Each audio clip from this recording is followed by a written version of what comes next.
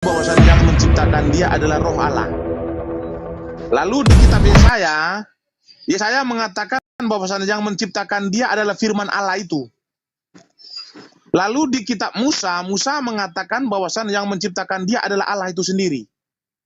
Jadi di sini tiga pengakuan yang berbeda. Ayub mengaku bahwasanya yang menciptakan dia adalah roh Allah.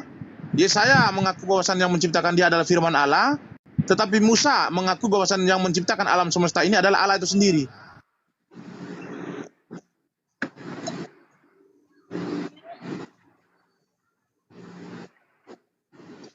Wah, ada Bang Juma. Assalamualaikum Bang Juma. Assalamualaikum warahmatullahi wabarakatuh. Waalaikumsalam Warahmatullahi wabarakatuh. Sinyal kenapa itu Bang Juma? Gurunda, ganteng. Saya ingin dengar tausiahnya. Waalaikumsalam. Masya Allah.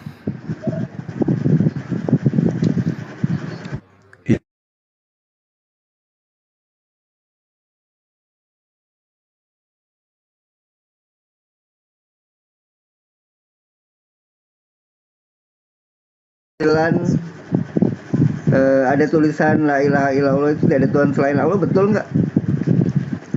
Ya Allah itu di situ bukan yang dimaksud Allahnya teman-teman Muslim, bukan Bang? Ya terus lanjut aja. Allah di situ bukan yang dimaksud Allahnya teman-teman Muslim, bukan, tetapi Allahnya Israel, Allah Abraham, Ishak dan Yakub, Allahnya para nabi. Jadi di situ bukan disebut Allah, tetapi sebenarnya itu Yahweh sebenarnya, ataupun Elohim. Jadi itu yang abang temukan Allah di situ itu adalah apa, terjemahan. Oh gitu. Ayo Bang Juma, kita naikkan topik dulu, keselamatan lah, bagus biar teman-teman di sini bisa bisa ditausiah sama Bang Juma ini. Ya. Waalaikumsalam. Silakan abang.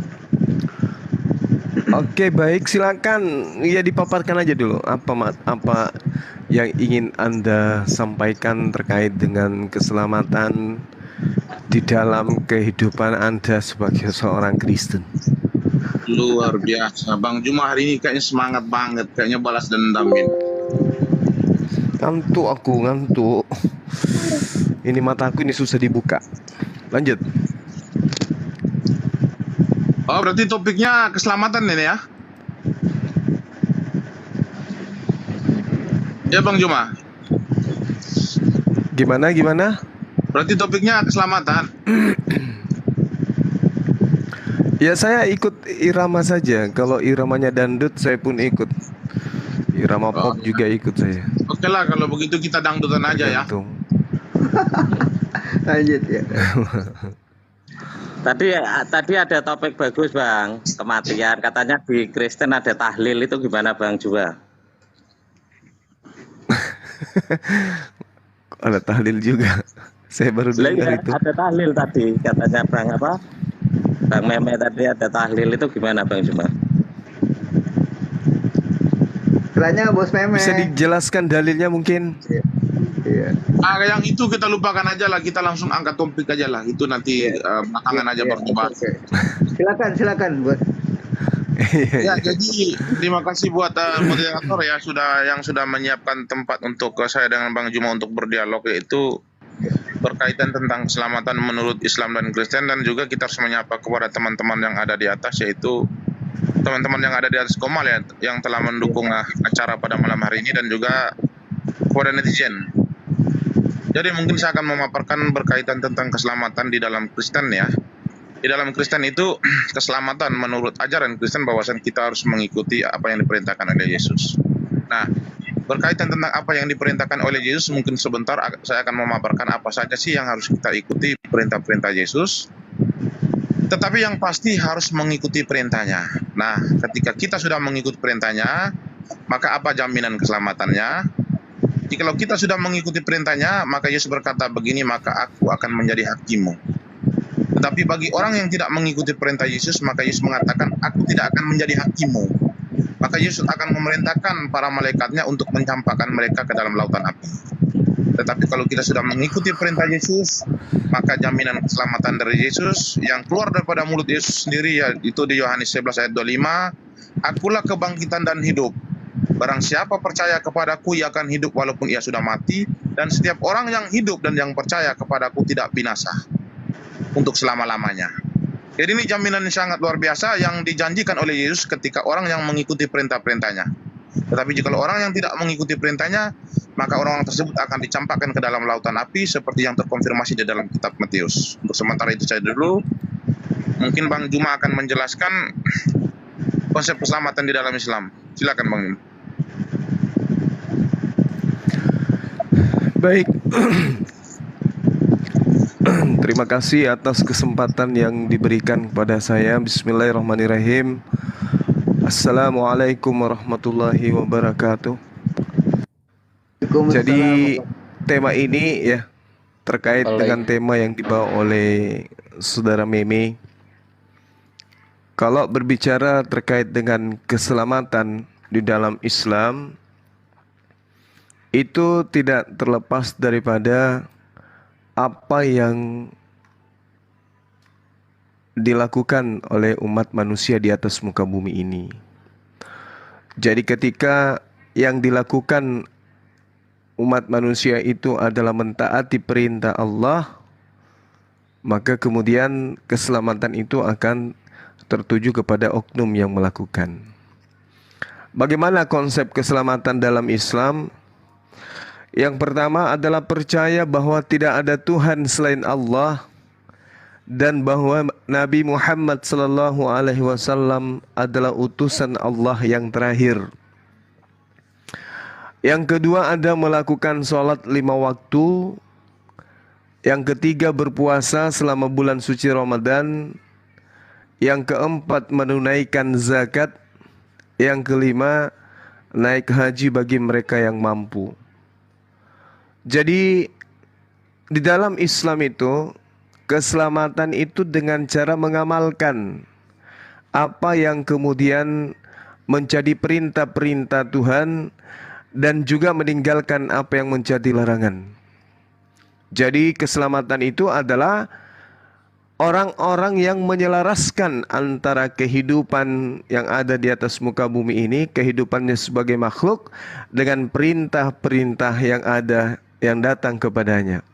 Jadi kehidupannya itu kemudian tertata dengan rapi, yang mana di dalam kehidupannya ada rutinitas ritual yang terkait dengan ketuhanan, ibadah, muamalah dan akhlak.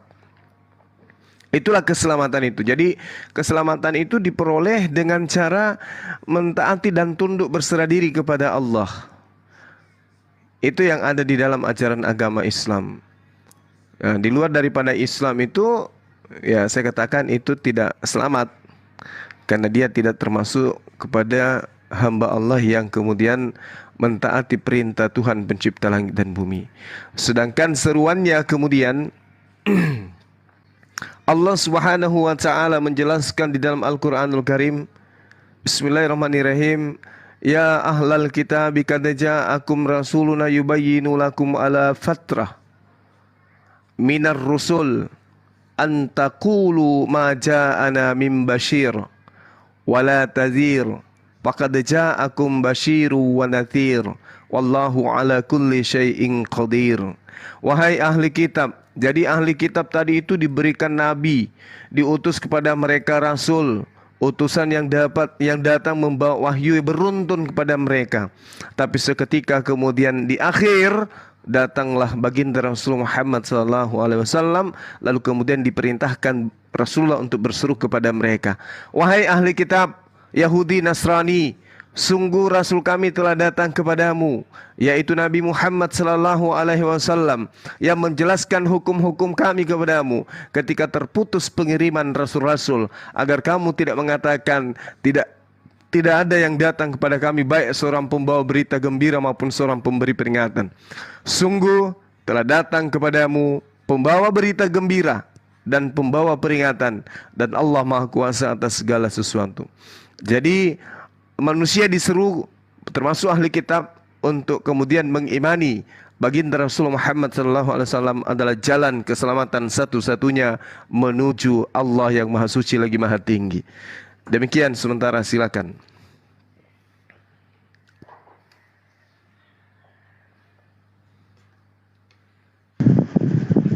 Silakan Bos Meme.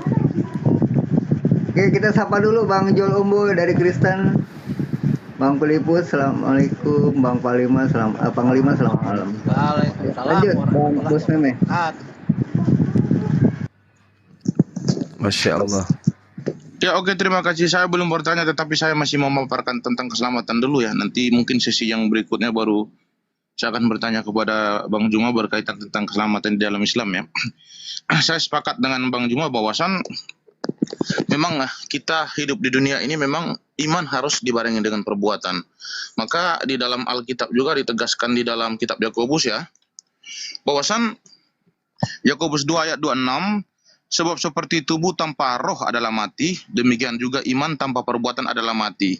Jadi di sini ditegaskan bahwasan iman harus dibarengi dengan perbuatan. Jadi jikalau orang hanya mengakui bahwasan Tuhan adalah pencipta alam semesta, tetapi dia tidak barengi dengan perbuatan baik, tetapi dia melakukan perbuatan jahat, maka dia akan menentang kitab Yakobus 2 ayat 26 tadi. Artinya di sini beriman kepada Tuhan, tetapi harus barengi dengan perbuatan. Perbuatan apa yang harus kita lakukan?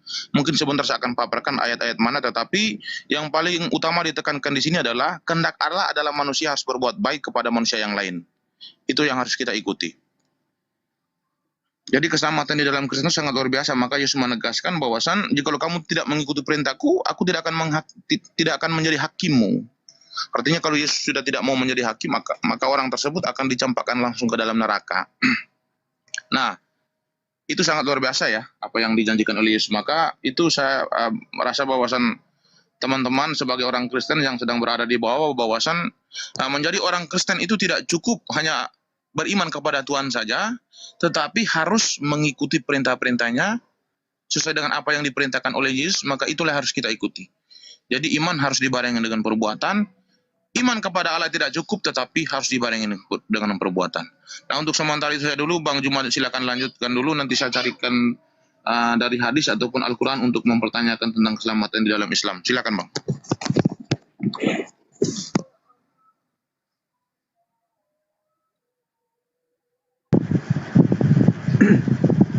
Bang, silakan. Sorry. Iya, Jadi Bang. saya katakan konsep keselamatan dalam Islam itu jelas. Bahwa ketika umat Islam kemudian ingin selamat, maka kaidah keselamatan itu didapatkan kemudian dengan cara mentaati perintah dan menjauhi larangan. Itu poinnya. Makanya dikatakan jaza au wifaqa. Ya, jadi Tuhan akan memberikan pembalasan yang setimpal terhadap perbuatan kita. Sehingga ketika umat Islam itu ingin selamat, maka kuncinya adalah berserah diri kepada perintah, tidak membangkang terhadap apa yang Tuhan perintahkan kepada dirinya. Kalau diperintahkan kemudian sholat, maka wajib hukumnya sholat. Kalau diperintahkan puasa, wajib hukumnya puasa kemudian. Nah, inilah kaidahnya. Jadi keselamatan itu diperoleh dengan cara kita tunduk berserah diri. Tak ada yang lain. Tak ada yang lain. Ridhonya Allah itu tergantung bagaimana kita kemudian mentaati perintahnya. Ya. Jadi kalau mau selamat, maka kita harus memiliki perintah Tuhan, bukan perintah manusia. Perintah Tuhan itu tentu didasarkan terhadap apa yang menjadi kaidah pewahyuan. Nah, kita imani, umat Islam mengimani bahwasanya keselamatan yang didatangkan oleh Allah kepada manusia itu diperoleh dengan cara tunduk berserah diri. Makanya Nabi Isa mengatakan, fattakullah wa ati'un. Takwalah kepada Allah dan taat jugalah kepadaku. Jadi tidak ada keselamatan di luar itu. Semua nabi itu mengajarkan, Nabi Musa semua mengajarkan, termasuk Yesus mengajarkan itu. Keselamatan diperoleh dengan cara melakukan perintah-perintah Tuhan. yang disampaikan Tuhan melalui perantaraan para nabi. Yang salah kemudian ketika perintahnya yang datang melalui nabi, nabinya yang dituhankan. Itu melanggar kaidah. Itu melanggar perintah. Karena perintahnya hanya la ilaha illallah. Tidak ada Tuhan selain Allah. Dan kemudian Allah yang tidak ada Tuhan selain daripada dirinya itu mengutus para nabi untuk memperkenalkan seperti apa Allah Maha Pencipta dan bumi itu disembah dan diibadahi. Nah, saya kira gitu sebagai pengantar dari saya. Silakan. Ya, luar biasa pengantar dari Bang Juma ini memang sangat bagus ya. Moderator, apakah saya sudah boleh bertanya kepada Bang Juma berkaitan tentang keselamatan dari sudut pandang Al-Quran ataupun hadis? Silakan Abang, silakan. Ya baik, terima kasih atas waktu yang sudah diberikan kepada Meme Bos Debater ya. Kalau memang malam ini akunnya Meme Bos berubah menjadi Abang Masukin. Jadi Bang Juma jangan panggil Meme Bos, tetapi panggil aja Abang Masukin. Setuju Bang Juma ya? Ush, parah kali namanya.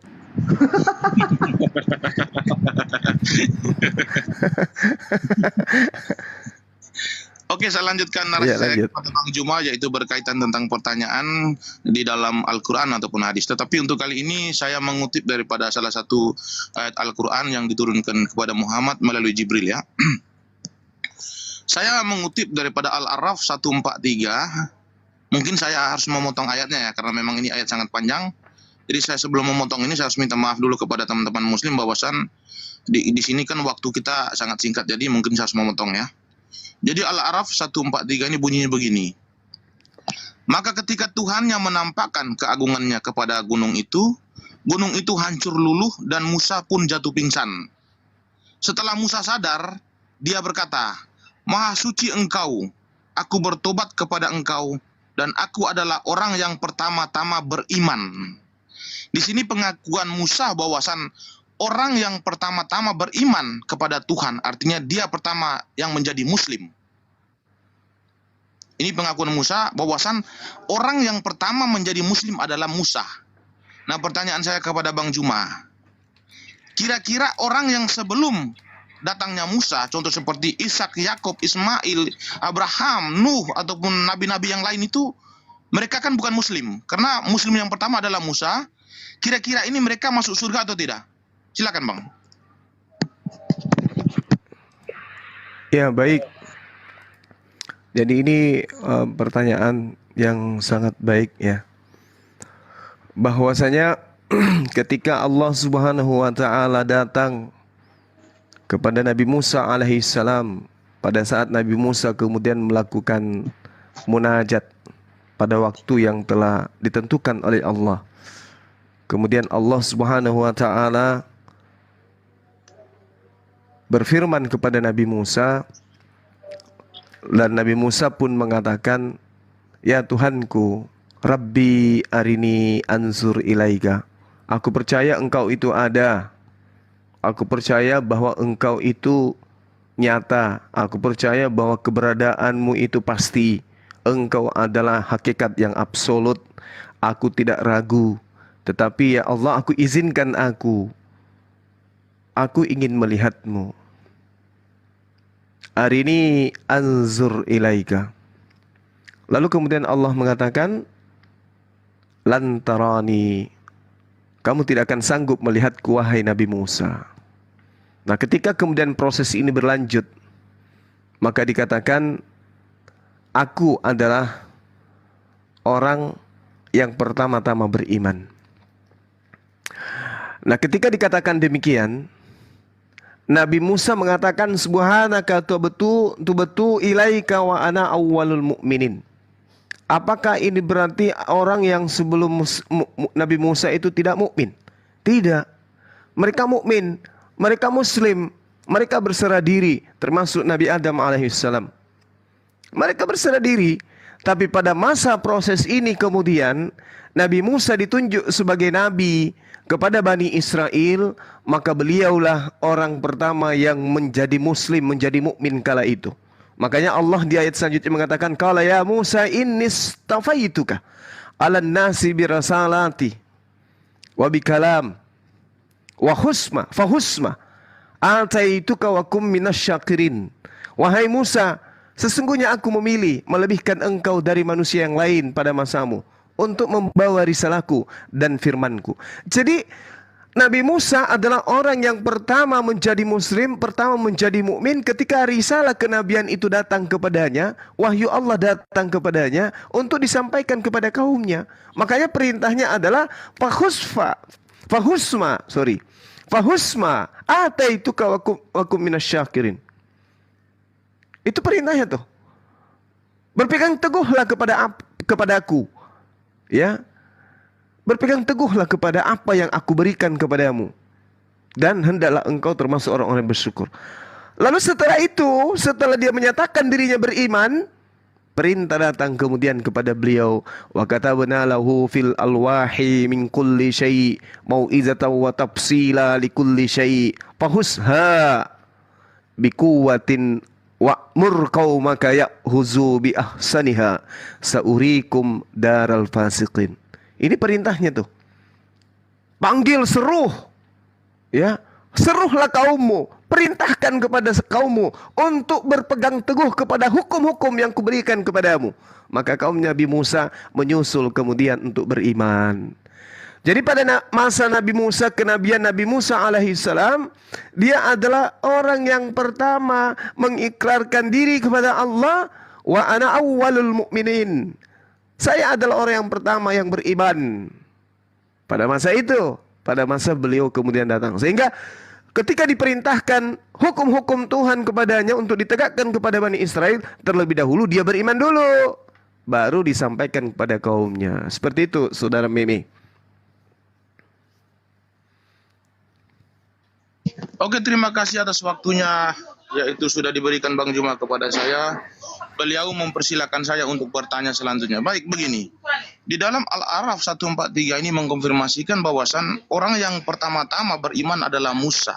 Tetapi dalam perspektif saya ataupun sudut pandang saya, bahwasan disebut orang yang pertama-tama artinya sebelumnya itu bukan orang yang pertama. Tetapi ketika saya mengatakan bahwasan di sini Musa mengatakan bahwasan dia adalah orang-orang yang pertama beriman, lalu Bang Juma mengatakan bahwasan orang-orang yang pertama beriman di situ dalam konteks kaumnya. Apakah Anda mau mengatakan bahwasan 12 anak Yakub mereka bukan orang yang muslim? Apakah Anda mau mengatakan bahwasan 12 anak Yakub bukanlah orang yang beriman? Karena Anda mengatakan bahwasan yang menjadi muslim pertama di dalam kaumnya Musa adalah Musa itu. Berarti Yakub itu mempunyai anak namanya Yusuf ataupun anak-anak yang lain atau Lewi atau yang lain-lain itu, apakah mereka itu kafir? Apakah mereka tidak diselamatkan karena mereka bukan muslim? Karena muslim pertama itu di dalam kaum mereka adalah Musa. Silakan Bang. Iya, baik.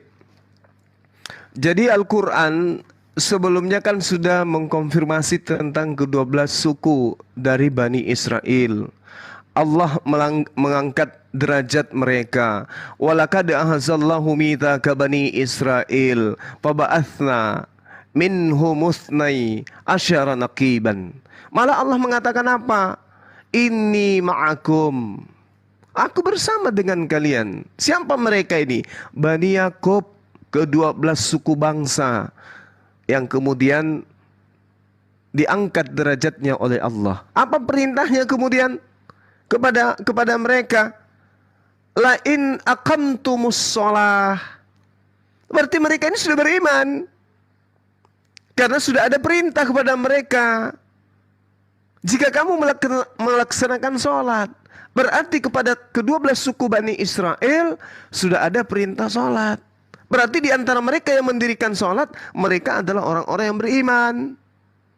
Nah, berarti yang dimaksud di dalam Al-Quran yang tadi kita bahas dalam surah Al-A'raf ayat 143 itu terkait dengan risalah kenabian Nabi Musa alaihissalam. Itu yang saudara pertanyakan. Jadi terkait dengan ke-12 suku Bani Israel itu kemudian bukan menjadi pertama pada masa kenabian Nabi Musa. Nabi Musa itu membawa hukum Taurat kepada kaumnya. Itu yang perlu saudara pahami. Jadi pada saat Taurat itu datang kepada Nabi Musa, orang pertama yang beriman dengan keberadaan Allah itu adalah Nabi Musa alaihissalam pada masa itu. Pada masa baginda Rasulullah Muhammad SAW, beliau adalah orang pertama yang menjadi Muslim. Seperti itu, Bung. Silakan. Berarti Anda mau mengatakan bahwasan ketika di zamannya Musa itu manusia tidak ada lagi yang beriman kepada Tuhan ataupun tidak ada lagi yang menjadi seorang muslim, karena muslim itu adalah definisinya beriman kepada Tuhan. Di sini saya mengutip 2 poin yang Anda paparkan, bahwasan yang dimaksud Musa di situ bahwasan dia adalah orang pertama kali muslim. Anda berbicara tentang zaman Musa. Berarti yang Anda maksud ini bahwasan di zaman Musa tidak ada lagi orang muslim di situ, tetapi Musa lah orang-orang yang pertama yang menjadi muslim. Berarti muslim itu sudah punah ya, sudah habis masanya, lalu di zaman Musa bangkit lagi muslim. Silakan, Bang. Enggak, itu kan tadi sudah aku sampaikan. Datanya kan udah jelas sekali tuh. Walaqad ahzallahu mitsaqa bani Israil. Jadi ada perintah yang datang kepada Bani Israel, Bani Yakub. Kemudian perintah itu diikuti dengan diturunkannya wahyu kepada Nabi Musa alaihissalam. Makanya perintahnya itu sangat jelas. Ketika kemudian mereka melanggar perjanjian itu, Allah mengatakan la'annahum wa ja'alna qulubahum qasiyah. Kami laknat mereka dan kami jadikan hati mereka keras membatu. Gitu. Jadi Nabi Musa ketika datang bermunajat kepada Allah, lalu kemudian dia mendapati apa yang diterangkan oleh Allah, kamu tidak akan sanggup melihatku, maka Nabi Musa menyadari aku adalah orang yang pertama beriman, gitu maksudnya. Dengan kejadian itu, maka Allah memerintahkan beliau untuk menyampaikan firman kepada kaumnya, supaya kaumnya itu meneguhkan hukum yang datang kepada mereka itu. Seperti itu, saudara Meme. Baik, terima kasih atas penjelasannya. Mungkin saya lanjutkan ke Al-A'raf 173 ya. Atau agar kamu mengatakan, sesungguhnya nenek moyang kami telah mempersekutukan Tuhan sejak dahulu. Di sini, atau agar kamu tidak mengatakannya, di sini tertuju kepada Muhammad ya. Atau agar kamu tidak mengatakan sesungguhnya nenek moyang kami telah mempersekutukan Tuhan sejak dahulu, sedangkan kami adalah keturunan yang datang setelah mereka. Maka apakah engkau akan membinasakan kami karena perbuatan orang-orang terdahulu yang sesat? Di sini dikatakan nenek moyang Muhammad. Apakah nenek moyang di sini termasuk salah satunya adalah Ismail ataupun Abraham ataupun nabi-nabi sebelumnya? Karena ini tidak masuk dalam Ishak ya. Ishak bukan nenek moyang Muhammad ya. Ishak dan juga Yakub itu nenek moyang orang Israel. Jadi ini tidak masuk nenek moyang Muhammad. Mungkin di sini yang dimaksud adalah Ismail ataupun Abraham ataupun Nuh. Jadi di sini dikatakan nenek moyangnya di sini telah mempersekutukan Allah, ini tertuju kepada siapa kira-kira? Iya. Jadi ketika ayat ini kemudian datang kepada baginda Rasulullah Muhammad sallallahu alaihi wasallam, di situ sangat jelas dikatakan bahwasanya au taqulu innama asyraka abauna min qablu wa kunna zurriyyata min ba'dihim afatuhlikuna bima fa'alal mubtilun. Atau agar kamu mengatakan sesungguhnya nenek moyang kami telah mempersekutukan Tuhan sejak dahulu, sedang kami adalah keturunan yang datang setelah mereka. Maka apakah engkau akan membinasakan kami karena perbuatan orang-orang yang sesat? Jadi di sini ketika ayat ini datang, Rasulullah Muhammad SAW ini menyampaikan kepada orang-orang kafir yang ada pada masa itu. Allah menegaskan bahwa tidaklah benar orang kafir itu berkata pada hari kiamat sebagai alasan bahwa nenek moyang mereka lah yang pertama kali menciptakan kemusyrikan di antara mereka. Lalu kemudian mereka melanjutkan kemusyrikan itu. Dia kemudian ingin menyatakan bahwa kami musyrik. Kami ini menjadi orang kafir disebabkan karena nenek moyang kami juga seperti itu adanya. Itu tidak benar. Jadi ayat ini kemudian orang-orang kafir melakukan pembelaan. Kami menjadi kafir karena nenek moyang kami dulu kafir, maka kami juga seperti ini adanya. Makanya Allah mengatakan, maka apakah engkau akan membinasakan kami serta perbuatan orang-orang dahulu yang sesat? Mereka seakan-akan menyatakan bahwa kekafiran kami itu karena keturunan, karena orang tua kami kafir maka kami kafir. Maka Allah mengatakan, wa kadzalika nufassilul ayati wala'allahum yarji'un. Dan demikianlah kami menjelaskan ayat-ayat itu agar mereka kembali kepada kebenaran. Jadi ayat ini sebelum terjadi kemudian ini berlaku bukan hanya orang yang sesama dengan Rasulullah, kepada kita semua, kepada Anda. Kepada Anda juga berlaku. Sehingga nanti ketika di akhirat, ketika Anda diputuskan masuk ke neraka, Anda tidak ada alasan untuk mengatakan, ya Allah, saya menyembah Yesus karena nenek moyang saya juga, ibu bapak saya juga menyembah Yesus. Allah akan mengatakan, loh, bukannya sudah diterangkan kepadamu Al-Quran, bukannya sudah pernah berdialog dengan Bang Suma, menyatakan bahwa jangankan kamu, orang-orang Kristen, orang-orang Yahudi yang didatangkan kepada mereka kitab dari Allah dan diutus kepada mereka Nabi dan Rasul secara beruntun kepada mereka, toh disuruh beriman kepada Quran, apalagi sampean. Kenapa Anda enggak beriman? Nah, maka orang-orang kafir itu mengatakan, sesungguhnya nenek moyang kami telah mempersekutukan Tuhan sejak dahulu, sedang kami ini ya keturunannya, maka kami juga melakukan hal yang sama. Tidak bisa. Karena kenapa? Al-Quran sudah menjelaskan seruan-seruan Allah kepada Bani Israel itu sudah sangat jelas. Ahli kitab diseru oleh Allah agar kemudian ahli kitab itu beriman kepada Allah, agar mereka itu kembali kepada jalan yang diseru oleh Allah. Apa yang diterangkan kemudian? Ya ahli kitab, qad ja'akum rasuluna yubayyinu lakum katsiran mimma kuntum tukhfuna minal kitab wa ya'funa an katsir. Wahai ahli kitab, ini ahli kitab aja diseru, bayangkan. Orang Yahudi diseru oleh Al-Quran, wahai orang Yahudi, ahli kitab, umatnya Nabi Musa, umatnya Yesus, dengarkan, telah datang kepada kalian itu Nabi kami, baginda Rasulullah Muhammad SAW, untuk menjelaskan sebagian dari isi kitab yang kalian sembunyikan.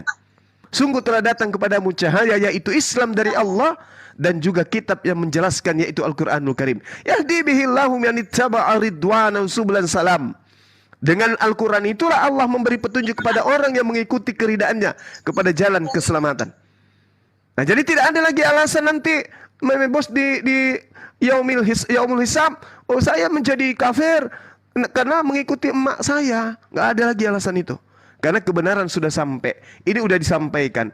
Dengan kitab itu Allah memberi petunjuk kepada orang yang mengikuti keridaannya kepada jalan keselamatan. Jadi siapapun yang ingin selamat, ikut kepada Al-Quran. Makanya tema kita yang Anda pilih, bahwasanya konsep keselamatan itu tak lain dan tak bukan la ilaha illallah Muhammad Rasulullah. Di luar itu tahayul, di luar itu hanya angan-angan belaka. Demikian sementara, silakan. Baik, terima kasih atas waktu yang sudah diberikan kepada saya. Paparan Bang Juma saya rasa sudah sangat baik. Biar netizen saja yang menjadi nilai. Saya tidak mau menjadi hakim di sini karena memang Yesus melarang pesan di Matius.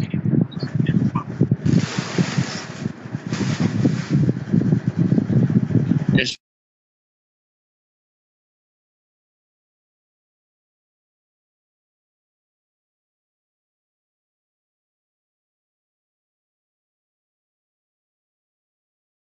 Sementara pertanyaan saya sampai di sini dulu.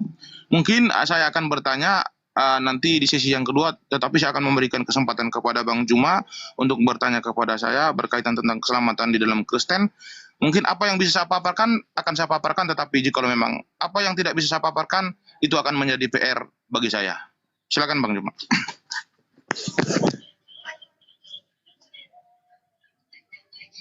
Iya, baik, makasih saudara saya. Jadi kalau di Islam itu kan udah paham tuh ya. Tadi saya mau memaparkan dan ini udah sepekan selalu saya bawa materi surah Al-Ma'idah ini. Ketika kemudian Nabi Musa datang, dia dikhususkan kepada Bani Israel. Di luar Bani Israel gigit jari. Tapi di luar Bani Israel tidak ada kaidah hukum. Namanya kaum fatrah. Mereka tidak ada kaidah-kaidah yang mengharuskan dan mewajibkan mereka untuk melakukan satu tatanan ibadah atau prosesi syariat di dalam kehidupan mereka. Kenapa mereka bukan Bani Israel? Beruntun ratusan tahun kemudian, bahkan sampai beratus tahun, ya. Kalau kita lihat sejarah secara histori, kita lihat Nabi Ibrahim, kemudian Nabi Ishak, Yakub dan seterusnya. Itu ribuan tahun kemudian Allah Subhanahu wa taala memanjakan orang ini. Sampai Allah mengatakan, "Inni ma'akum." Aku bersama dengan engkau wahai Bani Israel. Tapi dia nggak bersama dengan non-Israel. Nggak ada nabi yang kemudian pada saat Allah berkarya kepada Musa, Nabi Musa alaihissalam, itu Allah kemudian tidak memberikan informasi kalau dirinya juga berkarya kepada bangsa lain. Bahkan di dalam Mazmur 147 dikatakan Tuhan tidak memberikan hukumnya kepada bangsa lain. Pada masa itu, kemudian Isa alaihissalam datang. Juga hanya untuk Bani Israel. Aku diutus hanya kepada domba yang hilang dari Bani Israel. Itu juga yang menjadi cakupan dari pengajaran Yesus kepada Bani Israel. Sehingga yang saya lihat, stasiun akhir itu memang harus Islam. Karena Yesus tidak mengajarkan Kristen, kan gitu poinnya. Maka solusi terakhir adalah shalom, Islam. Aku tinggalkan Islam untuk kalian semua. Nah, sekarang pertanyaan saya kepada saudara Mimi, ada tidak korelasi antara pengajaran Nabi Musa alaihissalam dengan pengajaran Kristen yang kemudian didirikan atau diajarkan oleh Paulus, sebagaimana pengakuannya di dalam kitab saudara, bahwa aku adalah rasul yang diutus kepada non-Yahudi. Di dalam kitab saudara diterangkan oleh beliau bahwasanya kedatangan beliau itu sebagai rasul yang diutus kepada non-Yahudi. Ada tidak kesinambungan antara pengajaran Yesus, ya, yang datang untuk Bani Israel dengan ajaran Paulus yang mengajarkan dirinya untuk non-Israel? Kita lihat di dalam Roma 11:13, aku berkata kepadamu, hai bangsa-bangsa bukan Yahudi, justru karena aku adalah rasul untuk bangsa-bangsa bukan Yahudi, aku menganggap hal itu kemuliaan pelayananku. Tolong tunjukkan kepada saya bahwa kitab yang datang kepada Nabi Musa itu diperuntukkan kepada Yahudi, kepada non-Yahudi, sehingga harus ada rasul yang menggenapi itu, yaitu Paulus. Silakan. Iya, baik, terima kasih. Pertanyaan sangat bagus ya, bahwasan apakah Paulus adalah rasul yang menggenapi nubuatan yang ada di dalam Alkitab, yaitu khususnya Perjanjian Lama. Saya katakan bahwasan nubuatan yang terkonfirmasi di dalam Perjanjian Lama itu tidak diperuntukkan kepada Paulus, tetapi itu diperuntukkan kepada Yesus, karena memang Yesus adalah tokoh sentral bagi orang Kristen, maka itu tidak diperuntukkan kepada Paulus. Jadi kalau berkaitan tentang utusan, saya ingin menyampaikan kepada netizen bahwasan Paulus tidak diutus oleh siapa-siapapun, tetapi Paulus yang menentukan dia untuk memberitakan nama Yesus kepada bangsa-bangsa adalah Yesus sendiri. Itu terkonfirmasi di dalam Kisah Para Rasul 9 ketika Paulus dalam perjalanan menuju ke Damsyik untuk menganiaya murid-murid Yesus yang ada di sana yang sedang memberitakan Injil kepada orang-orang di Damsyik. Maka dengan amarahnya Paulus dan dia mengajak sahabat-sahabatnya untuk pergi ke sana untuk melakukan penganiayaan. Tetapi di dalam perjalanannya Yesus datang dalam kemuliaan dalam berupa cahaya, lalu memanggil Paulus, lalu berbicara kepada dia bahwasan pergilah ke Damsyik, sebab di sana ada yang akan dikatakan kepadamu. Apa yang akan dikatakan kepada Paulus? Bahwasan Ananias yang akan menyampaikan apa yang akan disampaikan kepada Paulus. Maka Paulus pun mengikuti apa yang diperintahkan oleh Yesus, karena Yesus datang dalam kemuliaan, dalam berupa cahaya. Maka Paulus menuju ke Damsyik. Maka sampai di sana, sebelum Paulus sampai di sana, Yesus terlebih dahulu menyampaikan kepada Ananias bahwasan akan ada seseorang yang akan datang kepadamu, yaitu bernama Paulus, dan akan menemuimu. Dan orang itu akan aku jadikan sebagai alat untuk memberitakan namaku kepada bangsa-bangsa. Jadi Paulus yang memerintahkan dia untuk memberitakan Yesus kepada bangsa-bangsa adalah Yesus itu sendiri. Karena Yesus datang dalam kemuliaan, memberikan amanahnya kepada Ananias, lalu Ananias disuruh untuk menyampaikan kepada Paulus, maka Paulus sah untuk menerima apa yang diperintahkan oleh Yesus secara langsung. Jadi Paulus ditugaskan untuk memberitakan nama Yesus kepada bangsa-bangsa lain, tetapi tidak diperintahkan untuk memberitakan nama Yesus kepada bangsa Yahudi, karena memang Injil yang diberitakan kepada bangsa Yahudi itu hanya diperintahkan melalui Petrus. Jadi tugas Petrus dan Paulus berbeda. Petrus memberitakan Injil kepada orang-orang Yahudi, yaitu kaumnya sendiri, tetapi tugas Paulus yaitu memberitakan nama Yesus kepada bangsa-bangsa lain. Nah, di sini sudah sangat jelas ya bahwasan saya sudah mengonfirmasikan bahwasan Paulus mendapat legitimasi daripada Ananias dan Ananias mendapat wahyu langsung dari Yesus. Nah, ini selesai ya. Oke, saya tanggapi Saudara Meme. Kalau kita melihat dari pernyataan saudara, Paulus tidak diutus oleh siapapun. Sedangkan hukum Taurat itu adalah hukum yang dikhususkan kepada Bani Israel. Bani Israel, Bani Israel. Yesus juga mengkonfirmasi keberadaannya beliau, bahwa aku diutus hanya kepada domba-domba yang hilang dari Bani Israel. Ini tidak bisa diruntuhkan oleh kekuatan apapun, kecuali kita tidak menggunakan logika sehat. Nah, sekarang keberadaan Paulus ini terkonfirmasi sebenarnya di dalam Kejadian 49. Di Kejadian 49, ketika kemudian di data nomor 1 dikatakan Yakub memanggil anak-anaknya dan berkata kepada ke-12 anaknya, datanglah berkumpul supaya kuberitahukan kepadamu apa yang akan kamu alami di kemudian hari. Jadi Yakub ini memberitahukan kepada keturunannya, ke-12 anaknya, apa yang akan terjadi dan apa yang akan dialami mereka kelak. Jadi Yakub kemudian meramalkan. Jadi kalau di Islam ini beliau adalah nabi, seorang Nabi Yakub meramalkan keturunannya seperti apa lakunya kelak ke depan.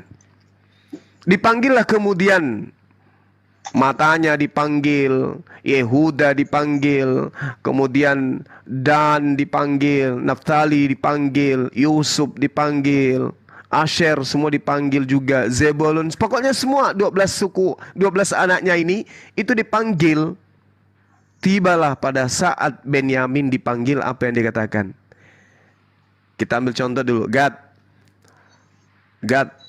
kamu akan diserang oleh segerombolan, tetapi akan menyerang tumit mereka. Asher, makanannya akan melimpah mewah.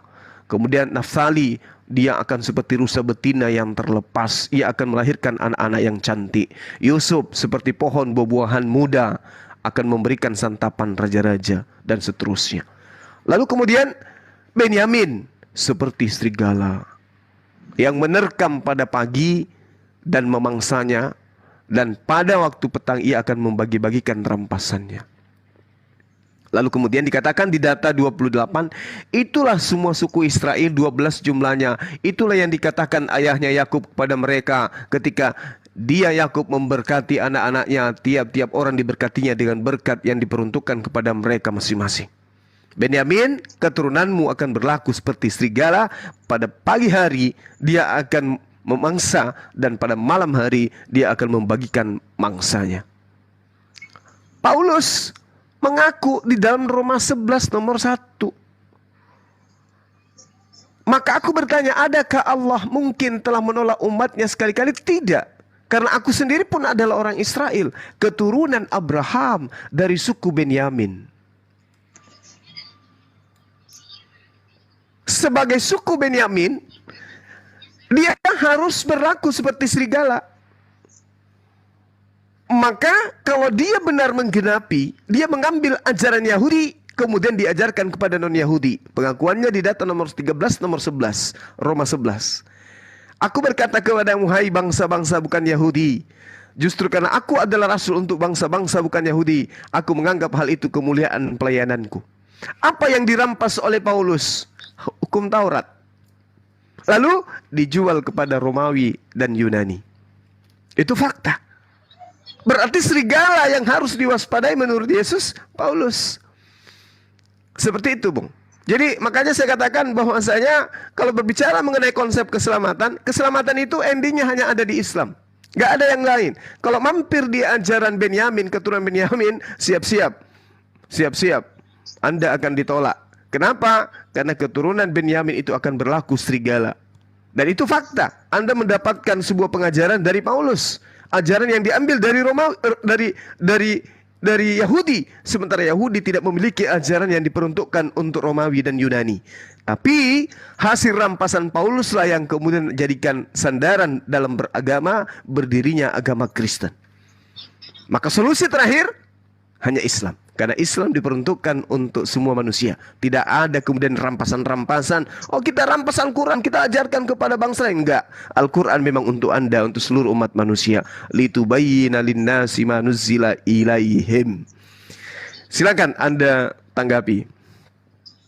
Ya baik, terima kasih atas waktu yang sudah diberikan Bang Juma kepada saya. Yang harus saya counter di sini bahwasan Paulus tidak pernah menjual hukum Taurat ataupun kitab Taurat itu kepada bangsa manapun. Sebelum Paulus menjadi rasul, hukum Taurat ataupun kitab Taurat itu sudah diterjemahkan ke dalam bahasa Yunani yang disebut dengan Septuaginta. Artinya kitab Taurat itu sudah tersebar di dalam kalangan Yunani. Artinya Paulus terlambat. Jadi di sini ketika Anda mengatakan bahwasan di zaman Paulus yang menjual kitab Taurat itu kepada bangsa Yunani, saya katakan Anda salah. Jadi yang harus dipahami di sini bahwasan kekristenan tidak pernah menjadikan Paulus sebagai tokoh sentral, tetapi kekristenan itu mengimani bahwasan tokoh sentral di dalam Kristen hanyalah Yesus sendiri, karena dia adalah firman Allah yang menjadi manusia untuk menyelamatkan manusia dari dosa. Jadi tokoh sentral di sini harus dibahas adalah Yesus, bukan Paulus. Paulus hanya mengikuti apa yang diperintahkan oleh Yesus, bahwasan ini orang akan aku jadikan alat untuk memberitakan namaku kepada bangsa-bangsa. Jadi status Paulus tidak bedanya dengan rasul-rasul lain seperti Yohanes ataupun Petrus ataupun Yakobus ataupun Matius ataupun Lukas ataupun Markus ataupun yang lain-lain. Jadi mereka bukan tokoh sentral, tetapi tokoh sentral yang diimani oleh orang Kristen adalah Yesus Kristus. Dia adalah Tuhan dan Juru Selamat bagi orang Kristen, dan bukan mereka sebagai tokoh sentral. Mereka hanya mengikuti amanah yang sudah diberikan Yesus kepada mereka untuk memberitakan nama Yesus kepada bangsa-bangsa lain, termasuk bangsa Yunani, bangsa Mesir, ataupun bangsa Eropa yang lainnya. Jadi di sini ketika Anda mengatakan orang Kristen menjadikan Paulus sebagai tokoh sentral, Anda keliru. Kristen tidak pernah menjadikan Paulus sebagai tokoh sentral, tetapi Kristen menjadikan Yesus sebagai tokoh sentral dalam melakukan karya keselamatan kepada bangsa-bangsa. Itu harus dipahami dulu ya. Jadi jangan di sini menuntut bahwasan Paulus itu dijadikan sebagai tokoh sentral, itu sangat keliru. Karena Kristen tidak pernah menjadikan Paulus, yaitu mutlak tunggal, kami jadikan sebagai tokoh sentral, tetapi tidak, kami hanya menjadikan Yesus sebagai tokoh sentral, mereka hanya mengikuti amanah yang diperintahkan oleh Yesus. Itu harus dipahami dulu. Jadi begini, keselamatan di dalam Kristen yang harus saya paparkan kepada Anda bahwasan kami tidak berpatokan kepada Paulus, tetapi kami berpatokan kepada Yesus. Karena Yesus masa hidupnya itu, dia memberitakan Injil kepada Bani Israel, karena Yesus datang untuk menyelamatkan mereka dari dosa, tetapi mereka bandel, mereka tidak mau mengikuti apa yang diperintahkan oleh Yesus, maka Yesus memberikan sebuah amarah kepada mereka. Maka apa kata Yesus kepada mereka di Matius 21:43? Sebab itu aku berkata kepadamu bahwa hak kerajaan Allah akan diambil daripadamu dan akan diberikan kepada suatu bangsa yang akan menghasilkan buah kerajaan. Artinya amarah Yesus di sini sangat meluap-luap, karena dia marah kepada Bani Israel yang tidak mau mendengar apa yang diberitakan oleh dia. Maka ketika dia sudah mencabut hak kerajaan Allah daripada bangsa Israel, maka dia memanggil ke-12 muridnya. Lalu apa kata dia kepada murid-muridnya di Markus 16 ayat 15 sampai habis? Dia berkata begini, pergilah ke seluruh dunia, beritakanlah Injil. Siapa yang percaya akan dibaptis, tetapi siapa yang tidak percaya akan dihukum. Berarti hak keselamatan yang diberikan Yesus kepada mereka telah dicabut dan akan diberikan kepada bangsa lain. Maka bangsa yang menerima itu adalah orang-orang Kristen yang memberikan dirinya dibaptis dan menerima Injil sebagai jalan kebenaran. Artinya yang menjadi tokoh sentral di sini Yesus, bukan Paulus. Yesus hanya mengikuti amanah yang diperintahkan Yesus. Dan sebaliknya murid-murid yang lain juga statusnya sama seperti Paulus. Jadi mereka bukanlah tokoh sentral, tetapi hanya Yesus satu-satunya Tuhan dan Juru Selamat sebagai tokoh sentral untuk melakukan karya keselamatan kepada seluruh umat manusia, bukan kepada Bani Israel saja. Itu Bang, silakan Bang. Baik, Assalamualaikum. Saudara Meme. Waalaikumsalam warahmatullahi wabarakatuh. Jadi yang pertama, saudara mengatakan Paulus tidak diutus oleh siapapun. Yang kedua, Anda mengatakan Kristen tidak mengunggulkan, ya, tidak menjadikan Paulus itu sebagai tokoh sentral. Anda keliru. Sebenarnya tokoh sentral yang diumpetin itu Paulus. 14 kitab yang dicat, yang dibuat oleh Paulus itulah yang membuat Anda menjadi Kristen hari ini. Bukan ajaran Yesusnya, tapi ajaran Paulusnya yang membuat Anda menjadi Kristen. Kalau saudara mengatakan bukan Paulus yang menjadi tokoh sentral, itu karena Anda malu. Sorry, itu karena Anda memang ya harus mau tidak mau Anda harus mengikuti itu. Pola itu yang Anda harus jabarkan lebih ke depan daripada mengakui. Sebab kenapa? Yesus tidak mengenal Paulus. Yesus tidak mengenal Paulus. Nah, ketika kemudian dikatakan keturunan Benyamin, Paulus orangnya. Dialah yang mengajarkan, kemudian mengambil ajaran Yahudi, ya, dia rampas ajaran itu. Kemudian dia bagi-bagikan kepada Romawi dan Yunani, lahirlah Kristen. Ini nubuatan Nabi Yakub. Panggil seluruh anaknya. Tiba pada masa Benyamin, keturunanmu akan berlaku seperti serigala. Pada pagi hari mengambil rampasan dan memangsanya. Kemudian pada petang hari dia akan bagi-bagikan rampasan itu kepada non-Yahudi. Itu pengakuan beliau sendiri. Galatia 1 nomor 16, berkenan menyatakan anaknya di dalam aku, supaya aku memberitakan dia di antara bangsa-bangsa bukan Yahudi. Mana dalil pembenarannya? Di mana Yesus mengaku bahwa dia diutus untuk non-Yahudi? Nggak ada. Nomor 17-nya, aku juga tidak pergi ke Yerusalem mendapatkan mereka yang telah menjadi rasul sebelum aku. Tetapi aku berangkat ke tanah Arab dan dari situ kembali ke Damsyik. Siapa yang memerintahkan beliau? Galatia 2 nomor 8, karena ia yang telah memberikan kekuatan kepada Petrus untuk menjadi rasul bagi orang-orang bersunat. Dia juga yang telah memberikan kekuatan kepadaku untuk menjadi rasul bagi orang-orang yang tidak bersunat. Yang ngajarin siapa? Pengakuan sendiri. Nah, ketika saudara mengatakan kami tidak menjadikan dia sebagai tokoh sentral, Anda lupa. 1 Korintus 11 nomor 1. Ginomai memites katos kago Kristus. Jadilah teladanku. Jadikan aku sebagai teladan. Jadilah pengikutku. Sebagaimana saya juga ini adalah Kristus. Itu terjemahan yang benar. Kalau di dalam lembaga kitab Anda, jadilah pengikutku sama seperti aku juga menjadi pengikut Yesus. Padahal tidak begitu terjemahannya sesungguhnya.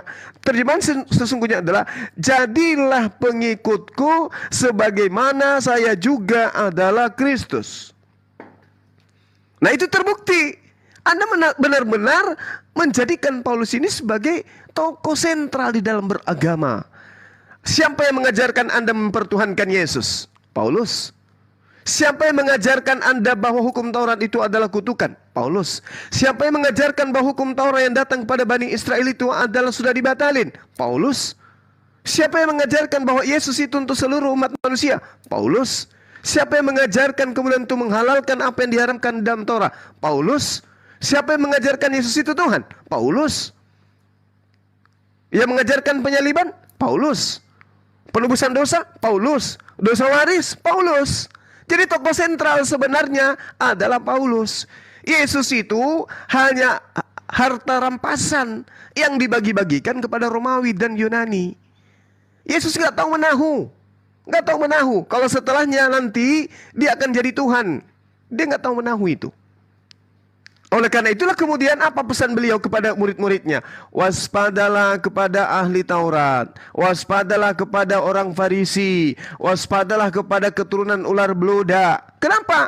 Karena keturunan ular beluda orang Farisi ini kelak akan membuat sesuatu yang sangat luar biasa yang akan membinasakan manusia. Nah, makanya saudara saya, tadi kita berbicara mengenai keselamatan. Keselamatan itu tidak ada lain dan tiada bukan hanya di Islam.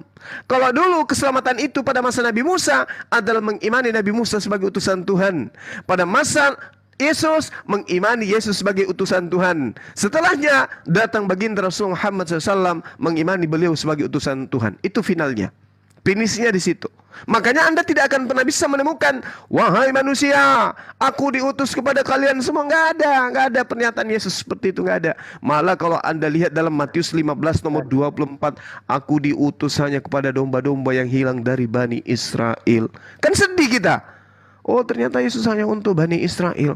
Tapi kemudian sang serigala mengambil itu, membagi-bagikan kepada non-Yahudi. Sehingga dikatakan apa? Beritakanlah Injil kepada setiap makhluk. Barang siapa yang percaya dibaptis, siapa yang tidak percaya dihukum. Itu pekerjaan siapa? Pekerjaan keturunan Benyamin yang merampas ajaran Yesus, membagi-bagikan kepada non-Yahudi. Sementara Yesus sendiri keciduk menganggap orang di luar Yahudi itu sebagai guguk. Tidak pantas makanan untuk anak diberikan kepada anjing. Pengakuan siapa itu? Pengakuan siapa tuh? Pengakuan Yesus. Artinya memang Yesus ini hanya untuk Bani Israel. Tapi karena ada keturunan Benyamin yang merampas ajarannya, maka ajaran itu dibagi-bagikan kepada di luar Yahudi sampai kepada Anda menjadi Kristen hari ini.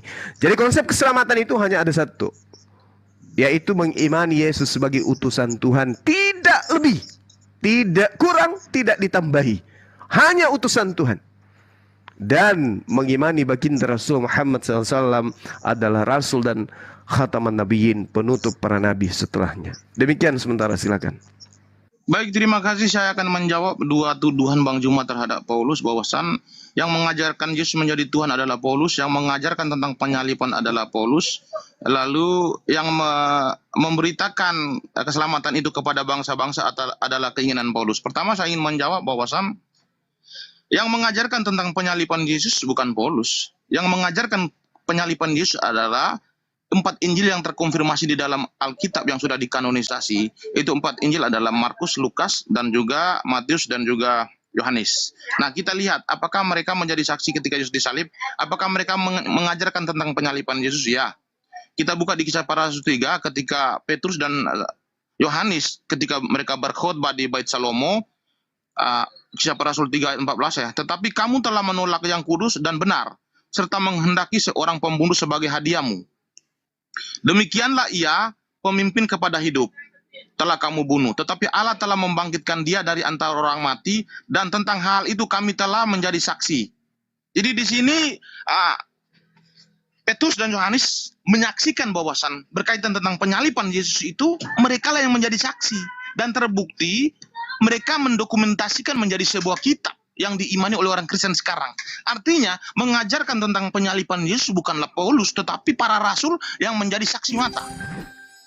Lalu yang kedua, saya ingin menjawab tuduhan Bang Juma bahwasan Paulus lah yang mengajarkan Yesus adalah Tuhan. Paulus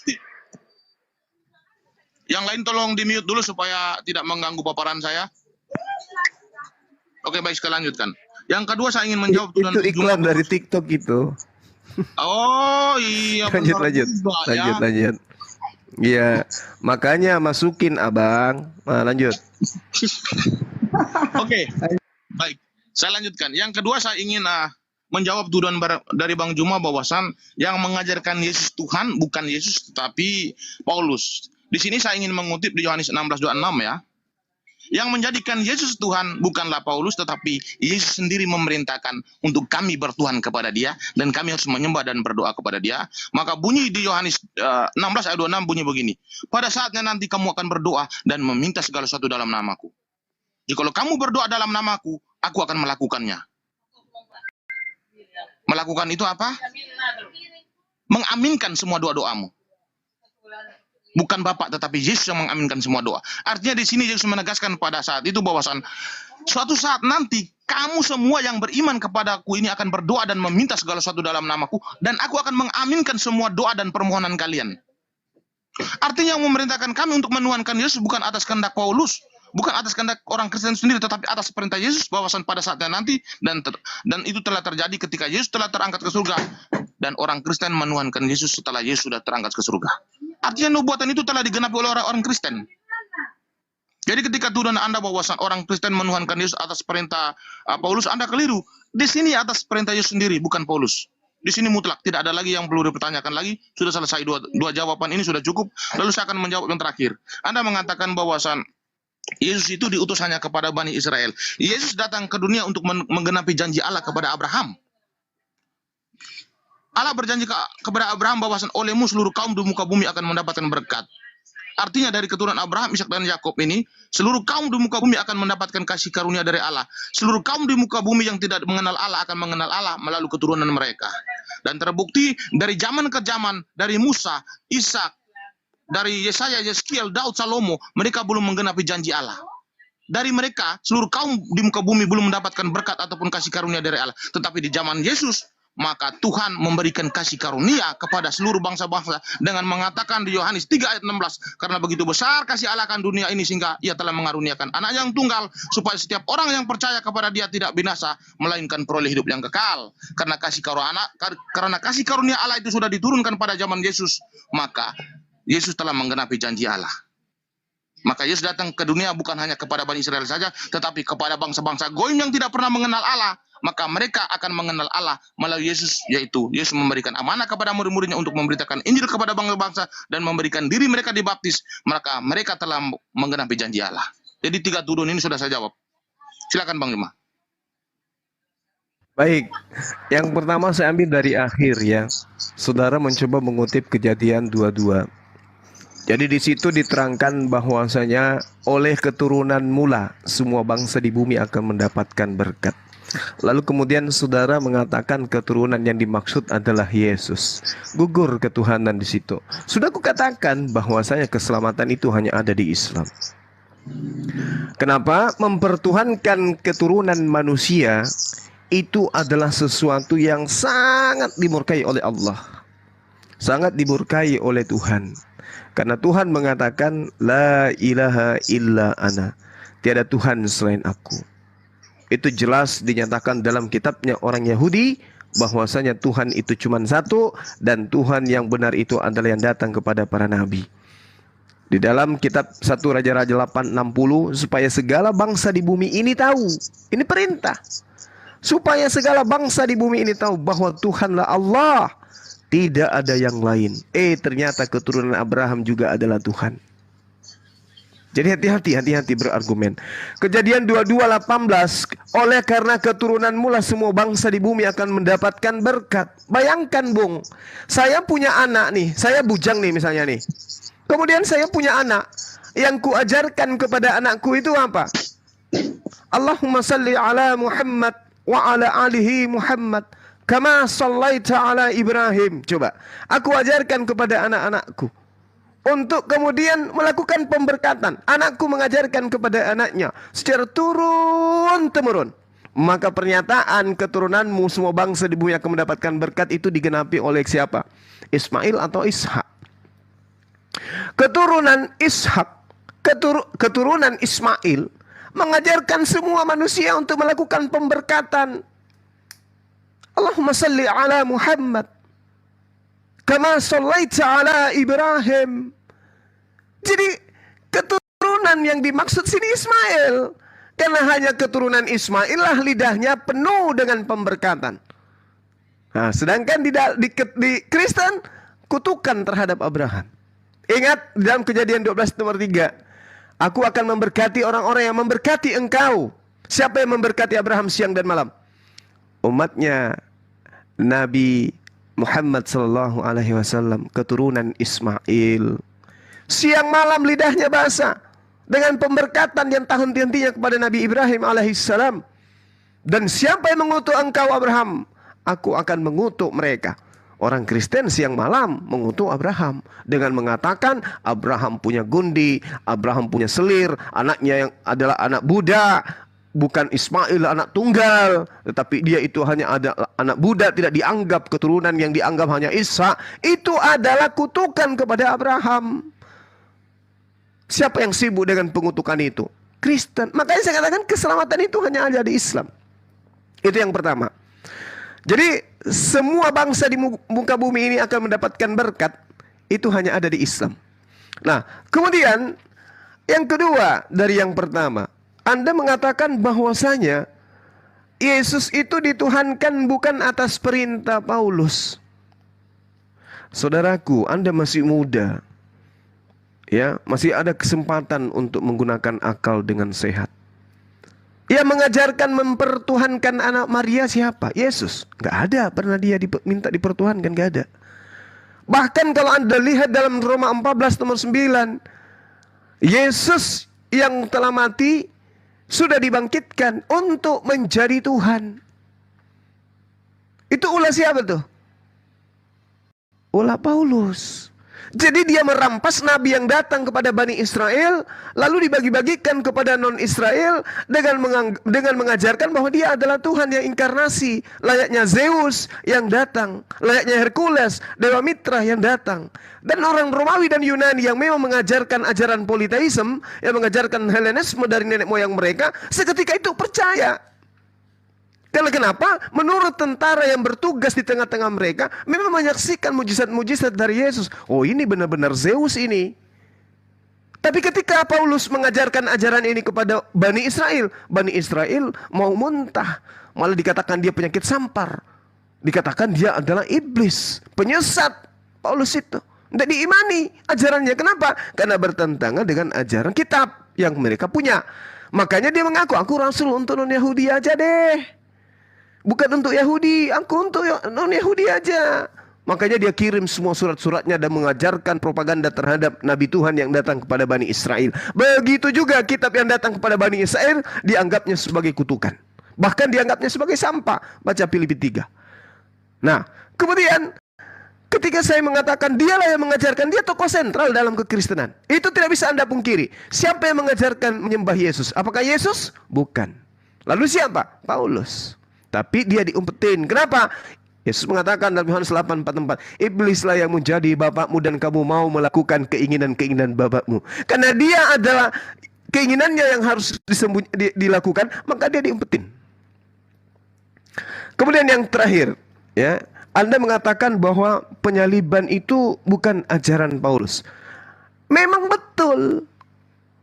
Yang mengajarkan kemudian menyalibkan Yesus itu pertama kali bukan Paulus. Bukan. Tetapi adalah imam-imam. Makanya dikatakan dalam Matius 26 nomor 59, imam-imam kepala malah seluruh mahkamah agama yang ada pada saat itu mencari kesaksian palsu terhadap Yesus supaya Yesus dapat dihukum mati. Jadi antara penyaliban terhadap Yesus dengan keselamatan yang dijajakan oleh Paulus itu tidak ada hubungannya. Yesus ini benar-benar ingin dibunuh oleh karena imam-imam Yahudi pada saat itu yang menduduki kursi Musa merasa terancam kedudukannya dengan adanya Yesus. Kenapa? Karena banyak orang Bani Israel yang ada pada saat itu kemudian tertarik dengan pengajaran Yesus, dengan mukjizat-mukjizat yang dia bawa. Maka orang-orang yang selalu masuk ke sinagoge semakin berkurang, semakin kurang perpuluhan karena Yesus semakin banyak pengikutnya. Mereka merasa terancam, maka mereka melakukan propaganda adu domba. Tangkap itu, bunuh. Dibunuh bukan untuk nebus dosa, dibunuh bukan untuk menjadi Tuhan. Gak ada hubungannya. Selesai di situ. Yesus ingin dibunuh demi untuk mengamankan pundi-pundi harta orang-orang Yahudi, imam-imam pada masa itu. Titik, selesai. Tidak ada permasalahan di situ. Yesus diselamatkan, tidak berhasil dibunuh. Muncul Paulus, lagi-lagi melihat, wah ini bagus ini, cerita ini menarik ini. Aku harus olah cerita ini untuk kujual kepada Romawi dan Yunani. Kayaknya bagus ini. Oh, kujuallah Yesus, dia itu Tuhan, mati bangkit pada hari ketiga. Bikinlah surat. Oh, orang Romawi Yunani di jamaatku yang ada di Kiliki, yang ada di Filipus dan seterusnya, Kiliki dan seterusnya. Ini loh, Tuhan ini loh datang mati bangkit pada hari ketiga. Kerjasama dengan Markus, kerjasama dengan Lukas dan seterusnya. Juga kerjasama dengan penulis-penulis kitab lain. Dijual, di setting lah itu. Oh, ini Yesus adalah Tuhan, datang begini dan begono dan begini dan begono. Tapi ajarannya ini tidak diajarkan kepada Yahudi. Karena kalau diajarkan kepada Yahudi, orang Yahudi bilang, ini kau ambil. Ditunjuk matanya kayak gini, nah ini kau Paulus. Enak kali kau ngajarin Tuhan kami menjelma menjadi manusia. Tapi ketika hal itu diajarkan kepada Romawi dan Yunani, seketika dipeluk, diambil, dirangkul, diimani, dipercayai, bahkan dijadikan sebagai ajaran resmi kerajaan pada abad ketiga. Makanya kekristenan pusatnya di Vatikan. Oh, senang kali mereka. Dulu mereka punya Tuhan, tapi tidak ada kitab, dan juga tidak ada yang membuktikan Tuhan mereka datang. Begitu ada Yesus dilengkapi dengan kitab, semakin jadilah ajaran itu.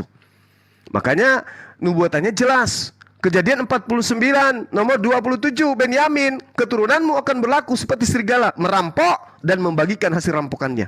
Inilah yang dilakoni oleh Paulus. Maka keselamatan itu hanya ada di Islam, Bung. Hanya ada di Islam. Jadi yang pertama penyaliban, yang kedua adalah ketuhanan Yesus, dan yang ketiga pemberkatan kepada Abraham. Itu pemberkatannya hanya di Islam, penyalibannya itu ajaran Paulus, dan kemudian ketuhanan Yesus juga adalah ajaran Paulus. Yesus tidak pernah mengajarkan tentang dirinya akan mati, kemudian menjadi Tuhan. Yesus tidak pernah mengajarkan dirinya akan disalibkan dan kemudian bangkit pada hari ketiga. Terbukti kebohongannya, 30 detik, terbukti kebohongannya. Paulus in the gang di dalam Lukas 24 nomor 44, 45, 46, dia mencoba untuk menarasikan begini. Ada tertulis di dalam Taurat, di dalam Mazmur, di dalam kitab para nabi bahwa Mesias akan mati dan bangkit pada hari ketiga di antara orang mati. Ternyata di Taurat tidak ada. Tidak ada tertulis di Mazmur, tidak ada tertulis di kitab para nabi. Berarti itulah bukti kebohongan Paulus. Tetapi karena dia tidak berpikir kalau catatan-catatan ini nanti akan sampai di meja Bang Suma, dia nggak pernah pikir, maka dia berani menulis. Tapi hari ini celaka orang-orang yang sudah mengetahui itu, sudah disampaikan kebenaran itu, tapi tetap aja kemudian membangkang. Islam adalah solusi, bukan Kristen. Silakan. Ya, baik, terima kasih kepada Bang Juma. Ini saya memberikan salah satu apresiasi kepada Bang Juma bahwasan ya Bang Juma memang hari ini sangat semangat ya untuk memberitakan Al-Quran kepada orang Kristen ya. Baik. Mungkin saya akan menjawab pertanyaan Bang Juma, tetapi sebelum saya menjawab pertanyaan Bang Juma, saya ingin mengatakan kepada netizen bahwasan berkaitan tentang menjadikan dia sebagai Tuhan bukan atas ajaran Paulus, berkaitan tentang penyaliban Yesus bukan ajaran Paulus, berkaitan tentang Yesus datang ke dunia untuk bangsa-bangsa bukan ajaran Paulus, tetapi itu mutlak dari Yesus. Dia memberikan amanah kepada murid-muridnya, maka murid-muridnya melakukan itu. Baik, sekarang saya akan mengcounter attack paparan Bang Juma bahwasan keselamatan itu hanya ada di dalam Islam, karena Islam ataupun Nabi Muhammad ataupun Al-Quran itu yang menggenapi janji Allah kepada Abraham yang beliau kutip di Kejadian 22, tetapi lebih tepatnya Anda harus mengutip di Kejadian 12 ayat 3. Tidak boleh di 22 tetapi Kejadian 12 ayat 3. Baik, Anda mengatakan bahwasan Muhammad akan menggenapi janji Allah bahwasan dari dia Tuhan akan menurunkan kabar baik kepada dia, lalu dari dia seluruh bangsa dari muka bumi akan mengenal Tuhan. Anda keliru. Allah Abraham, Allah Ishak, Allah Yakub, Allah Israel, Allahnya orang Kristen tidak akan pernah menyatakan keagungannya kepada bangsa lain. Lalu Anda akan bertanya kepada saya, memang bos kamu tahu dari mana bahwasan Allah Abraham, Allah Ishak, Allah Yakub, Allah yang terkonfirmasi di dalam Alkitab tidak akan pernah mau menyatakan keagungannya kepada bangsa lain dan tidak mau memberikan kabar baiknya kepada bangsa lain? Apa alasan Anda? Saya akan mengutip di dalam satu kitabnya para nabi, yaitu di Yesaya 49 ayat 3 ya. Supaya di sini teman-teman di bawah sadar bahwa kabar baik tidak akan pernah diturunkan kepada bangsa lain, tetapi kabar baik hanya diturunkan melalui Israel. Maka dari Israel inilah seluruh kaum di muka bumi yang aslinya adalah bangsa goim, bangsa yang tidak mengenal Allah, maka kita harus mengenal Allah melalui keturunan Abraham, Ishak dan Yakub, yaitu orang Israel, salah satunya adalah orang Yahudi. Baik, saya akan memaparkan bahwasan Tuhan tidak akan pernah menyatakan keagungan kepada bangsa lain. Yesaya 49 ayat 3. Ia berfirman kepadaku, engkau adalah hambaku Israel, dan olehmu aku akan menyatakan keagunganku. Saya ulang sekali lagi, biar netizen di bawah dengar ya. Ia berfirman kepadaku, engkau adalah hambaku Israel, dan olehmu aku akan menyatakan keagunganmu. Olehmu aku akan menyatakan keagunganmu. Tidak kepada bangsa-bangsa lain aku akan menyatakan kebesaranku.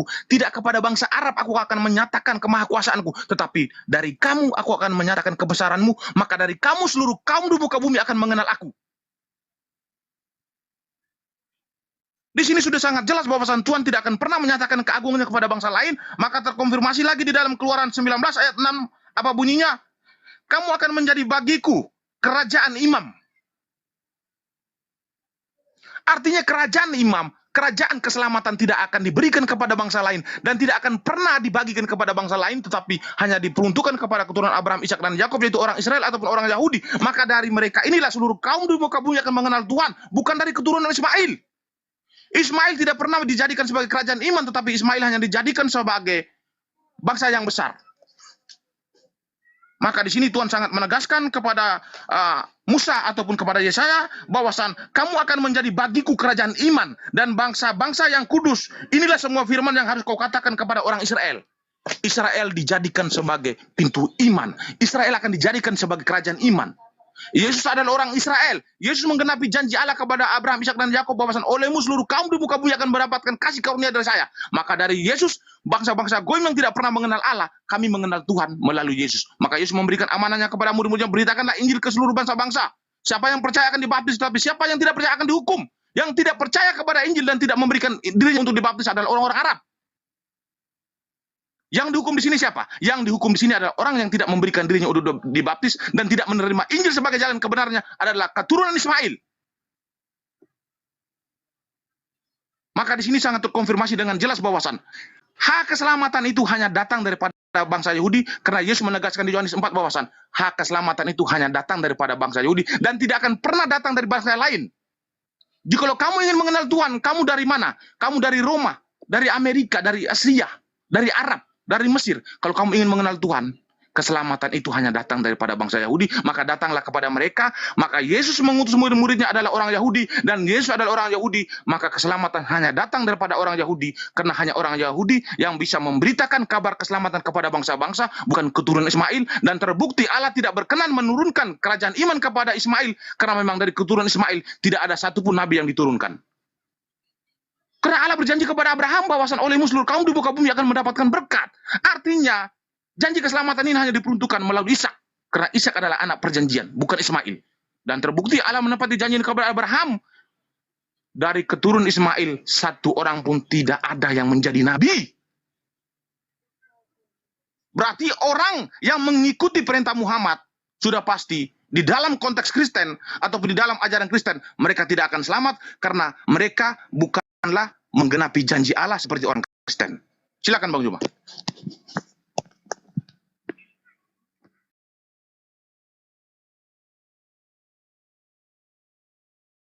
Oke, baik, terima kasih. Jadi tadi di awal sudah saya jelaskan ya. Sudah saya jelaskan terkait dengan Bani Israel. Kita sudah memahami itu, bahwasanya Allah memang pernah kepada mereka diperintahkan syariat, hukum-hukum, ketetapan. Tuhan sudah mengatakan itu dalam Al-Quran. Umat Islam tidak memungkiri itu. Makanya Allah mengatakan, ya ayyuhalladzina amanu kunu qawwamina lillahi syuhada'a bil qist.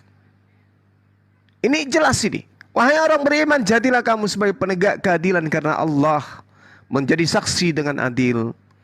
Jadi kami harus mempersaksikan orang Israel itu memang diberi satu kelebihan dari Allah. Inni ma'akum. Aku Allah bersama dengan diri kalian. Tapi kemudian Allah mengatakan setelah mereka kemudian mengingkari, maka kami laknat mereka. Mereka mengingkari janji-janji itu.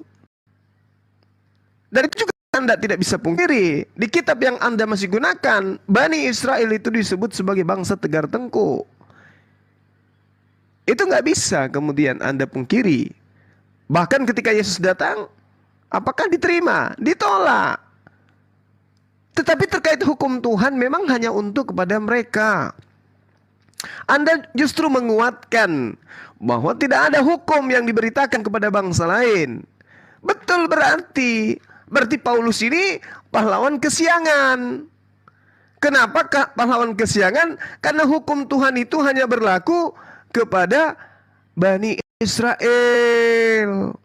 Lalu kenapa dia mengaku bahwa aku diutus kepada non-Yahudi? Kurang kerjaan dia.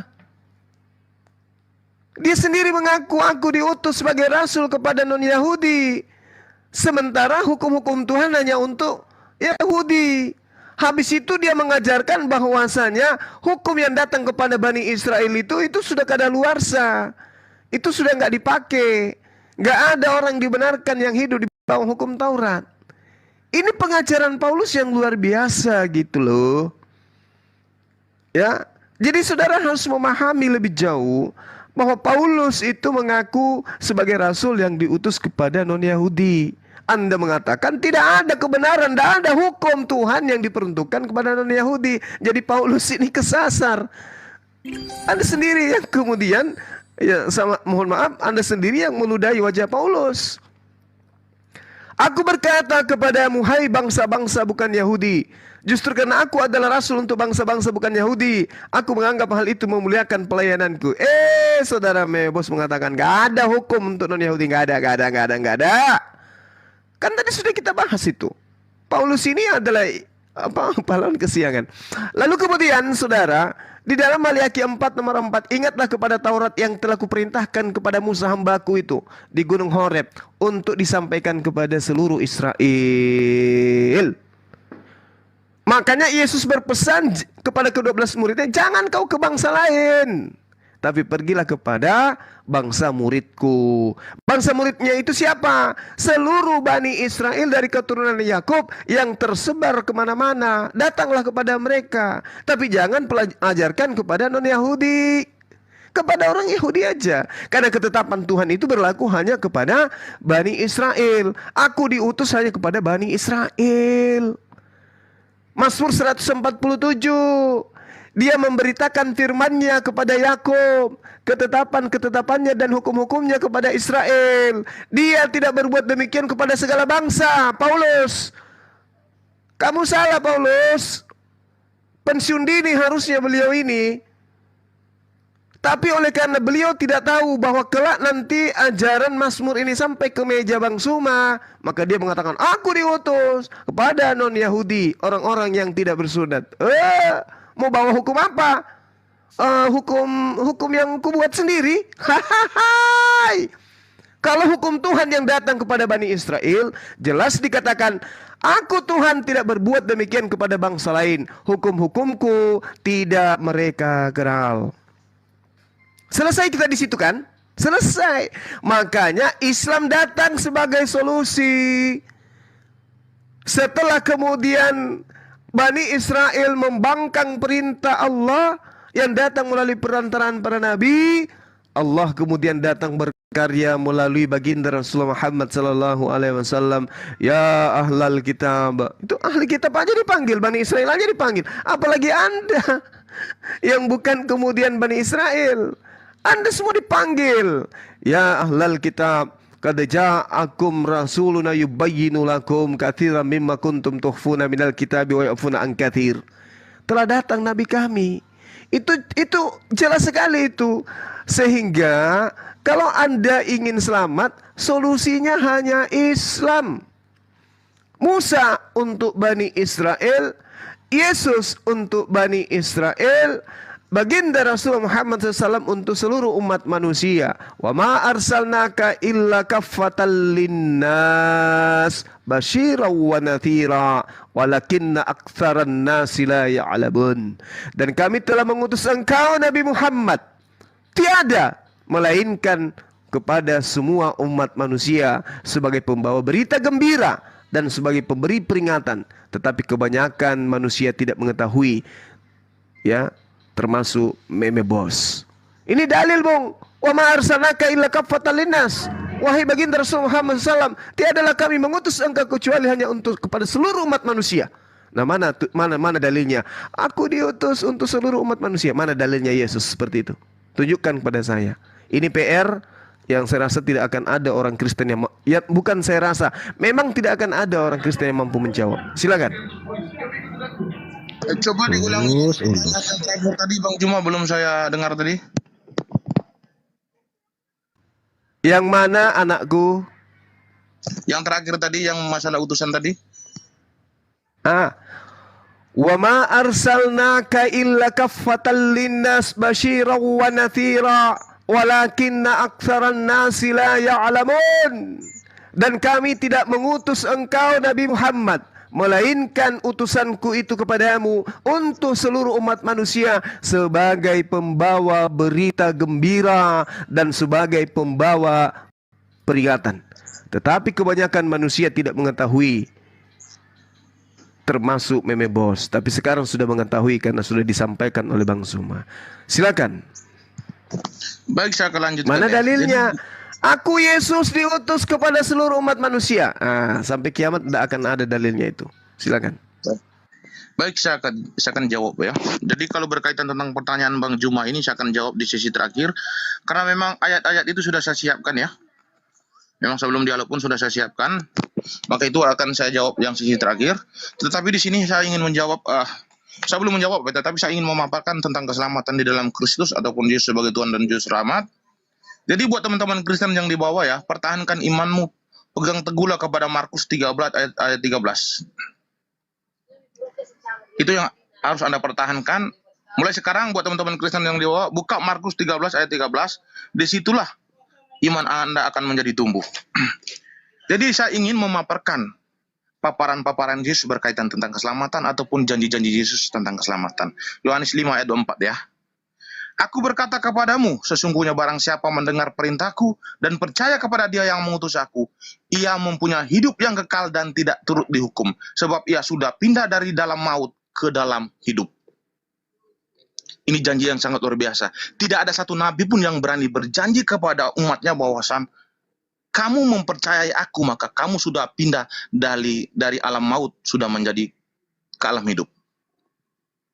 Lalu di Yohanes 10:27, domba-dombaku mendengarkan suaraku dan aku mengenal mereka dan mereka mengikuti aku, dan aku memberikan hidup yang kekal kepada mereka, dan mereka pasti tidak binasa sampai selama-lamanya. Dan seorang pun tidak akan merebut mereka dari tanganku. Yang dimaksud seorang di sini adalah di luar daripada Yesus itu sendiri, yaitu iblis ataupun tuhan-tuhan lain. Jadi tuhan-tuhan lain tidak akan bisa merebut mereka dari tangan Yesus karena mereka sudah percaya kepada Yesus.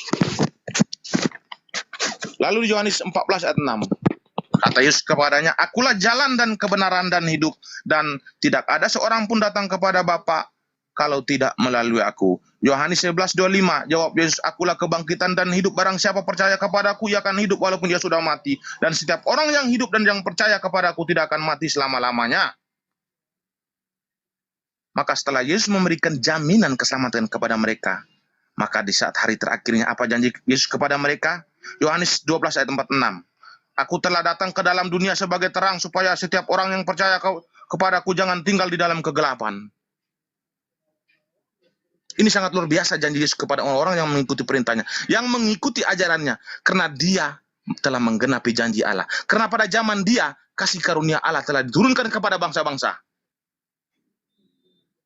Yohanes 15 ayat 9, seperti Bapa yang telah mengasihi aku, demikian juga aku telah mengasihi kamu. Tinggallah di dalam kasihku itu, Matius 22, 34, ataupun yang lain-lain. Jadi keselamatan yang ada di dalam Yesus ini sangat luar biasa, yang tidak akan bisa dijanjikan oleh nabi-nabi yang lain ataupun siapapun.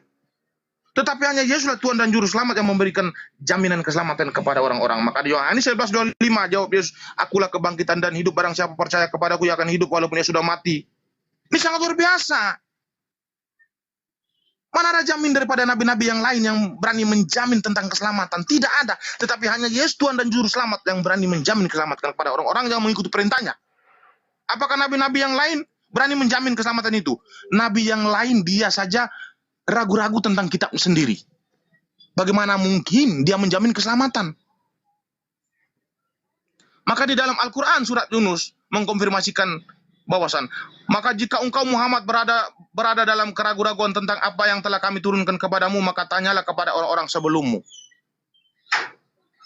Apakah keselamatan itu kita akan memperoleh daripada Al-Quran, sedangkan nabinya sendiri saja sudah ragu terhadap apa yang diturunkan kepada dia? Nabinya saja dituntut untuk bertanya kepada orang-orang sebelummu. Tidak akan mungkin keselamatan itu Anda akan mendapatkan daripada nabi-nabi yang meragukan tentang Al-Quran yang diturunkan kepadanya. Tetapi Yesus di sini sangat tegas bahwasan akulah jalan dan kehidupan. Siapa yang percaya kepadaku akan memperoleh hidup yang kekal. Ini jaminan sangat luar biasa. Tidak ada jaminan yang seperti Yesus. Saya katakan kepada kalian, nabi sekaliber seperti Musa saja tidak akan berani menjanji keselamatan yang seperti ini. Karena Yesus adalah Tuhan dan Juru Selamat. Maka dia berani berjanji keselamatan kepada orang-orang yang mengikuti perintahnya. Nabi-nabi yang lain, kenapa mereka tidak berjanji sedemikian rupa? Karena mereka bukan Tuhan. Karena Yesus adalah Tuhan dan Juru Selamat, maka dia berani berjanji seperti ini. Maka dia memperluas keselamatan itu kepada bangsa-bangsa lain dengan mengutus murid-muridnya untuk memberitakan Injil kepada bangsa-bangsa. Maka bangsa-bangsa yang tidak pernah mengenal Tuhan itu akhirnya mengenal Tuhan melalui murid-murid Yesus. Maka mereka memberikan diri mereka dibaptis. Mereka menjadikan Injil sebagai jalan kebenaran. Mereka tidak pernah ragu-ragu akan diturunkan kepada mereka seperti Alkitab. Dan murid-murid Yesus tidak pernah ragu apa yang telah Yesus turunkan kepada mereka. Jadi kami tidak pernah ragu tentang apa yang terkonfirmasi di dalam Alkitab. Tetapi bagi kalian, kalian pasti ragu karena Nabi kalian sudah ragu apa yang telah diturunkan kepada kalian. Maka Tuhan kalian berkata kepada Nabi, jika kalau kamu ragu-ragu terhadap apa yang kami turun kepada kalian, maka tanyalah kepada orang-orang sebelummu. Orang-orang sebelummu itu siapa? Nasrani dan Yahudi. Nabimu saja dituntut untuk bertanya kepada orang Nasrani dan Yahudi. Bagaimana mungkin Anda akan memperoleh keselamatan? Anda tidak akan mendapatkan keselamatan karena memang janji Allah bahwasan hak kerajaan itu tidak akan diturunkan kepada bangsa lain. Yesus sudah menegaskan bahwasan keselamatan hanya datang daripada bangsa Yahudi dan tidak akan pernah diberikan kepada bangsa lain. Dari mereka inilah kamu akan mengenal Tuhan. Orang Kristen mengenal Tuhan daripada bangsa Yahudi. Orang Kristen lahir daripada rahim Yahudi, bukan lahir daripada rahim Arab. Karena rahim Arab tidak akan dijanjikan Allah berkaitan tentang kerajaan iman. Tetapi kerajaan iman hanya diberikan kepada keturunan Abraham, Ishak, dan Yakub, yaitu orang Israel. Termasuk salah satu adalah orang Yahudi. Maka kami sebagai orang Kristen telah menggenapi janji Allah kepada Abraham, Ishak, dan Yakub. Kami adalah orang yang merdeka. Kami akan mendapatkan hak keselamatan itu. Bukan kalian. Kalian tidak akan mendapatkan itu. Karena Tuhan yang kalian iman ini bukan Tuhan yang ada di dalam Alkitab. Tetapi Tuhan lain. Silakan Bang Juma.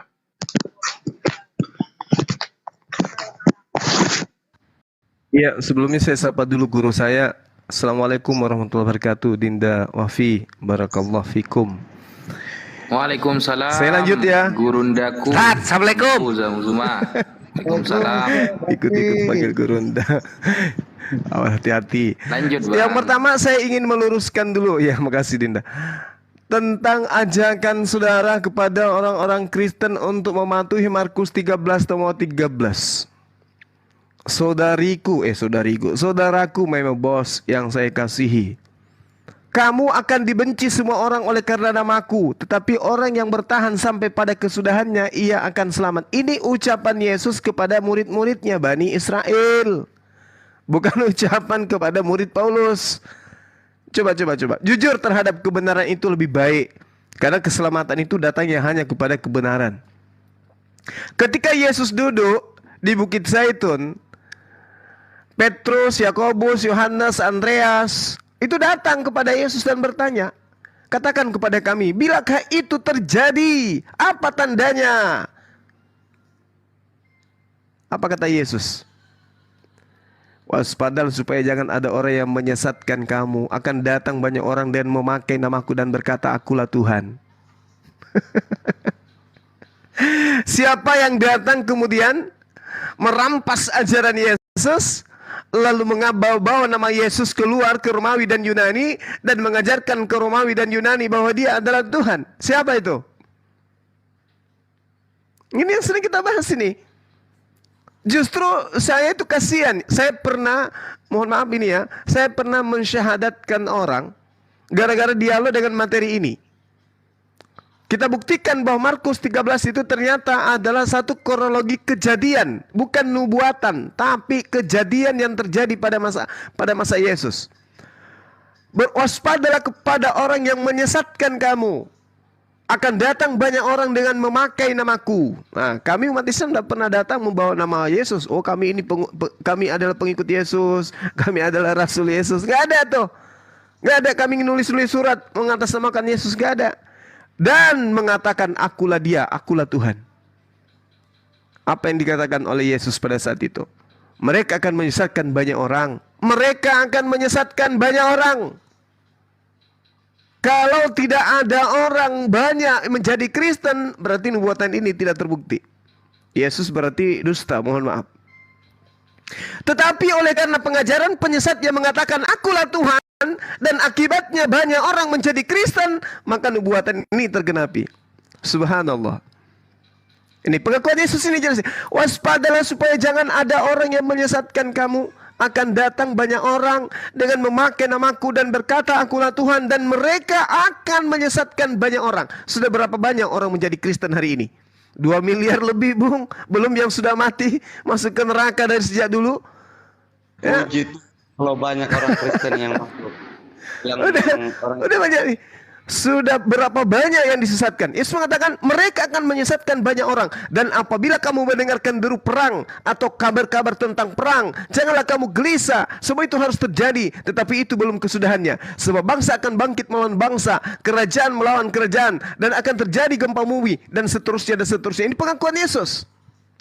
Tetapi kamu hati-hatilah, kamu akan diserahkan kepada majelis agama, dan kamu akan dipukul di rumah ibadah, dan kamu akan dihadapkan kepada penguasa-penguasa. Siapa pelakunya ini? Siapa yang memenjarakan murid-murid Yesus? Siapa yang mensesat murid Yesus? Siapa yang menganiaya murid Yesus? Siapa pelakunya ini? Tokoh sentral Kristen, yaitu Paulus. Makanya dikatakan, dan jika kamu digiring, diserahkan, janganlah kamu khawatir akan apa yang harus kamu katakan, tetapi katakanlah apa yang dikaruniakan kepadamu pada saat itu juga, sebab bukan kamu yang berkata melainkan Roh Kudus. Seorang saudara akan menyerahkan saudara untuk dibunuh, demikian juga seorang ayah terhadap anaknya, dan anak-anak akan memberontak terhadap orang tuanya dan akan membunuh mereka. Kamu akan dibenci semua oleh karena namaku, tetapi orang yang bertahan sampai pada kesudahannya, ia akan selamat. Ini ajaran Yesus kepada murid-muridnya Bani Israel, bukan ajaran murid kepada Paulus, bukan murid Paulus. Seperti itu, saudara Memebos. Kemudian terkait dengan pernyataan saudara bahwa baginda Rasulullah Muhammad SAW itu ragu. Belum ada sejarahnya kemudian baginda Rasulullah Muhammad SAW itu melakukan temu bicara atau bertanya kepada ahli-ahli Taurat tentang dirinya. Belum pernah. Yang ada adalah istrinya yang bertanya terkait dengan Al-Quran yang dibawa, terkait dengan ayat-ayat suci Al-Quran yang diterima, terkait dengan pewahyuan secara keseluruhan. Belum pernah sejarahnya Rasulullah Muhammad SAW itu kemudian bertanya kepada ahli Taurat, bertanya kepada orang-orang Farisi, bertanya kepada ahli kitab untuk mempertanyakan tentang apa yang diwahyukan kepadanya, terkait zakatkah, terkait harta warisankah, terkait kepemimpinan,kah, atau apapun itu dalam Al-Quran. Tidak pernah. Jadi Rasulullah Muhammad SAW tidak pernah ragu, berarti gak pernah ragu. Malah Al-Quran menjelaskan dengan terinci. Beliau justru memanggil orang-orang ahli kitab ini untuk beriman kepadanya. Aku diutus loh untuk menyampaikan risalah kebenaran itu kepada kalian. Makanya diterangkan dalam Al-Quran, wa ma arsalnaka illa kaffatan linnas basyira wa natsira walakinna aktsaran nas la ya'lamun. Dia pembawa berita gembira. Dia sebagai pembawa berita, pemberi peringatan. Lalu bagaimana mungkin dia ragu? Nggak ada ragu-ragunya. Makanya ajarannya itu melenggang kepada seluruh penjuru umat manusia, penjuru bumi, mengajarkan kepada seluruh umat manusia. Litubayyina linnasi, untuk seluruh umat manusia ajaran beliau itu. Nggak pernah ragu. Kalau Paulus, aku berkata kepadamu, hai bangsa-bangsa bukan Yahudi. Coba. Kenapa dia tidak mengaku? Aku berkata kepadamu, hai bangsa-bangsa Yahudi. Kenapa? Karena Paulus tahu orang Yahudi tidak mungkin beriman kepada ajaranku, karena ajaranku bertentangan dengan kitab suci mereka. Tetapi kalau orang Romawi dan Yunani, pasti mereka percaya. Maka terjadi, betul. Itulah yang dikatakan dalam Kejadian 49. Benyamin keturunanmu akan berlaku seperti serigala. Pada pagi hari dia akan merampas, pada malam hari, petang hari dia akan membagikan rampasannya. Paulus mengaku Roma 11:1, aku adalah keturunan Benyamin. Mengambil ajaran Taurat, mengambil ajaran Yesus, bahkan mengambil Yesus, lalu kemudian dijajakan kepada, dibagi-bagikan rampasannya itu kepada Romawi dan Yunani, sampai kepada Indonesia, dan Anda menjadi korbannya. Jadi tak ada lain dan tak ada bukan, solusi keselamatan itu hanya ada di dalam ajaran agama Islam. Karena kenapa? Yesus tidak pernah mengaku aku diutus kepada seluruh umat manusia. Enggak pernah. Yesus hanya mengaku untuk Bani Israel. Yang mengaku sebagai utusan kepada seluruh umat manusia hanya baginda Rasulullah Muhammad sallallahu alaihi wasallam bil bayyinati waz zubur wa anzalna ilaika dzikr litubayyana linnasi ma nuzila ilaihim wa la'allahum yatafakkarun. Dengan Al-Qur'an kemudian sebagai senjata dari Allah untuk disampaikan kepada seluruh umat manusia. Demikian, silakan. Ingat pertanyaan saya tadi? Terima kasih atas waktunya. Yesus diutus kepada seluruh manusia. Silakan. Oke, saya akan jawab itu. Tetapi sebelum saya menjawab, mungkin ini closing ya, karena memang waktu saya mepet ini. teman-teman Kristen yang di bawah, kalau memang ada waktu silakan naik ke atas untuk menggantikan saya. Memang di sini, karena memang di atas ini banyak sekali teman-teman Muslim ya, dari Naja juga ada, dari Kores juga ada. Saya baru juga naik kok malah kamu closing. Ya, karena ini waktu saya udah mepet ini. Bang Jol juga Kristen, Bang Memeh. Bang Jol Kristen. Oh ya, nanti Pak Joel Umbu lanjutkan ya. Nih. Nanti saya closing dulu.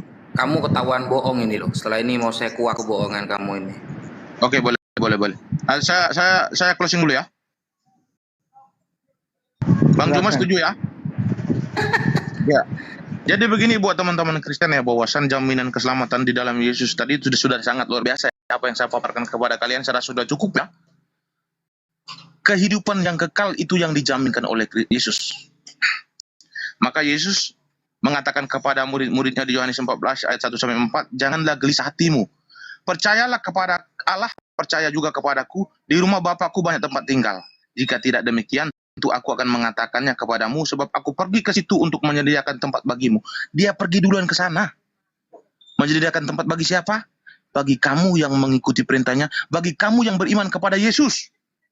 Dan apabila aku telah pergi ke situ dan telah menyediakan tempat bagimu, aku akan datang kembali dan membawa kamu ke tempat, supaya di tempat di mana aku berada, kamu pun berada. Dan kemana aku pergi, kamu tahu jalan ke situ. Apakah ada nabi yang berani berjanji bahwasan dia akan duluan pergi dan akan menyediakan tempat bagi kita? Tidak ada. Tetapi hanya Yesus Tuhan dan Juru Selamat yang berani berjanji bahwasan dia akan duluan ke surga. Dan pada hari penghakiman nanti dia akan kembali. Dan dia akan membawa kita sebagai orang yang beriman. Di mana dia berada, di situ kita akan berada. Dan kita akan bersama-sama dia berada dalam kehidupan yang kekal. Tetapi jika mereka yang tidak mengikuti perintah Yesus, apa perintahnya? Tidak memberikan dirinya dibaptis, tidak menjadikan Injil sebagai jalan kebenaran, maka Yesus akan memerintahkan malaikat-malaikatnya untuk mencampakkan mereka ke dalam lautan api. Matius 25 ayat 46. Dan mereka ini akan masuk ke dalam tempat siksaan yang kekal. Tetapi orang-orang benar akan hidup dalam kekal. Orang benar itu siapa? Orang benar adalah orang yang mengikuti perintah Yesus dengan memberikan dirinya dibaptis dan menjadikan Injil sebagai jalan kebenaran. Maka Yesus berjanji bahwasan tempat siksa yang kekal itu adalah orang-orang yang tidak beriman, orang-orang yang tidak mengikuti perintahnya, tetapi orang benar ke dalam hidup yang kekal. Itu sangat luar biasa. Tidak ada janji daripada nabi-nabi yang lain, tidak ada, karena mereka bukan Tuhan. Yang berani menjanjikan keselamatan yang akan memperoleh hidup yang kekal itu hanya Tuhan. Mereka bukan Tuhan, mereka nabi, mereka upahan, mereka suruhan. Mereka bukan pemilik domba. Mereka hanya sekedar upahan. Tapi Yesus adalah pemilik domba-domba itu. Harus dipahami dulu ya. Jadi ketika Anda mengatakan bahwasan mana ayatnya Yesus itu diutus untuk kepada bangsa-bangsa. Yohanes 3 ayat 16 tadi sudah sangat terkonfirmasi dengan jelas bahwasan karena begitu besar kasih Allah akan dunia ini sehingga ia mengaruniakan anak yang tunggal supaya setiap orang yang percaya kepadanya tidak binasa, memperoleh hidup yang kekal. Setiap orang dikatakan di situ, artinya itu universal. Itu general, universal. Maka Yesus berkata Yohanes 10 ayat 15-16. Ada lagi padaku domba-domba yang di luar daripada kandang ini, mereka akan kugembalakan juga. Mana dia? Apa sih domba-domba yang di luar daripada kandang ini? Orang-orang yang bukan Israel. Siapa sih orang-orang yang bukan Israel? Kami inilah yang bangsa Goim dulunya. Kami telah memberikan diri kami untuk dibaptis. Maka kami menjadi pengikut Kristus yang sejati. Maka kami diselamatkan ke dalam surga. Bukan seperti kalian. Kalian tidak akan mendapatkan keselamatan itu karena memang kalian adalah mengingkari. Yang telah mengingkari perintah Yesus bahwasan kalian tidak memberikan diri dibaptis dan tidak menjadikan Injil sebagai jalan kebenaran. Maka kalian akan dicampakkan ke dalam lautan api. Kalian akan dihukum. Nah, untuk sementara itu saja dulu. Buat teman-teman Kristen bahwasan bertahanlah di dalam Kristus karena memang janji keselamatan dia sangat luar biasa. Tidak ada nabi yang lain yang berani berjanji seperti itu karena mereka bukan Tuhan. Karena Yesus ada Tuhan dan Juru Selamat, maka bertahan di dalam dia dan bertahan di dalam Markus 13. Biar orang menjelek-jelekkan kita di dalam nama Kristus, biarlah orang menghina kita di dalam Yesus, tetapi kita akan memperoleh keselamatan. Nah, untuk sementara itu saja dulu. Saya terima kasih kepada Bang Juma dan kepada teman-teman yang ada di atas dan juga moderator dan juga netizen. Terima kasih banyak karena waktu saya sangat sempit, maka salah satu apresiasi saya kepada Bang Juma dan juga teman-teman dan juga netizen bahwasan terima kasih sebesar-besarnya. Amin, haleluya, puji Tuhan. Oke, makasih Bang Meme. Nanti Bang Juma closing, setelah closing ngobrol biasa gantian aja. Lanjut. Iya, oke.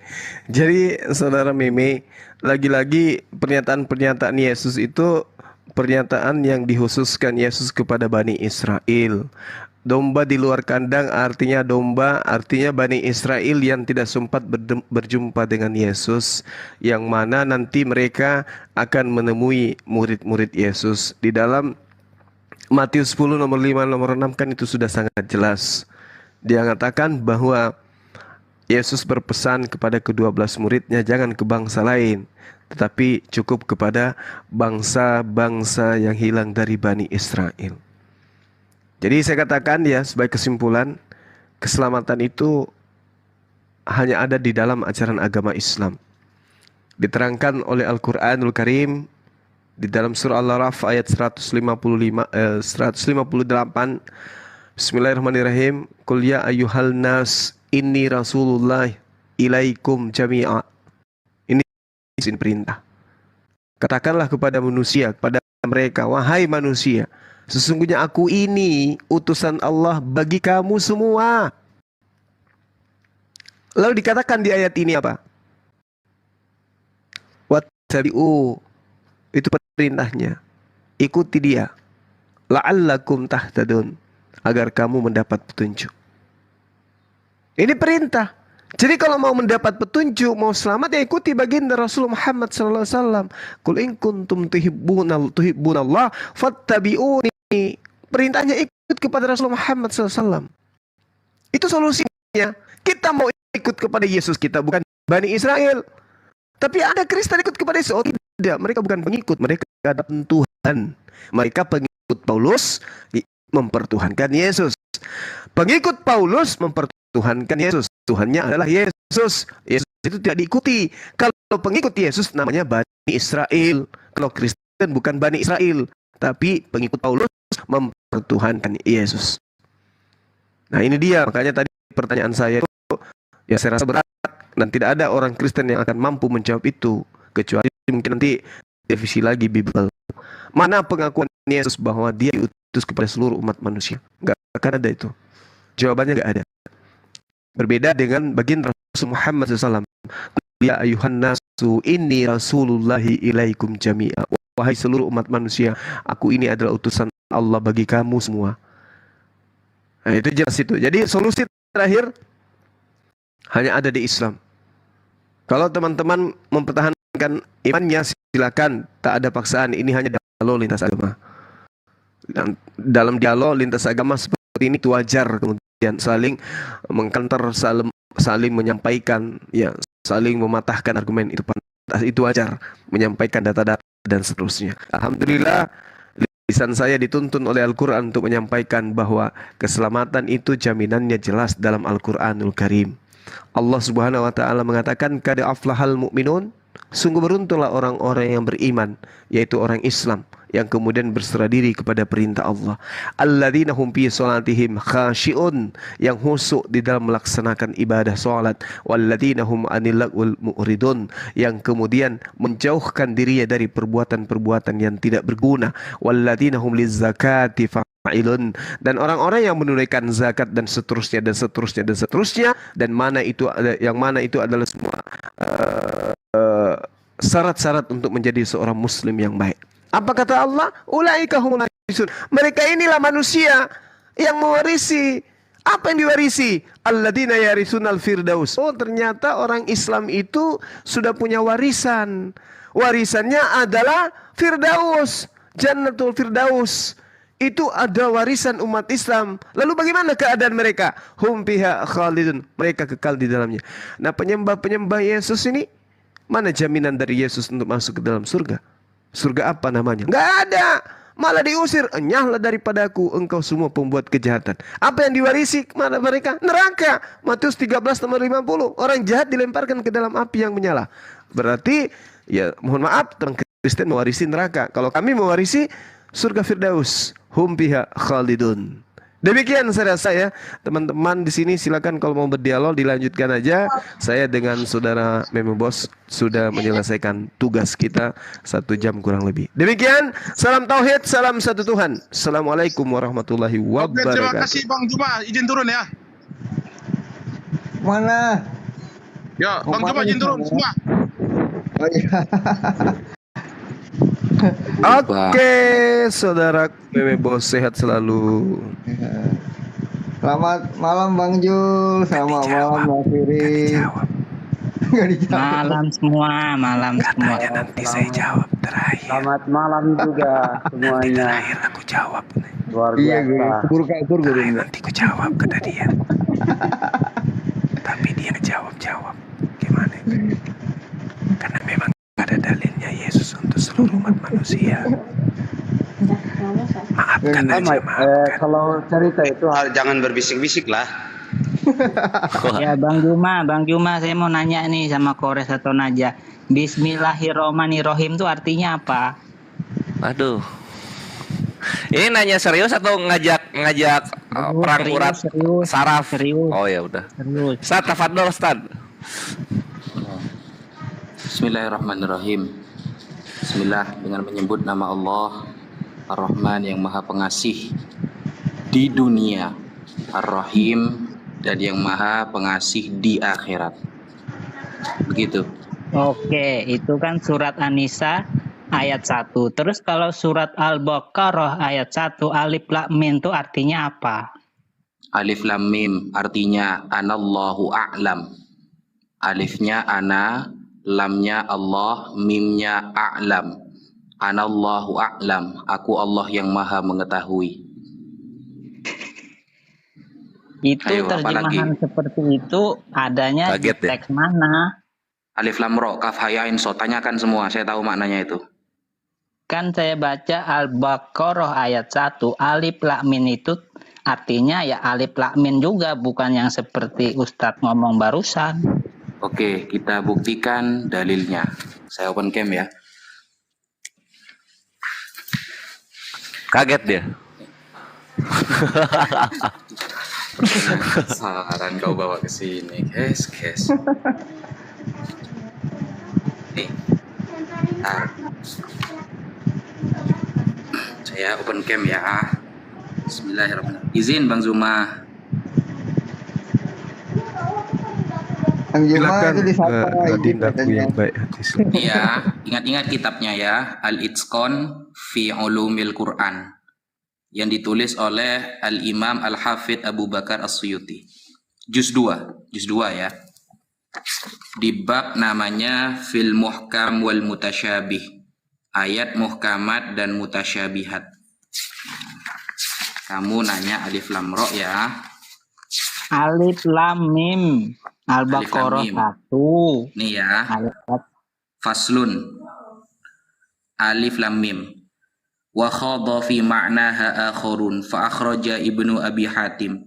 Meriwayatkan Al-Imam Ibnu Abi Hatim ghairuhu dan selain beliau min tariqi Abil Duha, dari jalur riwayat Abil Duha.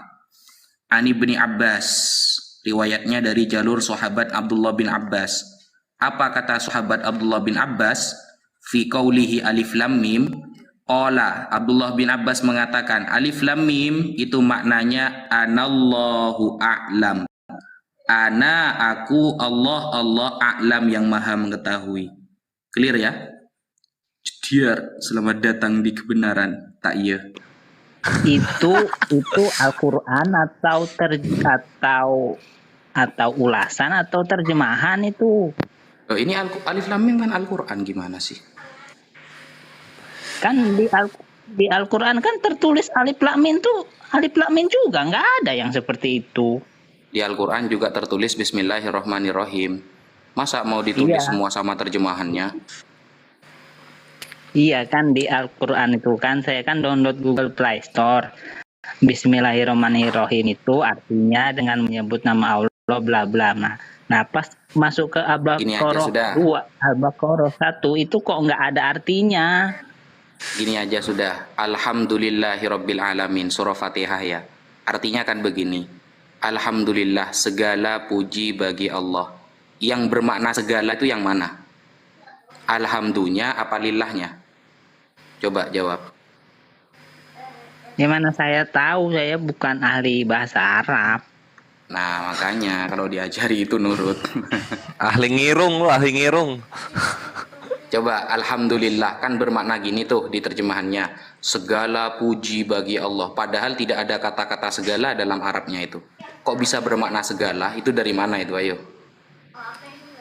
Iya, dari mana itu? Dari jonggol. Makanya kalau memang nanya, tadi jawabannya sudah ada, referensinya saya kasih. Tapi kalau mau diskusi, seharusnya saya bisa nanya balik nanti, gimana? Itu kan alif lam mim kan artinya kan di terjemahannya itu kan alif lam mim juga, bukan yang seperti yang dibacakan Ustadz Naja tadi. Ya, Al-Quran pernah nggak nyuruh kamu untuk mengetahui Al-Quran itu lihat terjemahan gitu? Pernah nggak Al-Quran nyuruh gitu? Ya nggak tahu.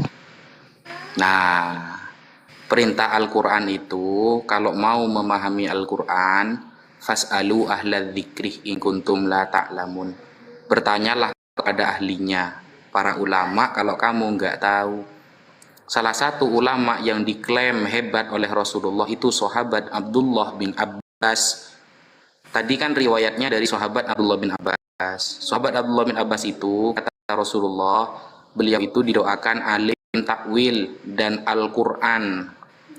Beliau faham agama, bahkan mendapatkan doa khusus dari Rasulullah. Nah, ini yang menvalidasi langsung Rasulullah loh. Kok malah kamu gak percaya, gimana sih? Iya kan, kalau arti alif lam mim yang seperti disebutkan Ustadz Naja, kenapa nggak terjemahan di Google Play Store tuh dirubah aja seperti yang dimaksud Ustadz Naja tadi yang dibaca itu, alif lam mim itu.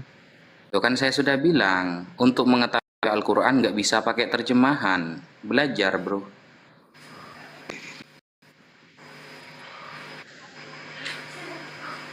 Jadi Jangankan alif lam mim itu artinya apa? Artinya apa? Jangankan alif lam mim, sampean mencari arti segala dalam kata alhamdulillah aja gak nemu sampai hari kiamat gitu loh. Coba. Alhamdulillah itu diterjemahannya kan segala puji bagi Allah. Di mana segala itu bahasa Arabnya apa, coba? Cari sampai hari kiamat, gak mungkin ketemu itu kalau gak belajar bahasa Arab. Ya itu mungkin ungkapan kali. Ungkapan gimana orang ini? Makanya dalam kata alhamdulillah, al yang terletak di lafal alhamdu itu namanya al-lil istighraq. Al yang menghabiskan segala jenis. Alhamdu segala jenis pujian, alnya itu yang bermakna segala itu alnya. Alhamdu segala jenis pujian. Kalau hamdunya itu bermakna pujian. Dari kata hamida yahmadu hamdan. Alhamdu segala jenis pujian lillahi hanya pantas untuk Allah. Nah, kalau gak gitu kan gak bisa. Kan pakai bahasa Arab itu. Belajar dulu lah. Ya, jadi alif lam mim tadi itu artinya apa menurut buku yang tadi itu? Menurut kamu ngomong aja belepotan gitu, alif lam mim bukan lam mim. Kan jelas alifnya ana, lamnya Allah, aku Allah, mimnya a'lam yang maha mengetahui. Aku Allah yang maha mengetahui, kan jelas. Ya kenapa terjemahannya nggak ditulis saja aku Allah yang maha mengetahui, biar nggak pusing. Yang pusing kan kamu. Kok malah saya? Gimana ini? Ya jelas aja saya pusing, itu artinya ndak ada kok, tiba-tiba ujuk-ujuk artinya Allah yang maha mengetahui. Kan aneh. Gimana nih Mas Gores? Lanjutlah Mas Gores atau Bang Zuma? Terus jadi maunya Lord Nafiri gimana? Lu nanya dijawab marah-marah. Terus gimana? Maunya apa? Ya maunya ya kalau artinya Allah yang maha mengetahui ya Harusnya kan terjemahannya kan ditulis itu Allah yang Maha Mengetahui, ini kok terjemahannya tetap alif lam mim juga. Ya kalau gitu jangan dibilang terjemahan, karena yang lu tanya arti. Harusnya lu tanya terjemahannya apa gitu loh. Kalau alif lam Ra terjemahannya apa ya alif A, lam L, ro R, kan gitu. Alif lam mim. Lah iya alif lam mim. Lu nanya artinya dijelasin. Allah Ya. yang Maha Mengetahui kan. Ya kenapa nggak ditulis saja terjemahannya Allah yang Maha Mengetahui, ini kok masih tetap alif lam mim Lah itu juga? kalau itu jatuhnya arti bukan terjemahan. Lu ngerti terjemahan gak sih? Ngerti nggak lu bedanya terjemahan sama arti? Ngerti nggak? Ya kalau artinya itu kenapa nggak ditulis saja artinya itu? Iya karena pengertian itu datangnya dari sahabat-sahabat Nabi, dapatnya di ilmu-ilmu Islamnya gitu. Kalau terjemahan ya lu lihat aja terjemahan-terjemahan yang ada. Kalau mau tahu artinya lu belajar Islam. Nah, iya itu benar Bang Ores. Udah itu clear. Kalau lu mau tahu terjemahan, website banyak. Kalau lu mau tahu artinya, belajar Islam tuh kitabnya. Tanya Ustaz Wafi. Tadi Ustaz Wafi kitabnya berapaan tuh? 200.000. Nah tuh 200.000 tuh. Ilmu mahal bre. Iya kalau artinya itu kenapa enggak aja ditulis artinya itu di Google Play itu Sama alif dengan lam gini, mim Mas surat Lord. Al-Baqarah 1 Lord ayat Nafiri 1. ini, Lord Nafiri Kristen kan ya? Oh iya Kristen dia, penyembah salib. Oke, sama dengan itu loh. Kalau di Bible kan ada Yohanes 8 nomor 6 itu. Kenapa kok gak ditulis aja? Kok malah membingungkan, gak ada jawabannya? Kan pusing juga gitu loh. Oh iya, apa itu Yohanes 8 ayat 6 itu? Nanya ke saya lagi. Bacalah, itu kitab Anda.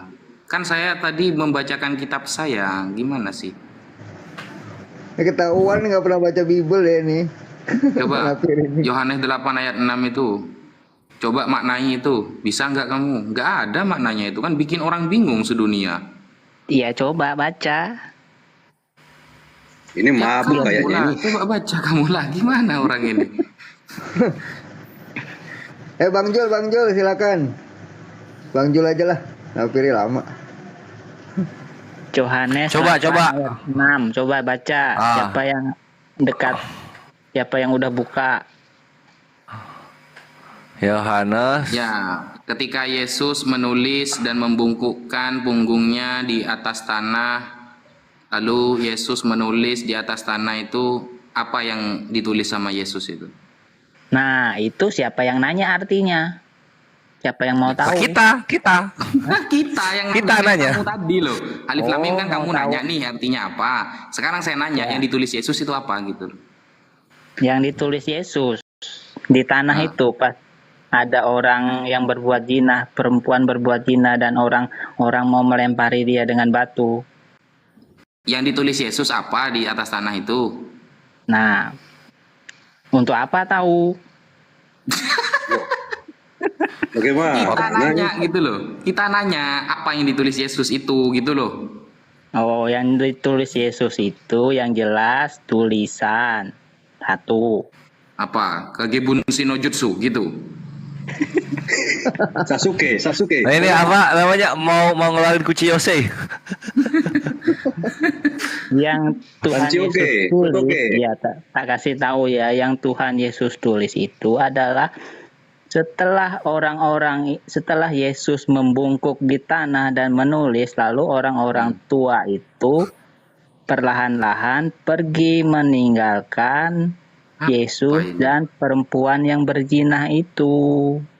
Artinya, Pertanyaannya simpel loh. Yang ditulis Yesus apa gitu loh. iya, ini kan prosesnya dulu. Nggak usah proses, langsung aja yang ditulis itu apa. Kan simpel kan. Apa ya yang ditulis itu coba? Apa? Kan Nggak paham kali. kata Yesus kan gini, siapa yang seorang tidak pernah berbuat dosa, berbuat salah, hendaklah ia yang pertama kali melemparkan batu itu kepada perempuan. Itu kan yang berbuat ceritanya zina bro. Yang itu. ditulis apa? Iya, setelah itu Apa ya yang kan ditulis itu? iya. Apakah no smoking atau apa? Setelah itu Yesus membungkuk ke tanah dan menulis, ya kan? Muter-muter satu negara ini. Ya kan? Setelah itu Yesus membungkuk ke tanah dan menulis. Lalu tak lama kemudian orang yang paling besar, yang paling tua meninggalkan tempat itu, disusul dengan yang kecil sampai Kenapa tinggal kok udah Yesus ditulis aja di berdua. Bible gitu loh? Kenapa kok udah ditulis itu? Apa yang ditulis Yesus? Kenapa kok Bible gak nulis gitu loh? Nah, Kok itu kayaknya diceritain kita ini ya? Kok kayaknya diceritain, dibacain kayak anak-anak aja kita nih. itu ya tanya sama penulisnya apa yang ditulis. Kenapa penulisnya nggak nulis apa yang ditulis Yesus? Mas Rod Dablo. sampai minum kopi. Situ minum kopi apa minum Jennifer? Mutar-mutar aja dari tadi. Itu. Jadi yang ditulis Lu Yesus nanya ke itu penulis. Gimana cara saya nanya ke penulisnya ini gimana caranya? Kan sudah mati tuh. Apa? Ya kita Edo Tensei apa? Kita Edo Tensei. Edo Wah, Tensei Edo dulu. Tensei. Edo Tensei no Mana- Jutsu. mengetahui itu diperlukan namanya hikmat daripada Roh Kudus. Makan tuh Roh Kudus. Ya, Mana tes darah ini? Mana tes darah ini naik darahnya? Aduh, karena naik lagi tensi ini. jadi menurut Google yang ditulis Yesus Makan adalah dulu. Hah? Ya, terus habis Adalah penulis Roh Kudus dosa. Google sekarang. adalah dosa-dosa yang dilakukan orang-orang Yahudi pada zaman itu yang tidak ketahuan, entah dia orang tuanya itu berzina, entah orang tuanya itu tidak membayar perpuluhan, entah orang tuanya itu mencuri Semuanya, uang. ada bayar PBKB, pajak, semuanya itu sudah. Angsuran, Lot. semuanya itu sudah. Lot. Iya, itulah nggak yang dapat ditulis pahala, Lot. Yesus.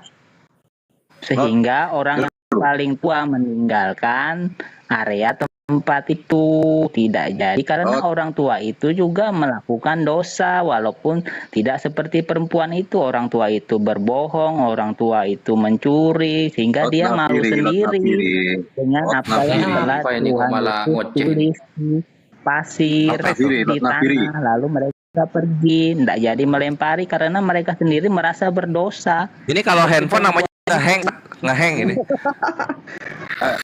Mana? Bang Zuma, dirukiah dulu Bang Zuma, dirukiah dulu. Pasiennya Bang Zuma. Jadi itulah Tesurin. yang ditulis Yesus dosa-dosa yang Pasiennya dulu. Mau dapat pahala nggak Lot? Kalau kamu mau dapat pahala biar kami bacakan Al-Fatihah kau rame-rame. gitu. Mau dapat pahala kan? Apa orang ini? Gitu apa? Jadi apa yang ditulis tadi? Apa intinya apa yang ditulis? Dosa-dosa selain berzina itu yang Tuhan Yesus tulis sehingga orang-orang yang di situ siap. mau melempari batu itu malu karena mereka juga melakukan dosa yang Tuhan Yesus tulis di tanah itu. Akhirnya dia malu tidak jadi melempar karena mereka merasa mereka juga tidak suci seperti permintaan Yesus. Itu arti atau terjemahan itu? Itu arti atau terjemahan itu? Itu nggak ada terjemahan. Itu Arti itu ya? Nggak ditulis. makna tersembunyi. Makna tersembunyi. Ya, tembak Stat. Nah, soal bener enggak atau enggaknya nanti dulu dah. Mana tersembunyi. Akhirnya sama jawabannya kayak kita di awal ya. Ujung-ujungnya remis kan Sekelas- jadinya kan. Sekelas Eusebius aja gak tahu gitu loh ketika ditanyakan apa yang ditulis Yesus ini, malah kamu muter-muter satu negara ini. Ini ada yang tahu Ustaz, nama Jerome sama Ambrose tahu dia. Apa yang ditulis Yesus. Jerome dan Ambrose menduga, ini masih dugaan ya, menduga dia ini nih. Kita lihat ini di sini. Nah, di sini. Nah, ini. Host tolong kecilin layarnya. Oh, oke, Ya. sip, thank you. Berarti ya masih dugaan ya. Ya. Tunggu. Nah, ini dari Matthew Henry. Dibilangnya begini. Jerome dan Ambrose menduga dia menulis biarlah nama-nama orang jahat ini dituliskan di dalam debu tanah.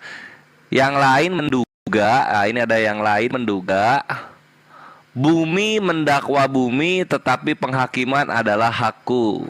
Nah, gitu. Jadi ada dua dugaan di sini, ada dua dugaan. Dugaan itu kalau dalam bahasa Arab arti namanya itu waham. Waham itu keyakinan yang 40% ke bawah. Jadi belum sampai 50-50. Masih dugaan. Ini dugaan ini. Nah, itu jawabannya. Masih bagusan gua ngejawabnya daripada Nafiri. Gua muslim padahal.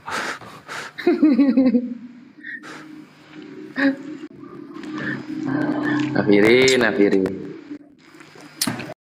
Ya Bang Jul, silakan Bang Jul, ada yang mau didiskusikan Bang Jul. Saya mau nanya. Jul tuh nanya biasanya dia. Nafiri ntar dulu Bang Jul biar ngomong gantian. Bang Jul mau ngomong itu. Silakan Bang Jul. Ya Bang Jul lanjut. Halo semuanya, selamat malam. Selamat.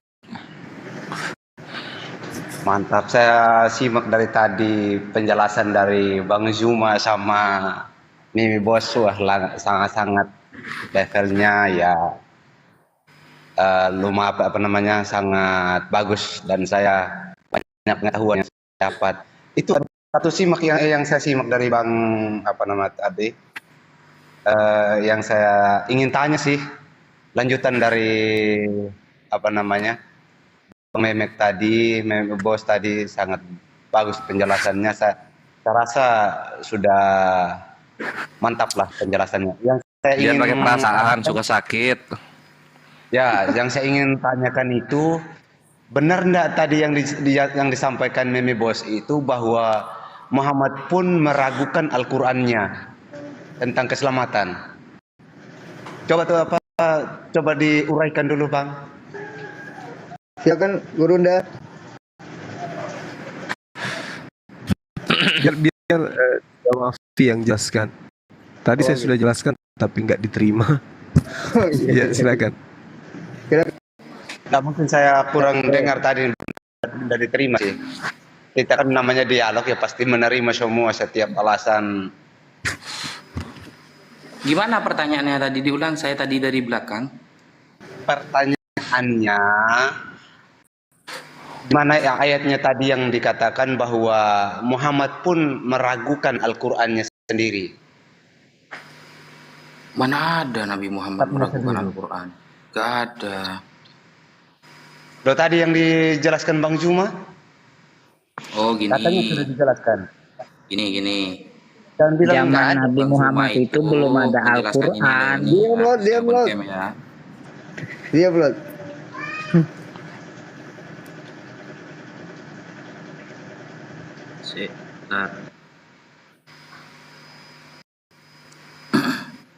Itu kan di surah Yunus. Surah Yunus ayat 94 ya. Fa in kuntah, apabila kamu Muhammad fi syakkin ada dalam keraguan, mimma mengenai apa-apa anzalna yang telah kami turunkan ilaika kepada kamu, maka fas'al, bertanyalah kamu Muhammad alladzina kepada orang-orang yaqrauna yang orang-orang itu membaca Alkitab, kitab-kitab min qablika sebelum kamu. Jadi kalau kamu Muhammad ragu terhadap Al-Quran yang aku wahyukan kepada kamu, maka bertanyalah kepada ahli kitab atau orang-orang yang membaca kitab sebelum kamu. Nah, Meme Bos kan bawa ini nih, tapi sebenarnya ketika Meme Bos bawa ini itu blunder. Kenapa blunder begini? Nah, Bang Zuma menjelaskan ini, di bawah ini penjelasan Bang Zuma tadi. Qala Qatadah bin Da'amah, Imam Qatadah bin Da'amah mengatakan, belagona telah sampai kepada kami anna Rasulullah sallallahu alaihi wasallam qol, bahwa Rasulullah sallallahu alaihi wasallam bersabda, la asyukku wa la as'al, aku tidak pernah ragu dan tidak pernah bertanya. Nah, ini penjelasan Bang Zuma. Jadi Rasulullah dalam fakta sejarah tidak pernah ragu dan tidak pernah bertanya. Kalau tetap ini mau dijadikan dalil Nabi Muhammad ragu, justru akan blunder kepada orang Kristen sendiri. Blundernya apa? Begini. Wa kadza qala Ibnu Abbas, begitupun yang diungkapkan oleh sahabat Abdullah bin Abbas, wa Sa'id bin Jubair dan Sa'id bin Jubair, wal Hasan al-Basri dan Imam Al-Hasan al-Basri, imam tabi'in ya, jaraknya dekat dengan Rasulullah. Wa hadza fihi tathbitun lil ummah. Ayat ini menjelaskan, menetapkan kepada umat Islam, wa i'lamun lahum, dan pengetahuan kepada mereka, anna sifata nabiyihim, bahwa sifat Nabi Muhammad, ya, nabi mereka, Nabi Muhammad sallallahu alaihi wasallam, maujudah fil kutubil mutaqaddimah, itu telah tertulis di dalam kitab-kitab terdahulu, alladzi bi aidi ahlil kitab, yang ada di tangan orang-orang ahli kitab. Jadi Nabi Muhammad ini oleh Allah, kalau kamu ragu mengenai penjelasan sifat-sifat kamu di kitab terdahulu, bertanyalah kepada ahlul kitab. Ternyata Nabi Muhammad menjawab, la asyukku wa la as'al, aku tidak pernah ragu dan aku tidak pernah bertanya. Berarti kalau mau pakai ayat ini, seharusnya teman-teman Kristen harus beriman bahwa dalam Biblos, baik perjanjian lama atau baru, itu sudah tertulis tentang sifat Nabi Muhammad sallallahu alaihi wasallam. Begitu saudara yang terkasih. Semoga Anda dijamah Tuhan. Lanjut. Oke. Ini tadi kan sesuatu pertanyaan itu pasti ada sebab akibatnya. Misalnya, ini dikatakan misalnya, Bang, kenapa kamu taruh Alkitab di situ? Contohnya, apa Al-Quranmu di situ? Di situ adalah tempat yang jorok. Itu tidak boleh tempat jorok itu kamu simpan Al-Quran, karena Al-Quran itu adalah yang paling bagus atau yang paling, artinya yang disampaikan itu mengapa jangan kamu ragu tentang kalau kamu ragu tentang Al-Quranmu, artinya ada sesuatu yang diragukan mungkin Muhammad atau bagaimana, sehingga terucaplah kalimat-kalimat itu. Jangan kalau kamu ragu Al-Quran, tanyakanlah kepada kitab-kitab yang dahulu. Itu bagaimana? Bagaimana penafsiran, atau tolong dijelaskan makna per kalimat dari yang tadi itu.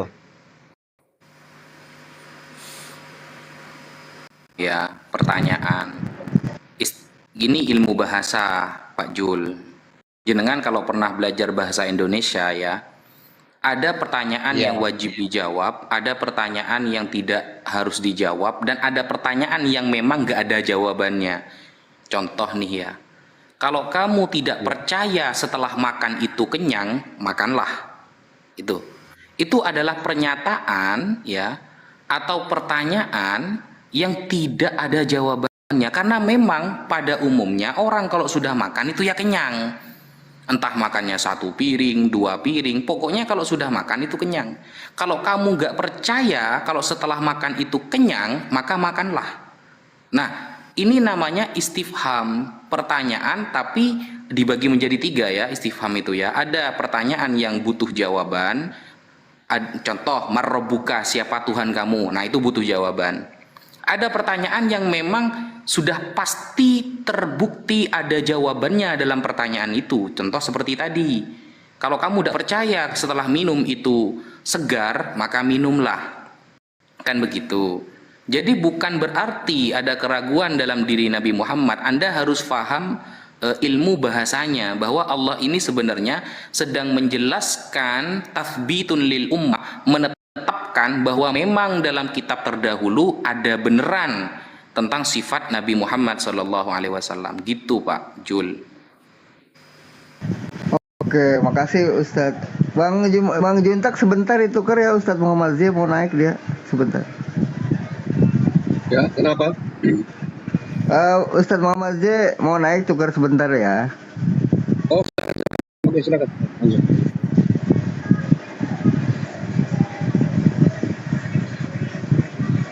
Lanjut Bang Jul. Oke, baik. Berarti pertanyaan saya itu dalam arti tadi kan ada 3 hal. Ada yang bisa dijawab, yang wajib dijawab, dan ada yang tidak dijawab. Dalam arti yang saya tanyakan itu adalah hal yang tidak dijawab ya Pak.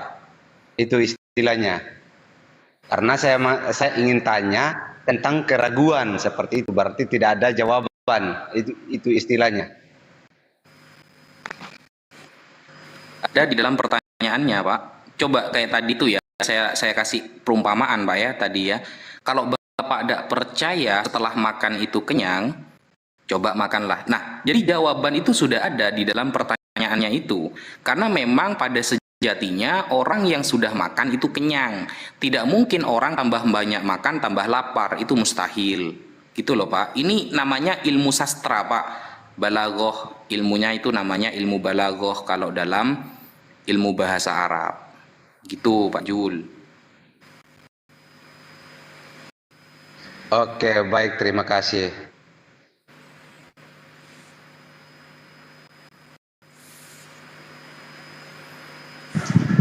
Lanjut Pak Jul, ada lagi atau mau dialog? Ya, saya ini mau nanya nih yang simple aja, yang nggak bikin yang dasar-dasar aja dari Islam. Bentar, apa Pak Jul? Ya Pak Jul. Kalau saya mau dialog aja supaya kita saling mengetahui pengetahuan. Ya Pak, mau dialog apa? Ambil apa, tema apa? Silakan. Ya, saya mau nanya sama Muhammad Jia. Sorry. Saya tambah sedikit menit, brother. Satu menit. Saya mau dialog dengan brother Joel. Bibel firman Tuhan atau tidak? Nah, ini saya mau dialog. Setuju untuk dialog, brother? Bibel firman Tuhan atau tidak? Oke. Saya mau dialog. Setuju, sangat setuju. Setuju. Oke, lanjut. Oke, Muhammad Jia, brother. Jangan Muhammad Zia, Lord Nibri. Diam dulu kamu. Kamu diam dulu. Jangan Muhammad Zia sekarang. Muhammad Zia itu sekarang sibuk dengan Joel. Oke? Diam dan mute mic.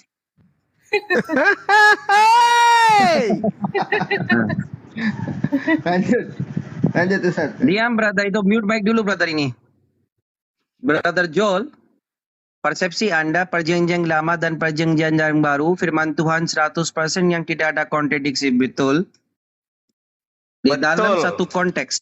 Setuju. Oke. Yang ada kontradiksi artinya perjanjian lama dan baru bukan firman Tuhan. Semuanya firman Tuhan, perjanjian baru dengan perjanjian lama itu bukan saya sih. Kalau minta maaf kalau saya menjelaskan nanti sesuai dengan kemampuan saya ya. Saya pertanyaan yang ada kontradiksi di dalam perjanjian baru dan lama, artinya ini bukan firman Tuhan. Kenapa Tuhan nggak boleh kontradiksi? Yes or no? Bagaimana? Halo. Firman Tuhan tidak ada kontradiksi. Yes or no, brother? Yes, bagi saya yes.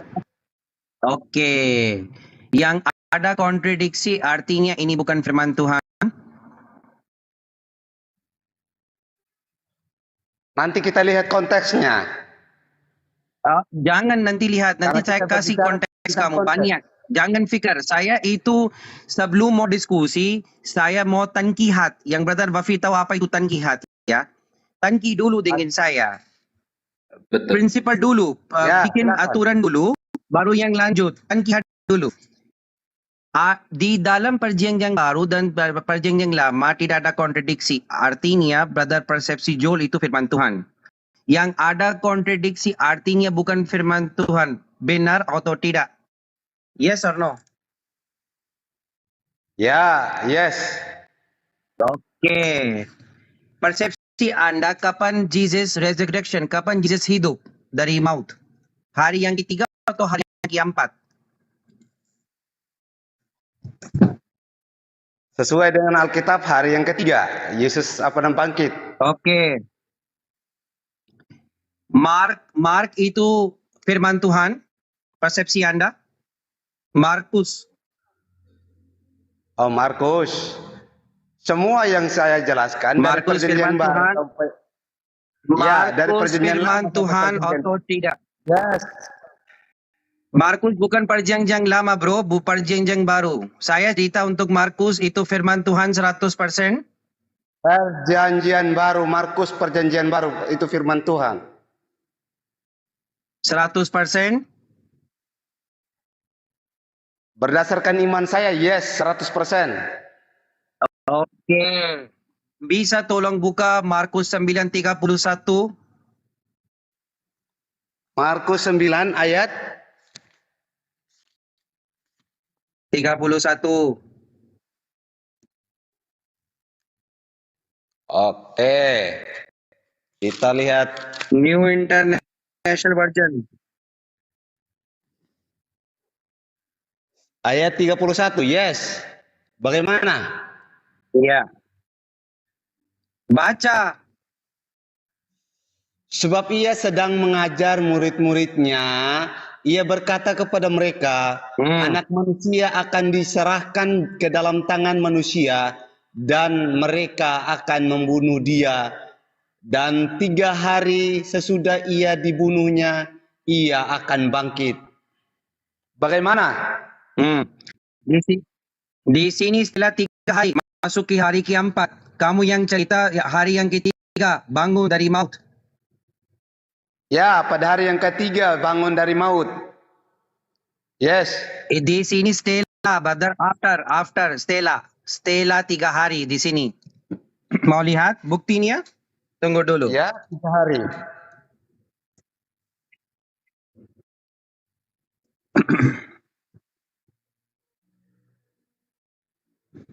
Brother, Ya, ada halo. orang di sini untuk tolong saya apa yang bisa dalam bahasa Indonesia. Brother Bang Zuma. Oke, aku bantuin. Oke, Pak Brother Pak Esther, bisa bahasa screen dulu ya. Ya, apa Brother, ini? buka itu. Markus 9:31 dalam bahasa English pertama lagi bahasa Indonesia dua-duanya. Yang Anda dah Oke. paham. Markus 9:31 sama apa? Sama dalam bahasa Indonesia dan dalam bahasa Dan Inggris. Indonesianya, Markus Mas 9:31. Oh, itu aja Markus dulu aja ya. Oke. Ya, Bring it on. bahasa Inggris. Ya. Oke, English first ya, English first. Iya. Maka New International Version, brother. New International Version, NIV.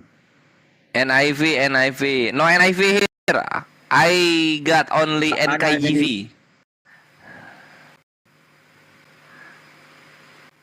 NKJV could be enough. Okay. Okay, then. Yeah. For he took his disciples and said to them, the Son of a Man is being betrayed into the hands of men, and they will kill him. And after he is killed, he will rise the 3rd day. No. NIV, brother. Beda terjemahan lagi. NIV. Oh. New International Pilih terjemahan, Pak Ustadz. Oke. Ya, tunggu dulu, brother. Yang Yang aja. asli teks yang 9, Lord Nafiri diam dulu. Yang Yunani kasih juga bukti. Tunggu dulu. Jangan lari-lari. Di sini orang Muslim yang klaim insyaAllah buka semua. NIV, Mark brother. 9. Ya. BibleGateway.com ya. Loading, please loading. Bible Hub juga ada. Still loading. Apa itu orang terjemahan di dalam agama Kristen? Tahrife Manwi.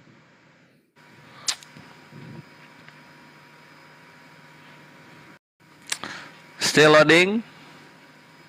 Iya, gak apa-apa. Loading dulu. Pakai yang KJP aja, yang umum, nggak usah aneh-aneh. Apa tidak aneh-aneh? NIV itu aneh atau tidak? NIV keterjemahan dari agama Kristen atau agama Muslim? Lord Nafiri. Yang umum aja, KJP. Umum itu NIV juga umum. Semua version semua buka nanti Loh, kok jangan nggak pikir bisa? kamu. Semua buka di sini. NIV. NIV Mark 9. Mark 9. Ya, Mark 9:31. 31. Okay, here it is. Because he was teaching his disciples, he said to them, the Son of Man is going to be delivered into the hands of men. They will kill him, and after 3 days he will rise. Stella 3 hari baru bangun dari maut. Resurrection Stella 3 hari. After 3 days. Jol. Sekarang buka bahasa asli itu. Apa Greek ya? Buka bahasa Ya. Greek brother ini. Ada huruf meta di sini. Strong arm. Nanti orang tahu apa itu tulis di sini.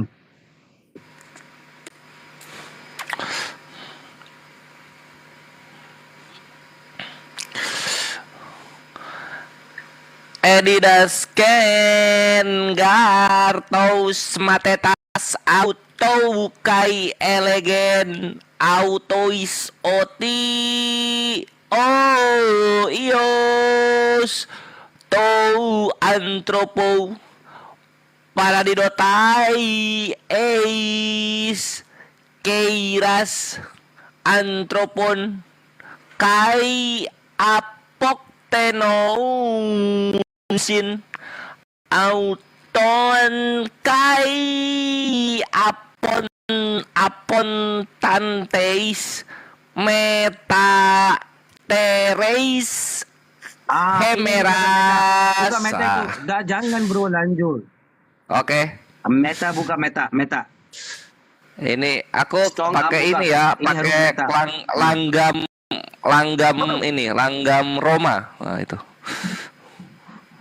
Ya meta. Strong arm brother, strong arm. 3 2 6 strong Meta. arm E. Meta. Apa Ya. itu definition with among after Stella. Joel. Roh Kudus sudah konsisten dalam agama Kristen. Kenapa itu? After Stella. Ayo. Coba. Kamu yang cerita pertama 100% firman Tuhan yang tidak ada kontradiksi. Kamu sendiri cerita Jesus bangun dari maut hari yang ketiga. Tapi dalam itu Stella 3 hari, artinya hari yang keempat bro. Boy, bagaimana itu? Silakan dijawab Bang Jul.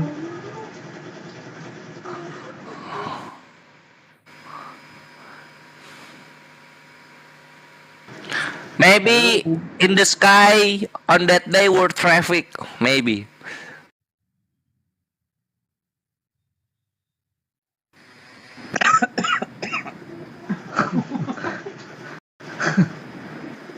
Ya, lanjut. Brother Bafi lihat atau tidak? Ya, lihat. Ya. Lihat dulu kontradiksi Brother Bafi dalam original text. Stella 3 hari. Tapi Brother Joel di sini cerita 3 hari. Firman Tuhan. Ya, meta Tidak ada itu memang kontradiksi. after. Meta itu bermakna after, setelah Ya. memang.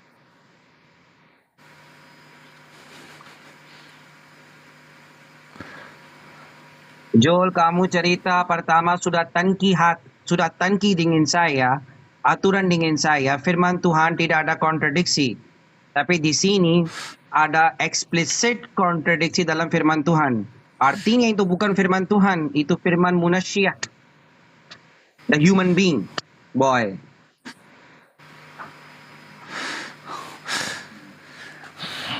Apok tanteis meta trace meta after. Nafiri, anta Abdunas Nafiri.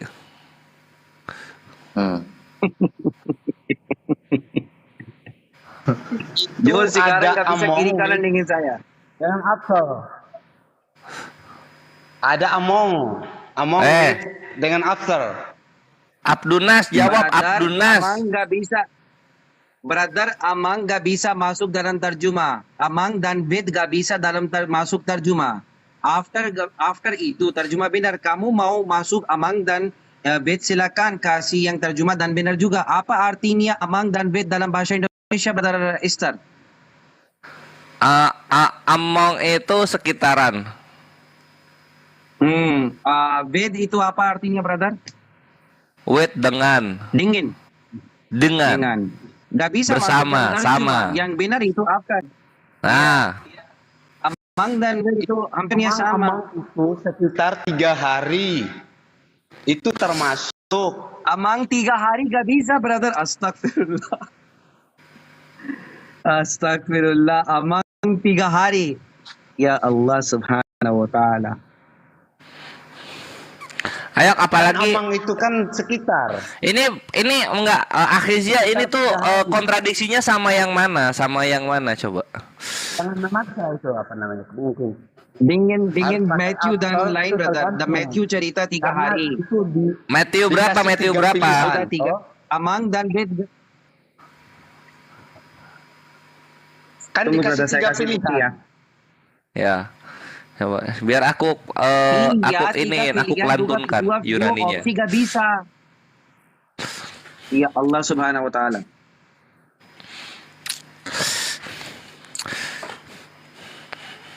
Matius 16 nomor 21.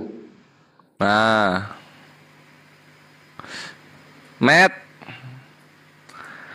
16 21 21. Iya. interlinear. Oke. Bahasa Indonesia aja bro. Ya, sejak waktu itu Yesus mulai menyatakan kepada murid-muridnya bahwa ia harus pergi ke Yerusalem dan menanggung banyak penderitaan dari pihak tua-tua, imam-imam kepala dan ahli-ahli Taurat, lalu dibunuh dan dibangkitkan pada hari ketiga. Ya, di sini bukan Vedo atau Amang brother Joel. Bukan. Joel, come on boy, come on boy. Coba lihat. Come on boy, Joel. Boy, you are finished Coba. boy. You are finished boy, Joel. You're out of job. Kamu cerita coba tidak ada lihat, kontradiksi. Matthew cerita hari yang ketiga. Markus cerita Stella 3 hari. Hari yang keempat masuk. Original text juga sama. Stella. Coba lihat. Boy. Sudah kasih bukti, boy. Boy Joel tadi ya. Sesudah, kan ada kata sesudah itu di Markus 9 nomor 31 itu. Sesudah 3 hari. Kan menunjukkan pilihan. Ada 3 pilihan. Ada with, among, dengan after. Nah, yang dipilih LA Jadi, itu kan terjemahan yang sesuai after. dengan konteks yang telah diceritakan, itu berdasarkan 3 hari dengan atau coba lihat.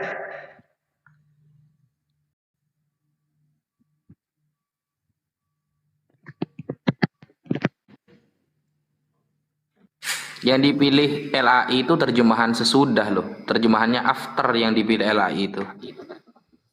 Iya. Tidak Sesudah. bisa, itu pilihan ada 3, makanya dia kasih 3 yang Berarti sesuai LAI dengan salah. Iya.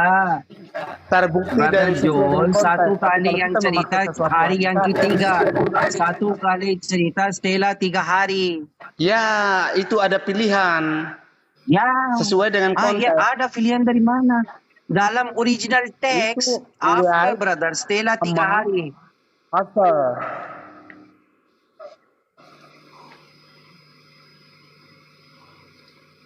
Jadi kita tidak memilih semua saat, apa namanya? Tidak memilih sesuka maunya kita. Boy, dengar saya, boy. Boy, dengar saya. Ya, Boy, dengar saya. silakan. Joel di dalam Markus 9:31 ada tulis Stella 3 hari. Sudah kasih bukti dari original text juga. Tapi dalam Matthews yang Brother Bafi itu cerita atau kasih info, itu hari yang ketiga. Beda hari yang ketiga dan Stella 3 hari. Jauh banget itu. Stella 3 hari artinya masuk hari yang keempat.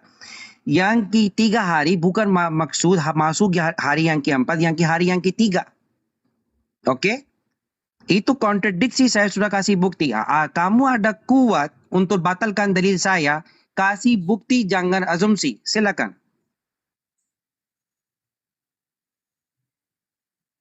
Boy. Halo boy. Boy.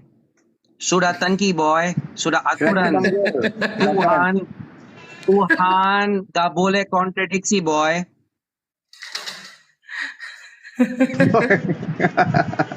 Boy, diam boy. Kok inanillah boy, mau tahlilan boy. Makanya gimana coba? Ini aku kasih Matius 16:21 coba. Matius 16 21. Matius 16 ayat 21. Sejak waktu itu Yesus mulai mengatakan kepada murid-muridnya bahwa ia harus pergi ke Yerusalem dan menanggung banyak penderitaan dari pihak tua-tua, imam-imam kepala dan ahli-ahli Taurat, lalu dibunuh dan dibangkitkan pada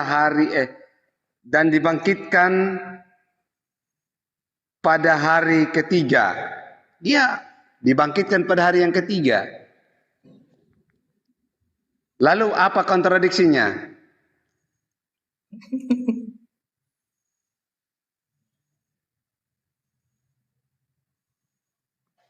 Allah.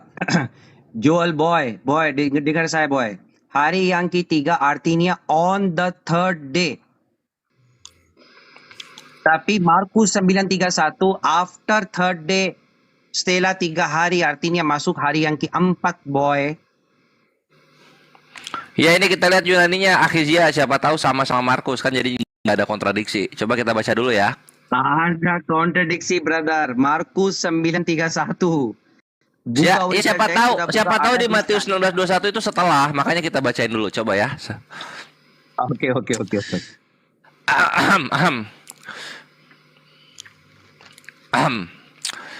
Apotote R1 O Yesus dalam kurung Kristus Deikinyein tois amatetais auto otidei auton eis Hirosolima apelten kai pola pantein apoton presbiteron. Ini saya bacakan dulu. Saya bacakan di Markus pasalnya yang ke Arcieron ini gue lagi apa menyenandungkan kitab suci lo bre. Gramateon. Bapak Muhammad ini siapa ini? Bapak Muhammad, saya bacakan dulu ya. Udah ya. Duh, izin turun ya, anak saya bangun gara-gara Mas Kores ini. Parah Mas Kores. Jangan turun badan aja, jangan turun. Saya bacakan dulu Pak Muhammad. Pak Muhammad, saya bacakan dengan baik-baik, saya pelan ya supaya Anda mengerti. Ya. Iya. Matius 21. Apa itu Matius ya? Markus 9 ayat 31. Oke bro, silakan. Saya bacakan pelan-pelan, tolong didengar. Sebab ini dikatakan ya, ayatnya yang ke-31. Sebab ia sedang mengajar murid-muridnya, Ia berkata kepada mereka, anak manusia akan diserahkan ke dalam tangan manusia. Ya. Dan mereka akan membunuh dia, dan 3 hari sesudah ia dibunuh. 3 hari sesudah ia dibunuh, bukan setelah dibunuh, bukan 3 hari sesudah dibangkitkan. 3 hari sesudah dibunuh. Boy. Ini bukan dalil yang kamu kasih benar. Saya sudah kasih bukti eksplisit di dalam bahasa English, New International Version, ada tulis di sana huruf explicit after, dan di dalam original text juga tulis after. Yes, ini membuktikan begini. Setelah 3 hari, bukan yang hari yang ketiga. Ya, saya akui itu setelah. Tapi kata setelah di sini. Boy. Yes. Boy, kasih bukti boy, jangan asumsi. Oke. Saya mengatakan ini sesuai konteks. Dikatakan di sini. Iya, kasih bukti. Sudah ia kasih bukti. dibunuh. Boy, jangan seperti itu Joel. Kasih bukti dari dalam Bibel, buka kem dulu. Yang seperti orang Muslim buka kem dan kasih bukti, kamu kasih bukti dulu. Loh, saya sudah baca. Tunggu ya, saya open cam ya. Saya bacakan. Iya, screen besar dulu brother Abby. Screen besar dulu tuh Joel.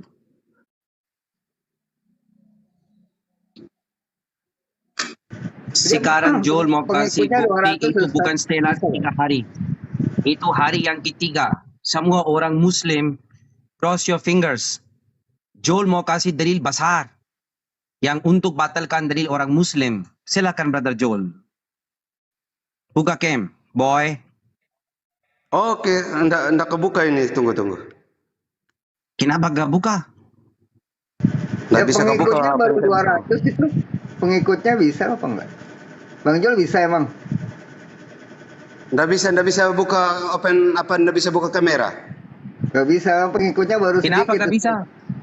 Pengikutnya baru sedikit. Kameranya ini Ahizia, kameranya HP Ahizul bukan HP yang ada kamera dia. Ih. Kamu tidak pakai Android brother Joel. Ya. Rusak. Iya, rusak. kamera apa nah? HP Nokia ini jadi bisa bukan Android ini kayaknya ini ya. Nggak ada kamera ini. Ya Allah Subhanahu wa taala. Iya. Dengar dulu. Tolong dibukakan di Alkitab yang bisa brother Bang Kores. Joel tunggu dulu. Bang Kores. Brother Joel, brother Joel. Iya. Anda yang kasih bukti sekarang di sini di dalam original teks tidak ada tulis Stella. Silakan kasih bukti. Setelah itu jelas setelah itu bermakna kepada setelah artinya after kematian Yesus bukan 3 hari Stella bang. Artinya after 3 hari bangun. Clear letter itu tulisnya explicit. Stella 3 hari bangun. Setelah dibunuh. Ya ampun. Setelah dibunuh brother.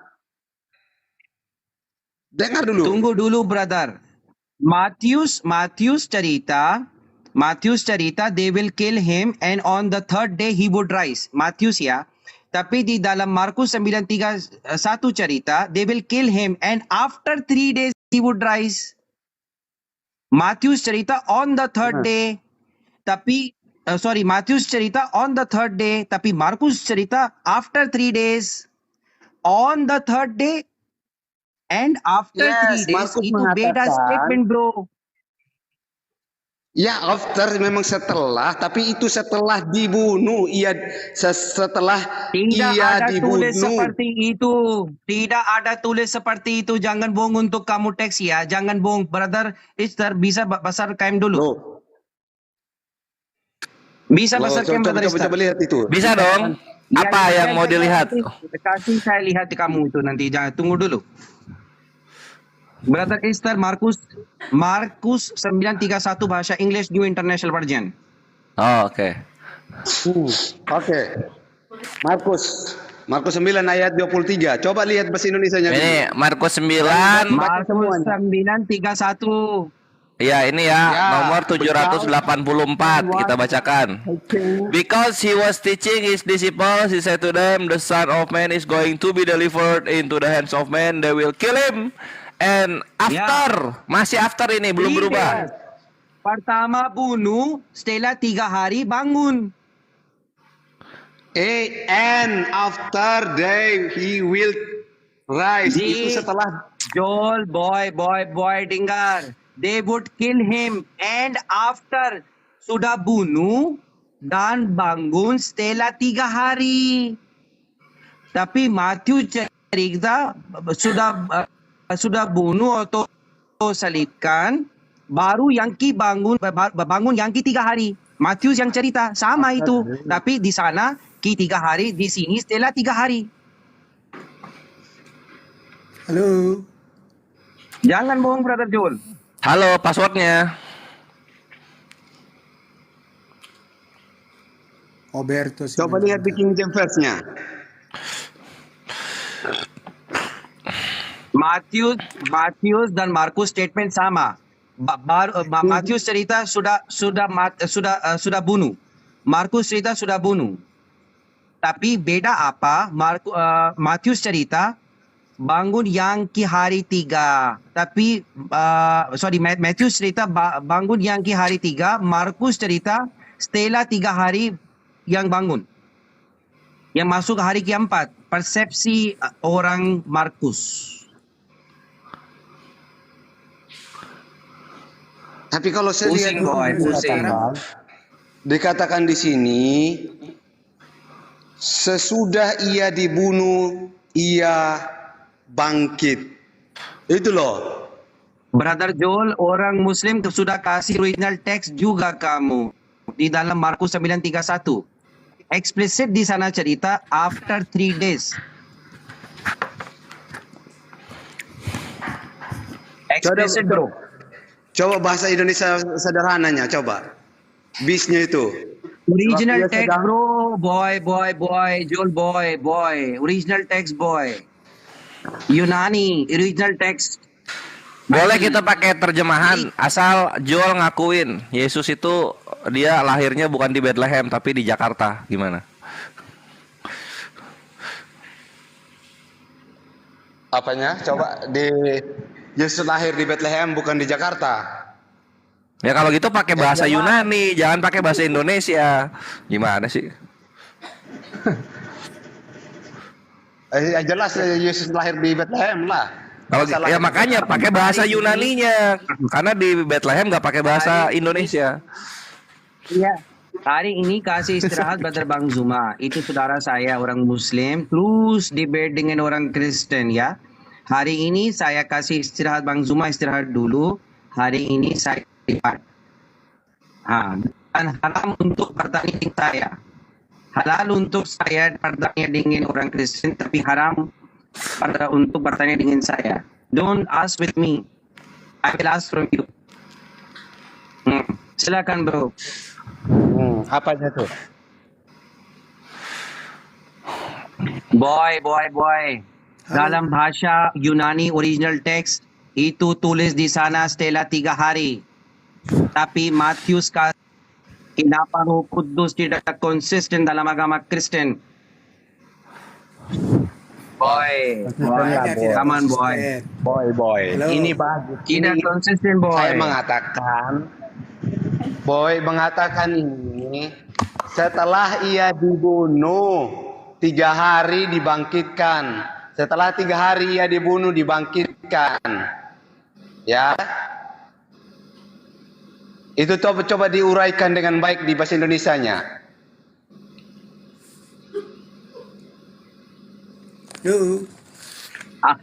Astagfirullah. Apa yang tulis dalam saya sudah kasih bukti kamu bro. Boy, kenapa kamu mau dengar saya boy? Saya sudah kasih bukti di dalam original text boy. Itu tulis di sana setelah. Sama yang terjemahkan dalam bahasa Inggris. After. Saya akui kata setelah. Betul. Itu betul. Kata setelah. Ya udah. Tapi betul, setelah ya udah. dibunuh. Saya sudah kasih dalil. Bibel itu bukan firman Tuhan. Kenapa ada kontradiksi? Udah. Udah clear ya Ustaz ya. Segampang itu Anda mengatakan itu ya. Saya sudah bilang, saya setuju kalau itu setelah dibunuh. Bukan setelah 3 hari, Buruy. Setelah dibunuh 3 hari, ia bangkit.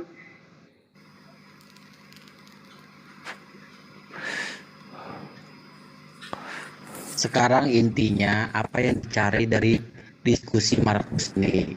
Ujungnya apa yang mau dicari dari diskusi ini? Halo. Apa Bang Taurus? Tanya apa yang kencang suaranya tolong? Kecil suaranya. Halo. Iya, halo. Silakan Roberto. Iya. Iya. Jadi kalau saya melihat ini perdebatan ini sepertinya mencari-cari masalah. Artinya kalau kita lihat juga apa yang dikatakan tadi oleh Pak siapa itu Pak Johan itu benar. Oboto orang agama Kristen atau agama Islam, bro? Kristen saya.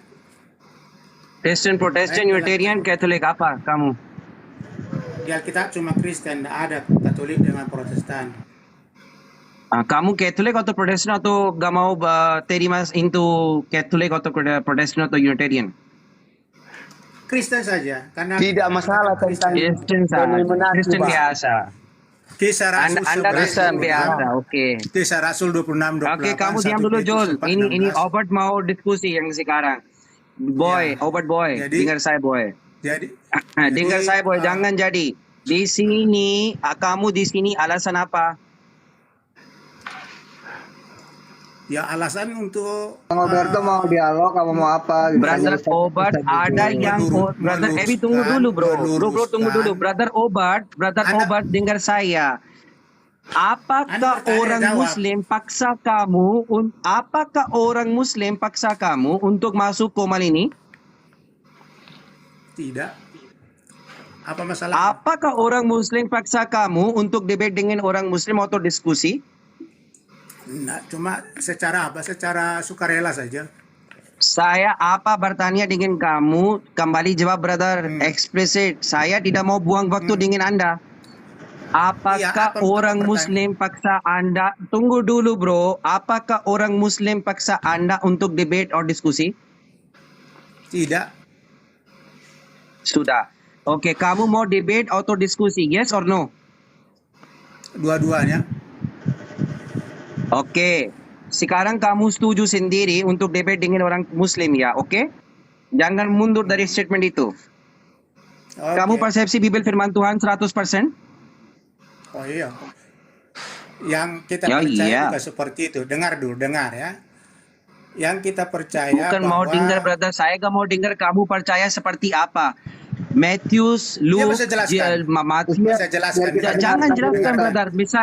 Misal saya kasih contoh. Obat kamu bertanya dengan saya, Zea, Quran firman Tuhan 100%, saya langsung kembali jawab ya. Quran itu firman Tuhan 100%, tidak ada kontradiksi. Itu agama Islam. Yang saya bertanya dengan Anda, di dalam Markus, Matius, Luke, atau Paul, dan lain. Itu firman Tuhan 100%, yes atau no? Yang perjanjian baru sekarang cerita saya, bukan lama. Yang kita bahas yang kita maksudnya di sini adalah bahwa yang kita percaya, saya percaya adalah bahwa Alkitab itu diilhamkan oleh Roh Kudus. 2 Timotius 3:16. Ya, oke. Kenapa? Ya, Siap, karena oke. di dalam Ya Allah Subhanahu wa karena taala. di dalam perjanjian Brother Obert, perjanjian Obert, saya bukan bertanya dengan Anda apa yang tulis dalam Bible. Bukan, sekarang saya bukan bertanya dengan Anda seperti itu. Saya bertanya dengan Anda, apa yang tulis dalam perjanjian baru itu firman Tuhan, wahyu dari Tuhan atau tidak? diilhamkan oleh Allah, berbeda loh. Karena kalau kita lihat di dalam Matius pasal 4, ilham itu bukan wahyu? Ilham bukan wahyu. Bukan, wahyu inspire artinya diilhamkan. Oh, inspiration. Ini inspiration 100% firman Tuhan? Iya. Iya, 100%. Yang ini inspiration 100% firman Tuhan? Oke. Yang semua dengar di sini ya brother orang Muslim, inspiration dari Tuhan itu 100% firman Tuhan, oke? Tidak ada kontradiksi? Iya, diilhamkan. Iya, tidak ada. Tidak ada kontradiksi. Kamu gak boleh mundur dari statement seperti itu, oke brother Obat? Ya, silakan. Oke. Sekarang saya kasih misal contoh. Sekarang saya kasih kamu kontradiksi dalam Bible, artinya itu bukan firman Tuhan. Benar atau tidak? Aturan seperti itu. Bukan hanya itu. Anda tidak boleh mengatakan seperti itu karena mungkin Anda salah mengerti. Artinya Tuhan boleh kontradiksi. Artinya Tuhan bisa kontradiksi. tidak kontradiksi. Ada yang Iya, yang memahami Tuhan, seperti itu. yang firman Tuhan atau listen dulu brother, yang firman Tuhan atau ilham dari Tuhan atau inspiration dari Tuhan tidak boleh kontradiksi. Yang ada kontradiksi artinya itu bukan firman Tuhan, betul? Yang kontradiksi itu betul, karena kalau dari Tuhan ada kontradiksi, itu bukan dari Tuhan. Itu bukan, itu maksudnya. Sudah kunci ya. Oke, saya sekarang ulang sama pertanyaan dengan Brother Joel. Ini Jesus kapan hidup? Hari yang ketiga atau hari yang keempat?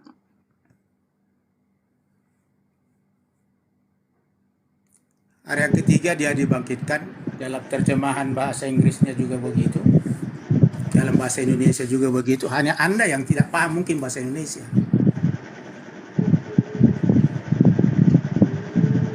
Hari yang ketiga atau hari yang keempat, Brother Albert?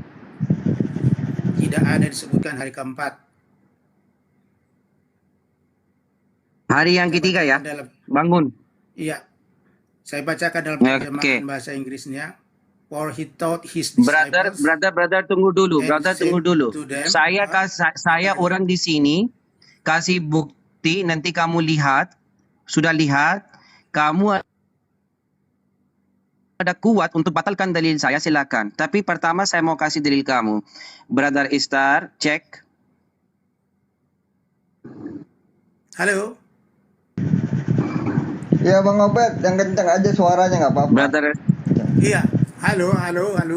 Brother Ya, masuk. Iya, bisa dengar. Iya. Tidak ada. Muhammad, tunjukkan ayat yang mengatakan bahwa itu hari keempat. Oh, ini. Brother Joel, diam dulu. Saya kasih bukti expression di dalam. Hari yang bukan hari yang ketiga, Stella 3 hari after the third day. Artinya apa after the third day? Yang kamu yang kasih artinya apa? After artinya apa? Stella dua hari. After 2 days artinya hari yang ketiga. Stella 3 hari artinya bukan. Brother Esther buka itu dalil dari bahasa Inggris. Ya nih, udah after 3 days. After 3 days. Ini pada hari yang keempat itu baru jelas. Bukan hari yang ketiga, hari yang keempat. Halo. Saya bacakan dalam bahasa Inggris terjemah New King James. Dalam bahasa Inggris sudah saya baca bisa. Saya baca. Brother Muhammad, tolong bilang. Diam dulu, Joel, diam dulu.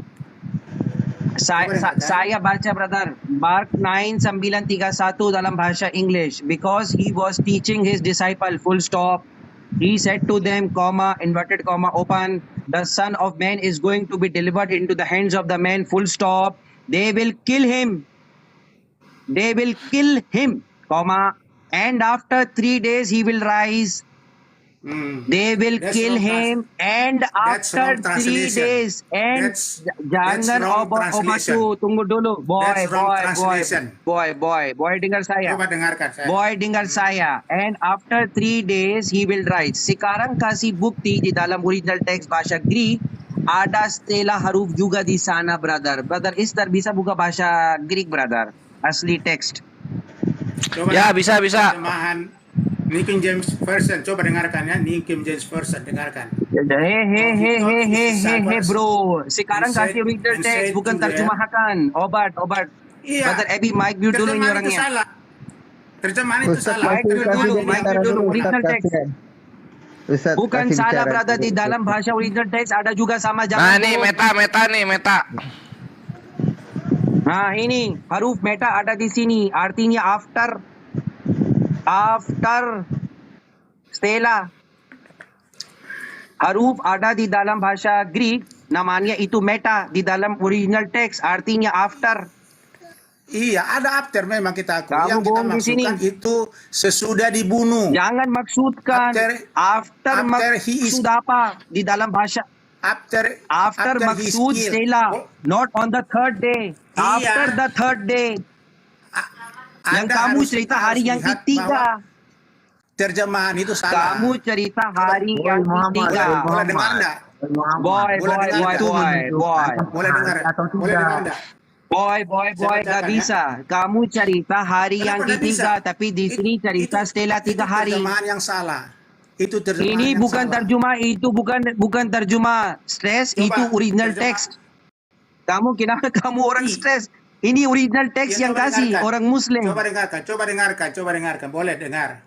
Boy, He taught his disciples and said to them, "The Son of jangan Man kasih is asumsi betrayed boy. into the hands of men, and Jangan they will kasih kill asumsi him. boy.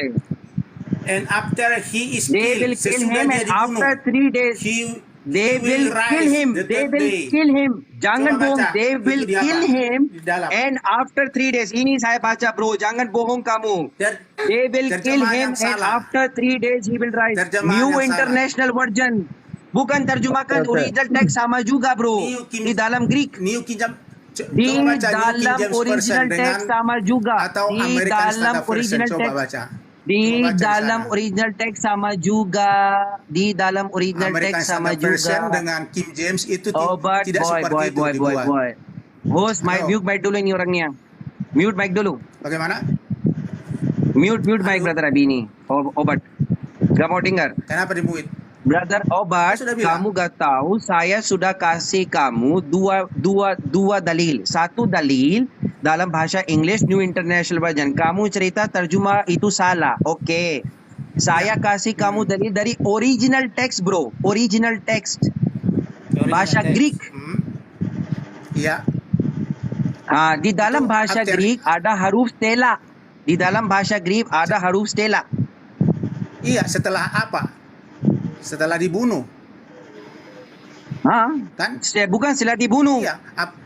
Bukan setelah dibunuh. sesudah Jangan dibunuh, bohong. menunjukkan Jangan bohong. konteksnya setelah dibunuh, Jangan 3 bohong. hari Jangan bohong. Jangan bohong. dibangkitkan. And they will kill him and after 3 days he will rise. They will kill him after 3 days he will rise. They will kill him after 3 days he will rise. Jadi Anda ini Bukan membuat Anda itu ini, saya padahal kasih dalil eksplisit. Ini kalau gini terjemahan yang lain. Sebentar. Terjemahan Boy, yang lain bukan sudah saya saya bukan katakan. kasih terjemahkan, Terjemahan saya yang bukan lain kasih Anda tidak kamu. terima. Saya kasih kamu dalil eksplisit di dalam bahasa Greek, Yunani. Iya. Bukan terjemahkan Bahasa Greeknya itu. Kamu dipakai gak di tahu. mana? Anda tidak Bahasa lihat di mana Greek, dipakai itu. bahasa Greek. Metanya itu di mana? Brother Esther, Metanya di brother mana? Esther bisa buka bahasa Greek itu. And Bahasa after screen he dulu. is Ini killed. orang gak mau mengerti. Itu terjemahannya. Ya ini He is killed. Jadi di sini meta. Iya, betul. Metanya itu after he's killed. Nah iya ini meta di sini meta dia. Jangan bohong. Jangan bohong. Setelah Bang Kores buka udah clear ya. Bentar, setelah Bang Kores sudah buka udah clear ya, biar pembahasan yang lain biar nggak muter-muter lagi. Oke? Iya. Lanjut Bang Kores. Habis itu ujungnya apa itu ujungnya yang mau dicari apa? Ya bentar Bang Torus, diam dulu. Lanjut Bang Kores silakan. Udah itu tuh metanya after terus di situ juga meta. Ya udah clear kan? Ya udah silakan. Udah Bang. clear ada kontradiksi. Bohong di sini. Iya, udah Boy clear ya, Obat. kontradiksi, udah clear, sip. Udah bagas yang lain silakan Bang. Mau nanya apa? Jadi Anda ini jangan bertahan di situ yang seakan-akan bahwa itu sudah salah. Anda jangan boleh buat begitu. Kenapa gak boleh begitu? Kamu setuju untuk diskusi sebelumnya? Iya. Karena kalau saya sodorkan terjemahan yang lain, Anda tidak terima. Brother Obat, bukan sekarang saya cerita untuk terjemahkan ini masuk kamu otak atau tidak? Atau otak kamu kosong? Saya cerita dari original teks sama juga. Di sini juga saya baca dari bahasa Greka Novum Testamentum Grace. Itu Markus 9:31 atau Matius kamu baca? Iya. Markus 9:31. Jangan bohong. Di sini buka cam dulu sekarang. Buka cam, naik skin besar dulu itu, bro, brother Ebil. Bohong ini orang. Bohong bagaimana? Brother Skin Coba dulu, baca buka cam. itu. Buka cam. Itu di dalam buku Buka Markus cam 9:31. sekarang. Buka cam sekarang. Roberto itu belum bisa buka cam karena followernya belum nyampe 500 lebih. Praise Hemeras. Brother Esther Basar Skin dulu. Ini orang bohong di dalam original text. Di sana ada huruf meta. Udah kontradiksi, udah clear Ustaz. Dia udah kalah di situ. Ini udah. Jadi tapi tak bohong lagi. terus Brother Ebi di sini. Udah dia ya wajar, mungkin Oten gitu biasa.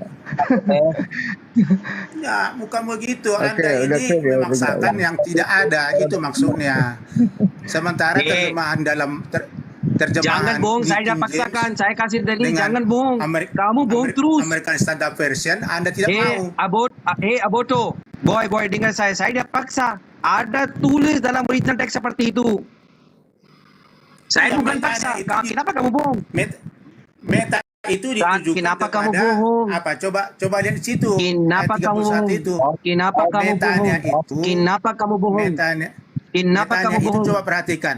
And after his kill. Meta sudah buka. Sudah Iya, buka Brother meta. Esther. Meta artinya after. Iya. Abang dan Bed Itu gak yang bisa pakai. Itu ditujukan kepada sesudah dia dibunuh. After his kill. He will raise in the third Ya day. Allah, after his Matthew's Charita, after his killed, then he will rise on the third day. Markus Charita, after when he is killed, he would rise after 3 days. Pertama cerita hari yang ketiga. Markus cerita setelah hari 3, hari yang keempat. Iya oke biar gini aja Ustaz, biar nggak muter-muter, biar yang apa nilai kan itu juga yang apa netizen gitu. Tadi kan udah clear kita ada kontradiksi Ustaz gitu. Nanti bahas yang lain Ada aja. biar nggak kontradiksi itu. muter-muter. Cuma Anda yang tidak tahu.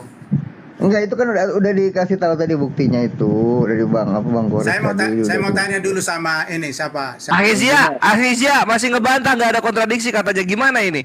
Tidak. Udah tidak ada Bang Goris nanti kontradiksi. muter lagi Bang Goris. Gimana ini? Oh tenang dulu, Ahizia mesti menjelaskan lebih jauh lagi nih Ahizia. Gas. Jangan bohong. Nggak boleh bohong. Nggak boleh bohong, harus ngaku. Itu terus. Nggak boleh bohong. Tidak seperti itu. Metanya itu tidak ditujukan kepada hari, tapi itu kepada sesudah dibunuh. After he is killed. Astagfirullah. Itu dia. Brother Obad, Jesus, semua orang tahu Jesus bangun, sudah bunuh, baru yang bangun dari maut. Ini semua tahu, semua sama. Tapi Matius cerita sudah bunuh, bangun hari yang ketiga. Markus cerita sudah bunuh, baru bangun setelah hari tiga. Bukan setelah. After third day. Setelahnya itu ditujukan kepada sesudah dibunuh.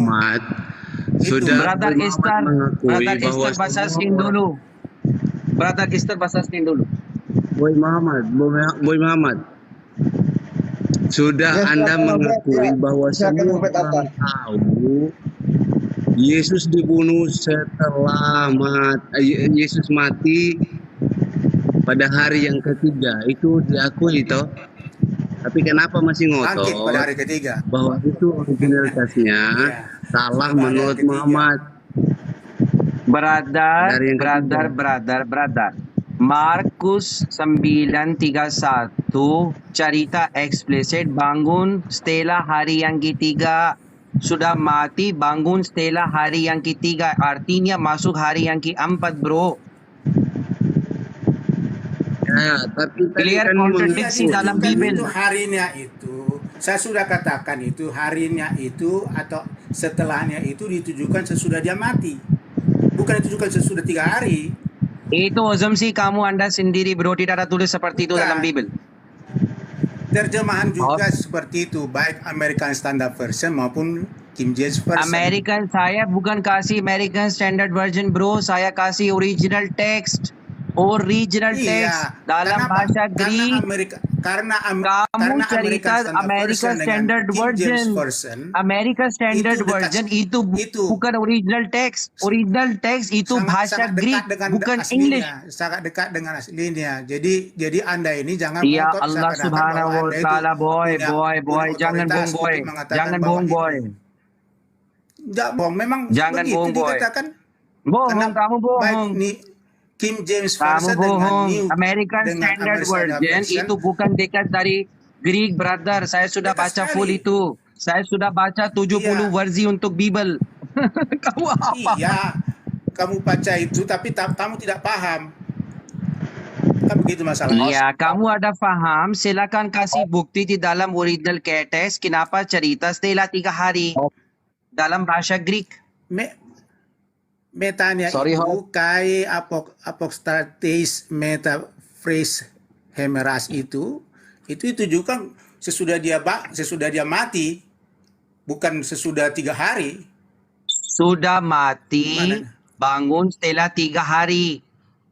Itu yang cerita di dalam itu yang cerita di dalam Markus 9. Boy Muhammad, sekarang saya tanya, di manakah dalil yang mengatakan Di mana tanya dengan saya, brother? Bukan habis topik saya. Satu topik tidak habis, kamu yang bertanya baru. Habis dulu topik ini, bro. Ya, ini saya mau habis topik ini. Memaksakan tunjukkan itu seakan-akan saya tidak paksakan. Kamu mau habis topik ini atau tidak? Ya, itu kamu tanya siapa? Dengan Jul dan Obato. Terjemahannya itu sama dengan saya katakan tadi, bahwa kamu mau habis topik ini atau tidak? Yes or no, brother? Dua-dua nih, Obato atau Jul? Maksudnya habis. Waktunya habis. Nggak mau cerita lagi topik ini. Tidak ada kontradiksi. Oke, habis topik ini. Tidak ada kontradiksi. Coba yang lain kalau Anda mau yang mana lagi? Boleh aku gantian bertanya? Jadi kalau Anda itu memaksakan itu harus seperti itu, salah. Saya tidak paksa kamu. Kamu sendiri setuju untuk diskusi dengan saya, bro. Penerjemahan Anda itu yang salah. Kamu tuh bohong terus, boy. Boy. Dengar saya, boy. Obert. Kamu bohong terus. Kamu itu orang bohong. Liar. Ingat American Standard Version. You're out of job, boy. You're out of job, boy. You're finished. Para ahli. You are nothing. You're out of job. You are out of job. The same as you. You're out of job. You are nothing also. You are out of job, boy.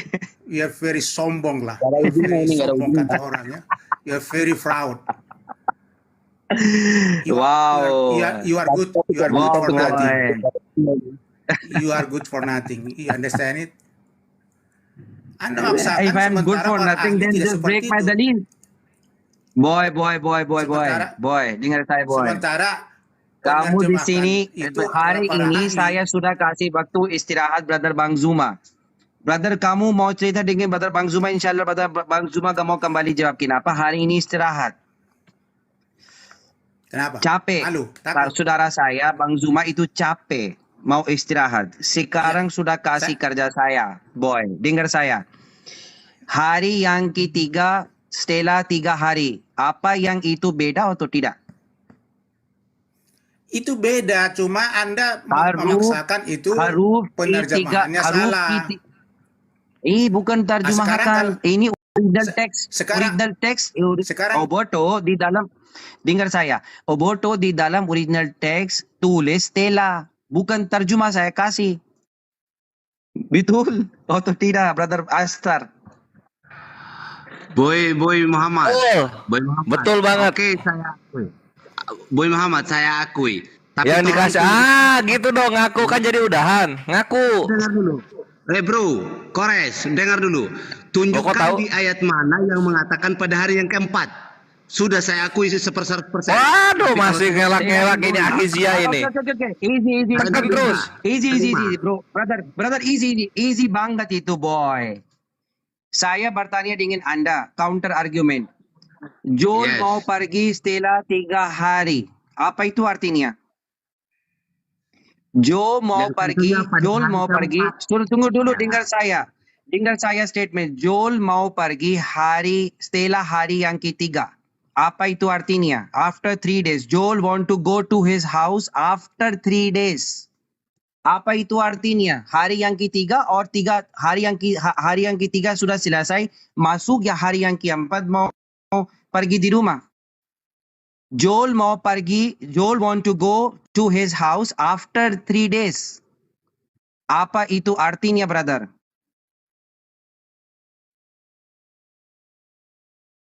Bang Zul, Bang Oberto. Bang Zul, Bang Oberto. Udah nggak mau. Udah bro, saya sudah. Yang orang lain mau diskusi secara silakan. Boleh saya diskusi? Silakan Bang Torus, silakan. Mau nanya ke Mas Bang Juma, silakan. Saya mau bertanya untuk Bang Zul dan Bang Oberto, setelah ini tolong dibaca kitab 1 Korintus. Ini Bang Torus Islam apa Kristen? Ya. Saya cuma mau menyampaikan buat Bang Zul dan Bang Oberto. Oh iya. Ditanya Kristen atau Islam, Bang? Bang ini Islam apa Kristen? Dijawab aja, jawab. Kristen. Oh Kristen. Ya silakan. Buat Bang Zul, Bang Oberto, tolong dibaca 1 Korintus 3 ya. Biar mengerti bahwa kitab itu betul-betul diperdebatkan. Jadi nggak ada ujungnya. Kitab itu kalau diperdebatkan nggak ada ujungnya. Bang Tapi Torus, sebentar. Bang Torus di sini kan ruang diskusi. Nah iya, maksud saya untuk diskusi. Tempatnya Abang juga ada room diskusi. Kalau Abang nggak mau diskusi di sini nggak apa-apa, Abang bisa diskusi tempat lain, tempat temannya Abang gitu loh. Maksud gitu, saya itu benar, tapi bukan untuk didebatkan. Nah, saya sekarang pengen diskusi. Boleh? Ya silakan. Ini suatu unek-unek saya dalam hati sebenarnya dari kecil.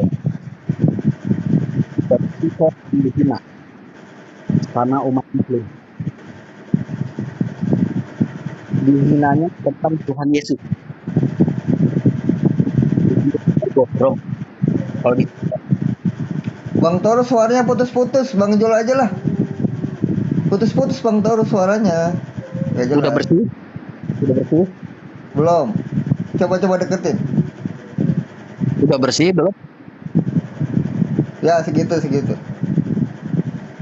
Nah, waktu kecil saya sering dihina tentang Tuhan Yesus. Tuhan Yesus itu kan di dalam foto dia gambarnya gondrong rambutnya. Mirip kayak Ahmad Albar, kayak orang-orang slanker lah, yang gondrong-gondrong. Saya ingin bertanya dengan umat Muslim, apakah kalian mengakui Tuhan Yesus yang kami maksud itu adalah Nabi Isa Al-Masih?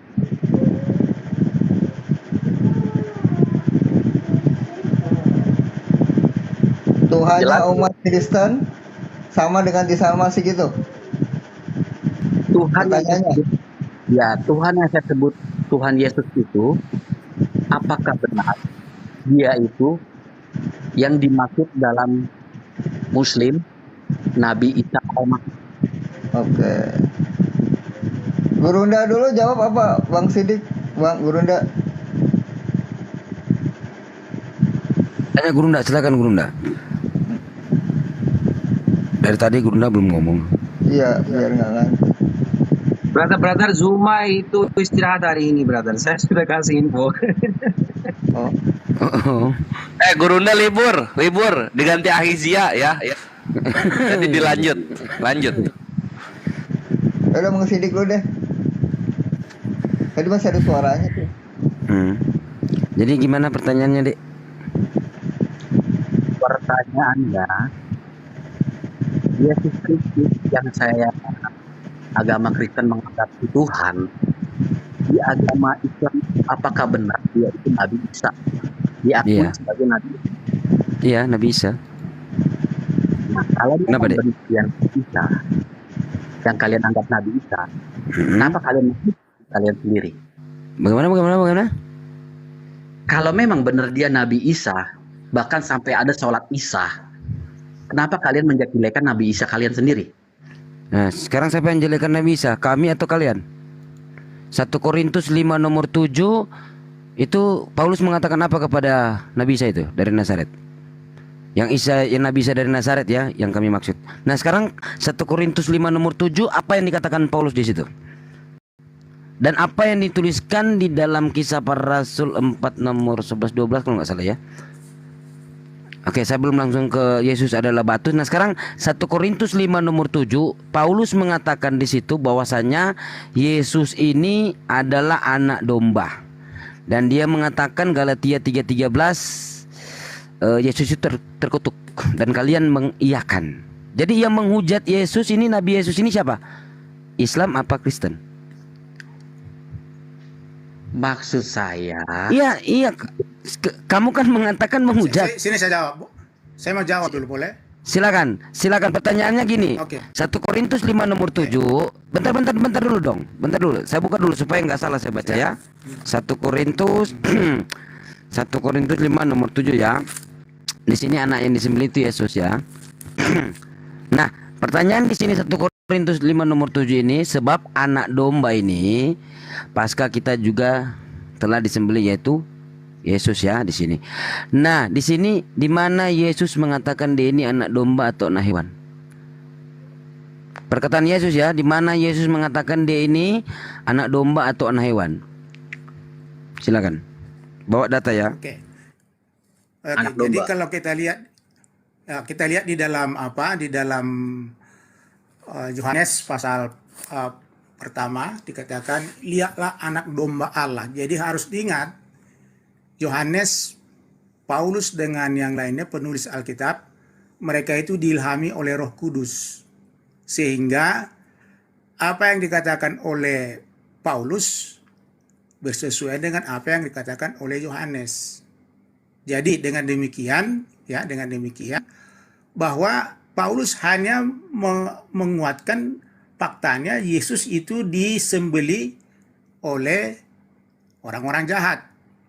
Tetapi faktanya juga meskipun dibunuh dia dibangkitkan atau Tuhan mengubah keadaan dia dibangkitkan pada hari yang ketiga. Artinya dia mengubah keadaan itu dari kalah menjadi menang. Itu kalau dalam 1 Korintus 5:7 konteksnya bukan Yesus itu sebagai benaran sebagai domba, tetapi konteksnya dia diibaratkan seperti domba bagaimana dibunuh atau dibantai oleh orang-orang jahat sesuai dengan Kisah Rasul 2 ayat 22. Maaf Bang Sidik, itu maksudnya. Bang Sidik maaf. Terus? Tujuan saya Bang Sidik maaf. Sudah. Sementara sabar. sementara Anda mengatakan tadi dalam Galatia 3 bagaimana terkutuklah orang yang ada di atas kayu salib. Yesus memang dikutuk ketika dia dibunuh oleh orang-orang jahat. Itu Alkitab mengatakan itu. Bagaimana dia dikutuk? Karena dosa manusia ditimpakan sama dia. Sesuai dengan yang dinubuatkan oleh Nabi maupun dinyatakan kembali juga oleh Petrus. Jadi tidak ada masalah di sana. Jadi hanya mengatakan faktanya yang seperti itu bukan karena orang Kristen mengutuk dia, tidak, orang jahat yang membunuh dia. Dan itu dibiarkan oleh Tuhan, dia dibunuh karena Tuhan tahu bahwa dia akan dibangkitkan. Melalui kebangkitannya itulah maka terjadi hal yang revolusioner, yaitu bagaimana orang jadi percaya sama dia atau taat sama dia. Itu maksudnya di sana. Kira-kira jelas itu? Sudah? Oke. Boy, gini Boy. Oke Boy. Jadi gini Boy. Di 1 Yohanes 29 itu Boy, bunyinya gini kan. Pada keesokan harinya Yohanes melihat Yesus datang kepadanya dan ia berkata, ini kata Yohanes ya, yang saya minta di mana perkataan Yesus mengatakan dia itu anak domba. Ini perkataan Yohanes. Jadi kalau dilihat dari perkataan Yohanes, pada keesokan harinya Yohanes melihat Yesus. Hanya Yohanes yang melihat Yesus nih, datang kepadanya dan ia berkata, Yohanes yang berkata nih, lihatlah anak domba. Ini kalau Yohanes ini kan murid. Kalau saya guru, gue tempeleng ini murid ini. Mengatakan aku anak domba. Ibuku seorang manusia gitu kan, seperti Ibu Maria itu manusia gitu loh. Kalau dia mengatakan anak domba, berarti ibunya juga seorang domba, seorang hewan gitu loh. Nah, bentar dulu Pak Boy, Pak, sebentar dulu Pak, sebentar kan gantian Pak, Bapak ngomong kan saya diam. Oke, silakan. Ya, oke. Sekarang saya tangkap tadi kehendak Tuhan itu untuk membunuh Yesus. Bapak jawab lagi, di mana kehendak Sang Pencipta itu untuk membunuh Yesus. Itu ya, karena saya tangkap lagi ya. Nah, terus tadi bahwasanya Bapak mengatakan tadi saya tangkap itu Kristen. Itu Kristen pertama kali oleh Paulus. Nah, sementara di 1 Korintus ini surat-surat Paulus ini.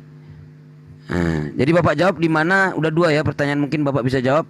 Di mana perkataan Yesus yang saya minta ya? Perkataan Yesus. Dan Galatia 3:13 tadi. Jadi setiap jawaban Bapak yang cuma asumsi, saya akan ajukan pertanyaan. Galatia 3:13, Kristus Yesus ini telah menebus kita dari hukum Torah, ya, dan dengan jalan menjadi kutuk karena kita. Di mana Yesus mengatakan ini dia akan mati terbunuh dan menjadi kutukan dan menjadi terkutuk gitu loh. Jadi setiap pertanyaan Bapak harus pakai data, karena kalau cuma asumsi saya akan tanya gitu loh. Silakan Pak. Ya, itu saya kan sudah bilang tadi bahwa penulis dari buku Yohanes, coba kuatin suaranya Pak. Penulis dari buku Korintus juga adalah diilhamkan oleh Allah, oleh Roh Kudus.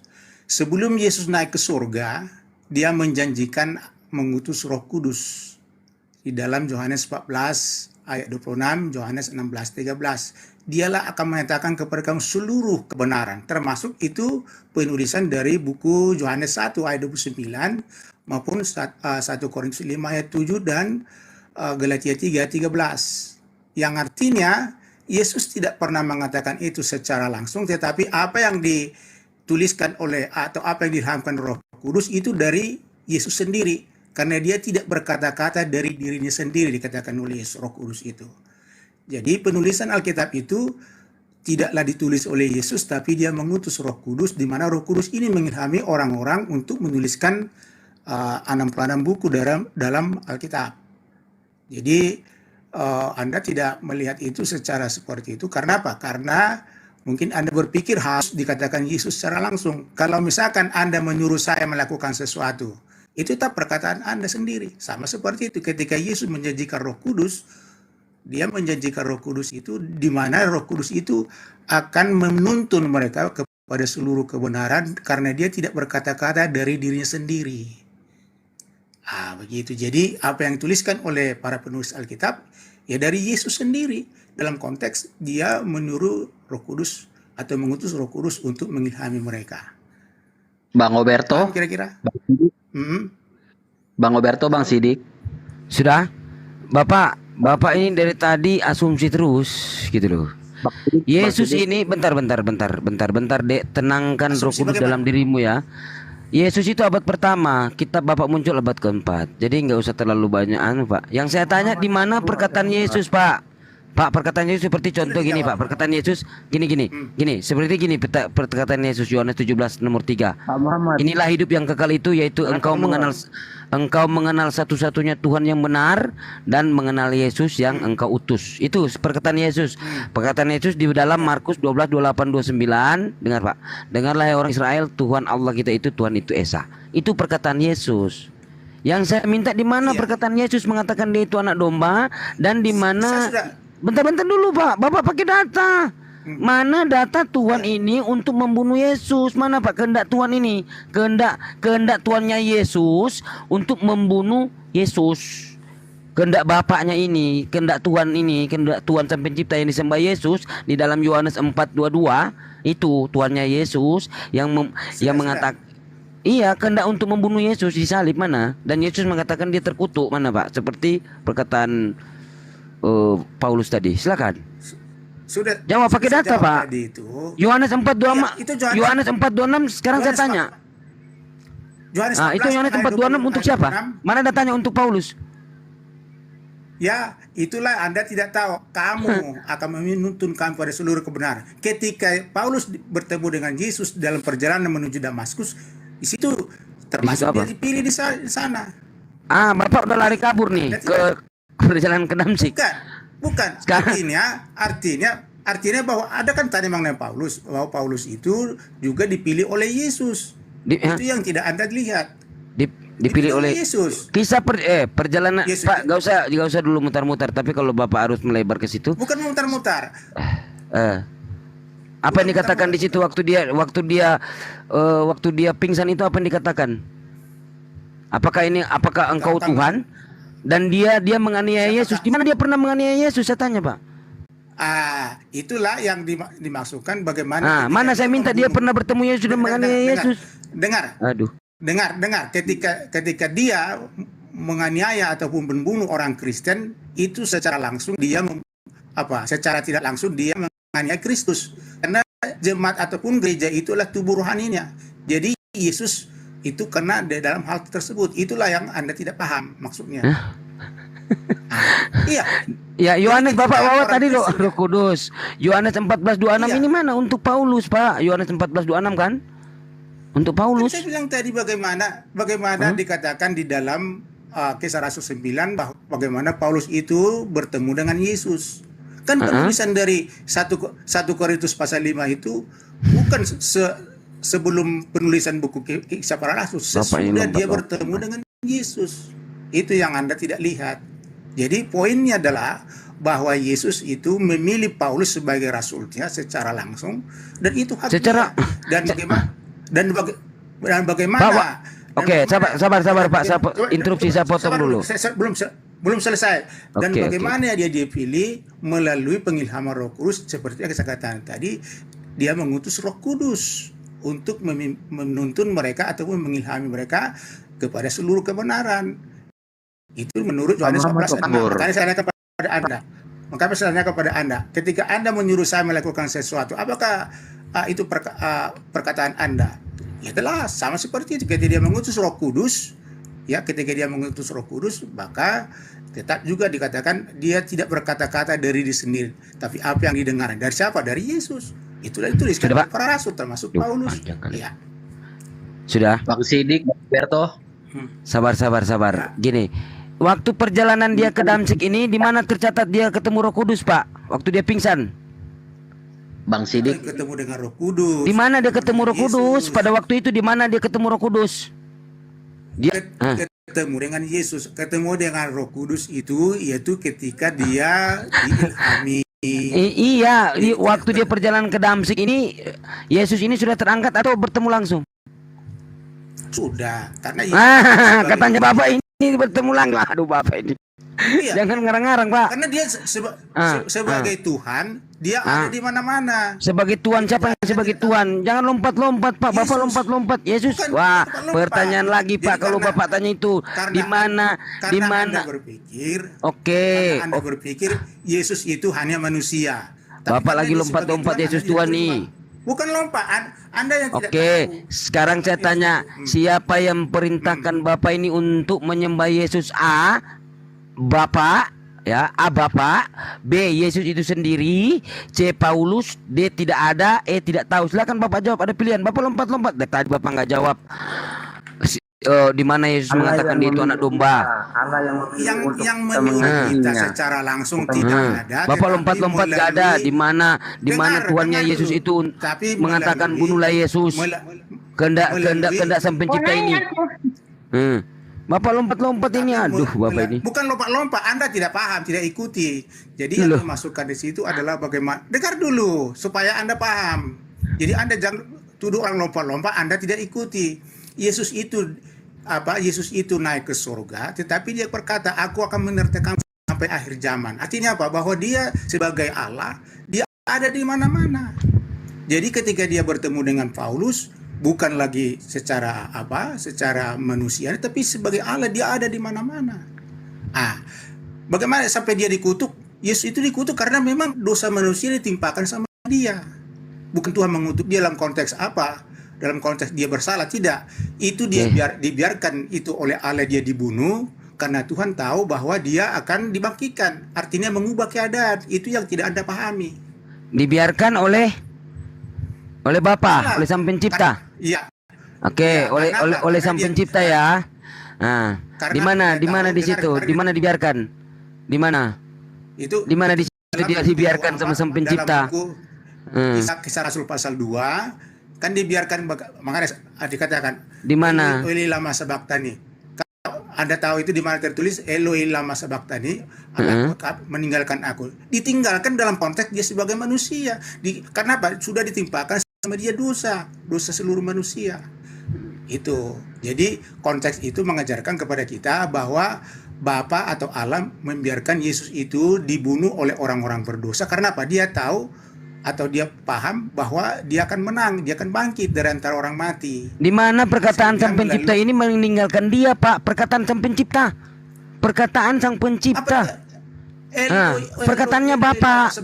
Iya, Bapak yang mengatakan di mana tertulis, Bapak mengatakan aku akan membiarkan kau dibunuh. Itu loh. Secara apa? Tidak langsung ayat itu mengajarkan bahwa dia dibiarkan. Mengapa kau meninggalkan aku? Apa kurang paham? Masa Anda harus diajari yang begitu? Di mana kehendak Bapak ini membiarkan Yesus? Gitu loh.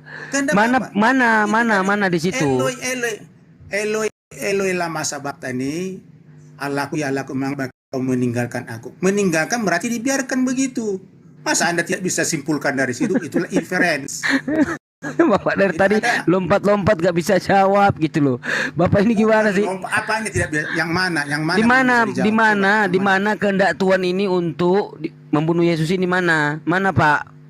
Mana? Allah tidak menghendaki itu. Allah tidak menghendaki, cuma membiarkan. Nah makanya, waduh Bapak loncat sana loncat sini, nggak dijawab tadi di mana Yesus mengatakan. Coba dulu Pak. Yang mana? Yang mana belum dijawab? Di mana Yesus mengatakan dia itu anak domba? 1. Di mana Yesus mengatakan dia itu akan mati terkutuk di kayu salib? 2. Bapak loncat sana, loncat sini. Di mana perintah Yesus itu? Di mana perintah kalian ini untuk menyembah Yesus? Perintah dari Allah Bapa, dari Bapa itu sendiri, atau dari Yesus? Makanya Bapak dari tadi gak jawab. Setiap pertanyaan Bapak saya juga jawaban Bapak kan asumsi, nggak pakai data. Tidak. Nggak ada datanya. Bukan data itu. Ayat itu bukan data. Coba. Nah, sekarang saya minta mana perkataan Yesus mengatakan dia itu anak domba? 1 dulu. Itu tadi Yohanes. Mana Yesus mengatakan dia anak domba mana? Bahwa Roh Kudus yang menuliskan itu kan apa? Yohanes melalui ilham Roh Kudus. Masa Anda tidak tahu seperti itu? Saya tanya Pak, mana perkataan Yesus mengatakan dia anak domba? Dia itu sekarang saya tanya. Dia domba, dia anak domba atau gembala?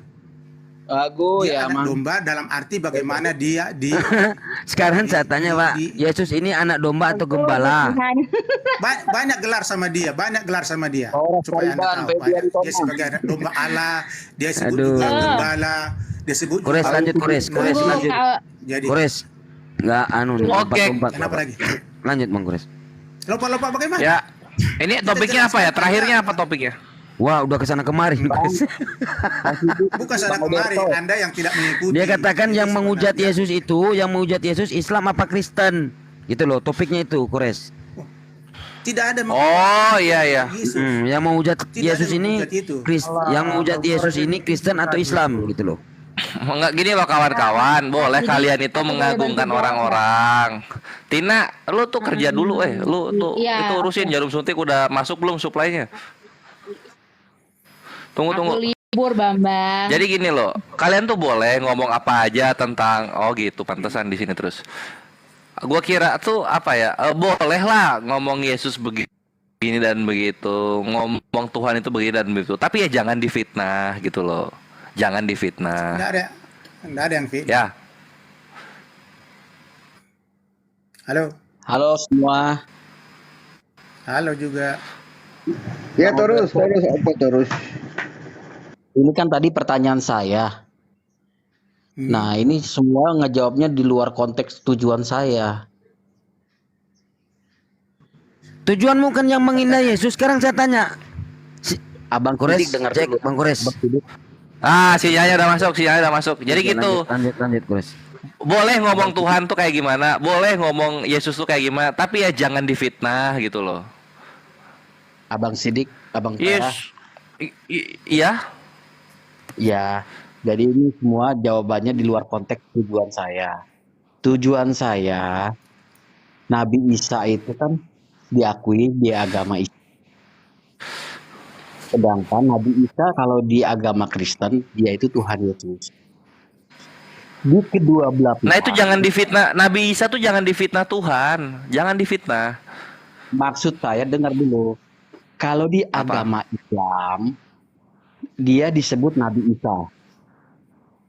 Kalau di agama Kristen, dia disebut Tuhan Yesus. Nah, tujuan pertanyaan saya jawab adalah mulai sekarang janganlah kalian saling menghujat, baik itu Yesus, baik itu Isa. Kalian yang menghujat itu ya, kita lihat ya KBBI ya, kita open cam ya segini. Kita akan open cam. Data yang kukasihi keluarlah. Tunggu. Buset wajah gua. Oh. Yang di bawah tab layar, bikin 300K. Yang tawa doang. KBBI hujat. Nah, gitu kita buka dulu ya.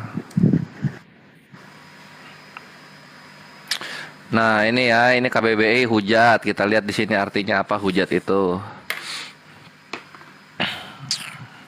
Hujat, satu caci, cela, itu ya.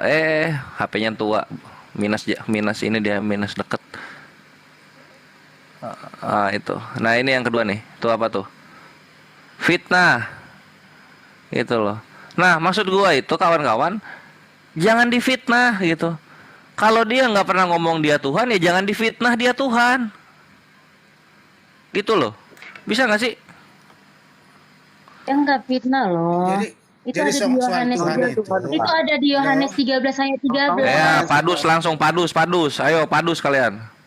Kak Orbet, aku jawab dulu. Kita itu nggak bilang fitnah. Oh. Itu nggak fitnah. Itu di Yohanes 13 ayat 13 itu ada tertera. Oke, Yohanes 13. Kita ke Yohanes 13 ya. Kak, aku mau potong dulu yang tentang Kak Alberto ini bilang yang masalah Paulus mencaci dan di Galatia itu tiba-tiba dibilang anak domba. Jadi begini cara. Jadi waktu itu si Paulus itu ada tuh Kak perikopnya, cuman aku lupa. Jadi Paulus itu dulunya membunuh semua masyarakat Nasrani ataupun yang pengikut Yesus ini supaya maksudnya biar nggak ada yang percaya lagi sama Yesus ini gitu loh. Jadi dia itu dulunya sebelum bertobat dia begitu tingkahnya, tapi ketika Tuhan memberikan istilahnya dikaburkan penglihatannya supaya malaikat dari Ananias, maksudnya utusannya Tuhan Ananias ini membukakan matanya supaya dia menyebarkan Injil gitu loh. Jadi itulah ya nanti dulu Tina itu belok, kalau bahasa yang itu belok, kita bahas yang ini dulu gitu. Apa tadi ada yang ngomong Yesus itu ngomong dirinya Tuhan di mana itu kalau boleh tahu? Yohanes 13 ayat 13. Wahyu 1 ayat 8. Wahyu 1 nomor 8. 13 tertera Kak Alberto, ada jelas. Saya bacakan. Aku adalah Alfa dan Omega, firman Tuhan Allah yang ada dan yang sudah ada dan yang akan datang, yang maha kuasa. Itu Yesus loh yang berbicara. Wahyu 1 nomor 8 ya? Iya. Ayat 17, ketika aku melihat dia, tersungkurlah aku di depan kakinya sama seperti orang yang mati. Tetapi ia meletakkan tangan kanannya di atasku. Sorry, bentar. Jangan takut, aku adalah yang awal dan yang akhir. Dan yang hidup, aku telah mati, namun lihatlah aku hidup sampai selama-lamanya. Dan aku memegang segala kunci maut dan kerajaan maut. Jadi ada Yesus mengatakan bahwa dia adalah Allah. Jadi masalahnya adalah kalau kita membahas sesuatu topik, semua pakai. Jadi jangan hanya satu. Di mana Wahyu 1:8 dia bilang Allah? Yang maha kuasa, akulah Allah, firman Tuhan yang ada dan sudah ada, yang akan datang, yang maha kuasa. Oke, ya. Maha kuasa. Wah, kok pakai berarti? Kalau berarti kita dong yang ngomong. Harus Yesus yang ngomong. Nah, sekarang kita ke sini dulu ya. Kita pertama ke Wahyu 1 nomor 8 ya. Wahyu 1. Di sini Yesus nggak ngomong dia Allah loh, Wahyu 1 ini. Nah ini ya Wahyu 1 nomor 8 ya. Aku adalah Alfa dan Omega, firman Tuhan Allah yang ada dan sudah ada, yang akan datang, yang maha kuasa, gitu bilang ya. Nah ini kan seakan-akan kayak Yesus yang ngomong ya. Yesus menyatakan dialah firman Tuhan Allah gitu ya. Ya dialah Allah. Karena kalau kita lihat juga di dalam Wahyu 1, inilah wahyu Yesus Kristus yang dikaruniakan Allah kepadanya supaya ditunjukkannya kepada hamba-hambanya apa yang harus segera terjadi, dan oleh malaikatnya yang diutusnya ia telah menyatakannya kepada hambanya Yohanes. Artinya bahwa Yesus kok artinya sih? Yohanes. Jangan pakai artinya berarti. Melalui ayat itu coba baca. Lo kalau beriman itu harus dari kata dianya, jangan berarti artinya ini maksudnya gitu. Kenapa mesti dibantu gitu? Kenapa Tuhan lu mesti dibantu untuk mengartikan sesuatu gitu? Apa yang tertulis saja udah. Ayat pertama itu berbicara mengenai Yesus Kristus, setuju? Ya udah tunggu kita Wahyu 1 nomor 8 dulu. Wahyu 1 nomor 8 dulu ya, itu dulu. Aku adalah Alfa dan Omega, firman Tuhan Allah. Kan gitu kan? Ah gitu ya. Nah kita lihat apakah Yesus membahas dirinya atau dia membahas Tuhan Allah di sini. Kita lihat nih. Di sini ada takhiyah terjemahan. Kata firman di sini kan seakan-akan seperti yang ada di Wahyu 1. Yohanes 1 nomor 1, pada mulanya adalah firman. Nah, kan disangkanya seperti ini kan. Nah kita sekarang lihat nih di dalam Wahyu 1 Yohanes 1 nomor 1 NRK and Hologos di sini. Kok Revelation sih? Nah, gitu. Ya, ampun, itu level berapa sih? 4 atau 5? Apa tuh? Suara Bang Kores level 4 atau 5 kencang banget di kuping. Oh yo, dong, dibilangin pakai knalpot ini, bukan pakai mic. Lanjut ya. Nah, ini ya. Yohanes 1 nomor 1. Di sini logos ya. NRK and ho logos. Logos kata benda bentuknya gitu. Ini kata benda bentuknya. Sedangkan yang di yang di Wahyu 1 nomor 8 ini firman Tuhan Allah di sini. Nah, kita lihat apakah firmannya ini kata benda atau kata kerja gitu. Kita lihat di sini Revelation. Nah, ego eimi to apa kaito oarke kaitelos, ini dalam kurung ya. Arke kaitelos gitu. Yang awal dan yang akhir ini dalam kurung dalam bahasa aslinya. Tuh. Lalu kemudian nah di sini legei kyrios oteos, demikianlah firman Tuhan Allah. Gitu loh. Jadi Yesus itu mengkutip perkataan Tuhannya. Bukan Yesus mendeklarasikan dirinya siapa. Gitu. Itulah kenapa ya udah kalau gitu kenapa di sini begini? Kenapa di terjemahan lama dikatakan begini? Demikianlah firman Tuhan Allah itu, dar selamat datang di kebenaran. Coba. Ayo. Coba dengar. Jujur. Coba dengarkan. Coba dengarkan ya. Di dalam Alkitab ada tanda kutipnya cuma di sini doang. Aku inilah alif dan ya, demikianlah firman Allah Tuhan. Apalagi, ayo ketipu ya. Kamu tertipu oleh terjemahan selama puluhan tahun ini. Coba dengar dulu, jangan nyerocos terus. Allah atau arti firman Allah dalam Alkitab ada 2. Oke. Benar ya. Satu yaitu firman ataupun perkataan yang keluar dari mulut Allah. Matius 4:4. Dan firman Allah yang dibahas di sini adalah ditujukan kepada Yesus, Yohanes 1 ayat 1. Iya gitu. Apa? Iya. Matius 4 nomor 4 itu firman di sana apa bahasa Yunaninya, tahu nggak? Yaitu Aku bantu baca ya, Kak. Karena apa? Udah tahu. Tunggu Kak Alberto. Iya. Karena Tina diam, Tina jangan ikutan. Tina belum ngerti apa-apa, belajar aja dulu. Selalu dipakai secara bertukar. Contohnya dalam Yohanes 12:48. Disebutkan di sana bagaimana logos dan rema itu saling bertukar. Artinya pintar logos gitu. Yesus itu rema atau logos? Logos secara kalau kita lihat di dalam Yohanes 1 ayat 1 pada mulanya. Yesus logos kan. Sekarang Wahyu 1 nomor 8 ada logosnya nggak di sana? Ayo jawab. Jadi kalau kita lihat, coba dengarkan dulu. Jadi yang kita maksud adalah Yesus itu sebelum menjelma menjadi manusia, dia disebut logos namanya. Itu dalam Yohanes 1 ayat 1. Sedangkan di dalam buku dalam buku Wahyu 1 ayat 8 itu bisa saja ditujukan itu kepada Yesus sebagai kata benda atau personnya, ya, yang sudah ada itu dijelaskan itu siapa yang sudah ada. Berarti firman Allah yang masukkan yang sudah ada yang ada dan sudah ada dan yang akan datang. Berarti Yesus itu adalah Maha Kuasa dalam konteks di situ disebut Maha Kuasa. Dialah Allah. Jadi setiap kita membaca Yesus itu, ya, setiap kita membaca kata Yesus itu dua hal harus kita ingat, sebagai manusia dan sebagai Allah. Oke, sip ya. Oke. Nah, ketika dia sebagai Allah dia punya Assalamualaikum warahmatullahi wabarakatuh. Cek. Boy, suara saya kedengaran, boy.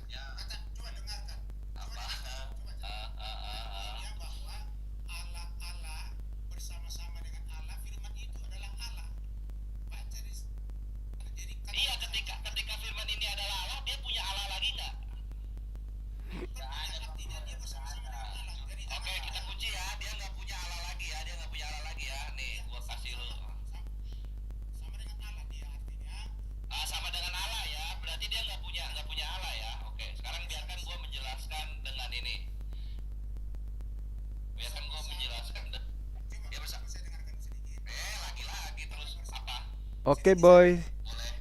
Baik, terima kasih atas kebersamaannya ya teman-teman sekalian. Sedikit lagi kita tutup, berhubung karena saya mau jemput teman di bandara ya. Insya Allah besok pagi kita akan jumpa lagi.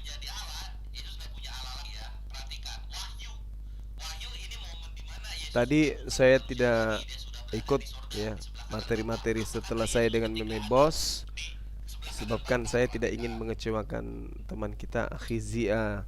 Beliau lagi semangatnya gitu ya. Beliau lagi semangatnya untuk memberikan penjelasan kepada Oten. Abang Boy Suma.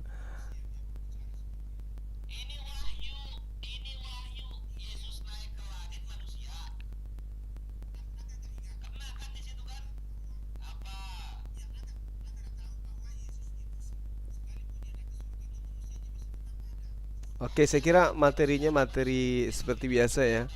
Yesus sisi manusia, sisi ilahi. Ada dua sisi dari diri Yesus itu,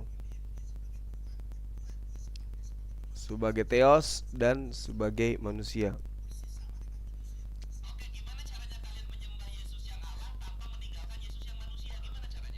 Bang Zia itu kalau nggak salah dari Bangladesh, makanya dia cara ngomongnya kayak gitu ya, kayak orang India ya.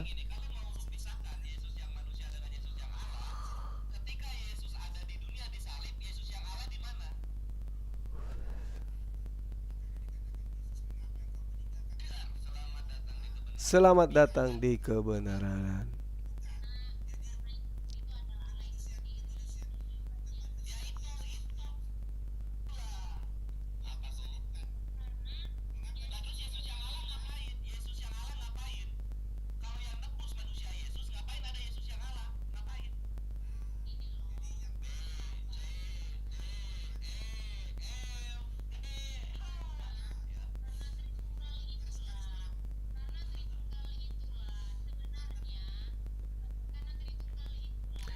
Oke teman-teman sekalian, ya ini kelihatannya data Ketika Yesus itu terscreen sudah ya. di Ya kita tutup aja dulu ya sahabat, karena saya mau ke bandara, Anda mau jemput teman. Terima kasih atas kebersamaannya beberapa jam ya. Mulai dari dialog dengan siapa tadi? Dengan Meme Boss, di mana Meme Boss kabur disebabkan karena Meme Boss tidak bisa menunjukkan data pengakuan Yesus bahwa dia diutus untuk seluruh umat manusia. Sedangkan baginda Rasulullah Muhammad SAW itu banyak kemudian menyatakan dirinya diutus kepada seluruh umat manusia gitu ya. Oke sahabat-sahabat sekalian, insya Allah besok jumpa lagi kita besok pagi kalau nggak ada halangan.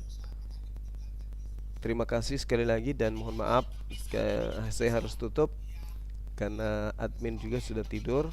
Kalau saya nggak matikan live-nya nanti jangan sampai kebablasan gitu ya. Mana tahu komalnya rungkat dan seterusnya. Jadi kita tutup dulu. Subhanakallahumma bihamdi asyhadu alla ilaha illa anta astaghfiruka wa atubu ilaik. Salam tauhid, salam satu Tuhan. Jayalah Islamku, jayalah Indonesiaku.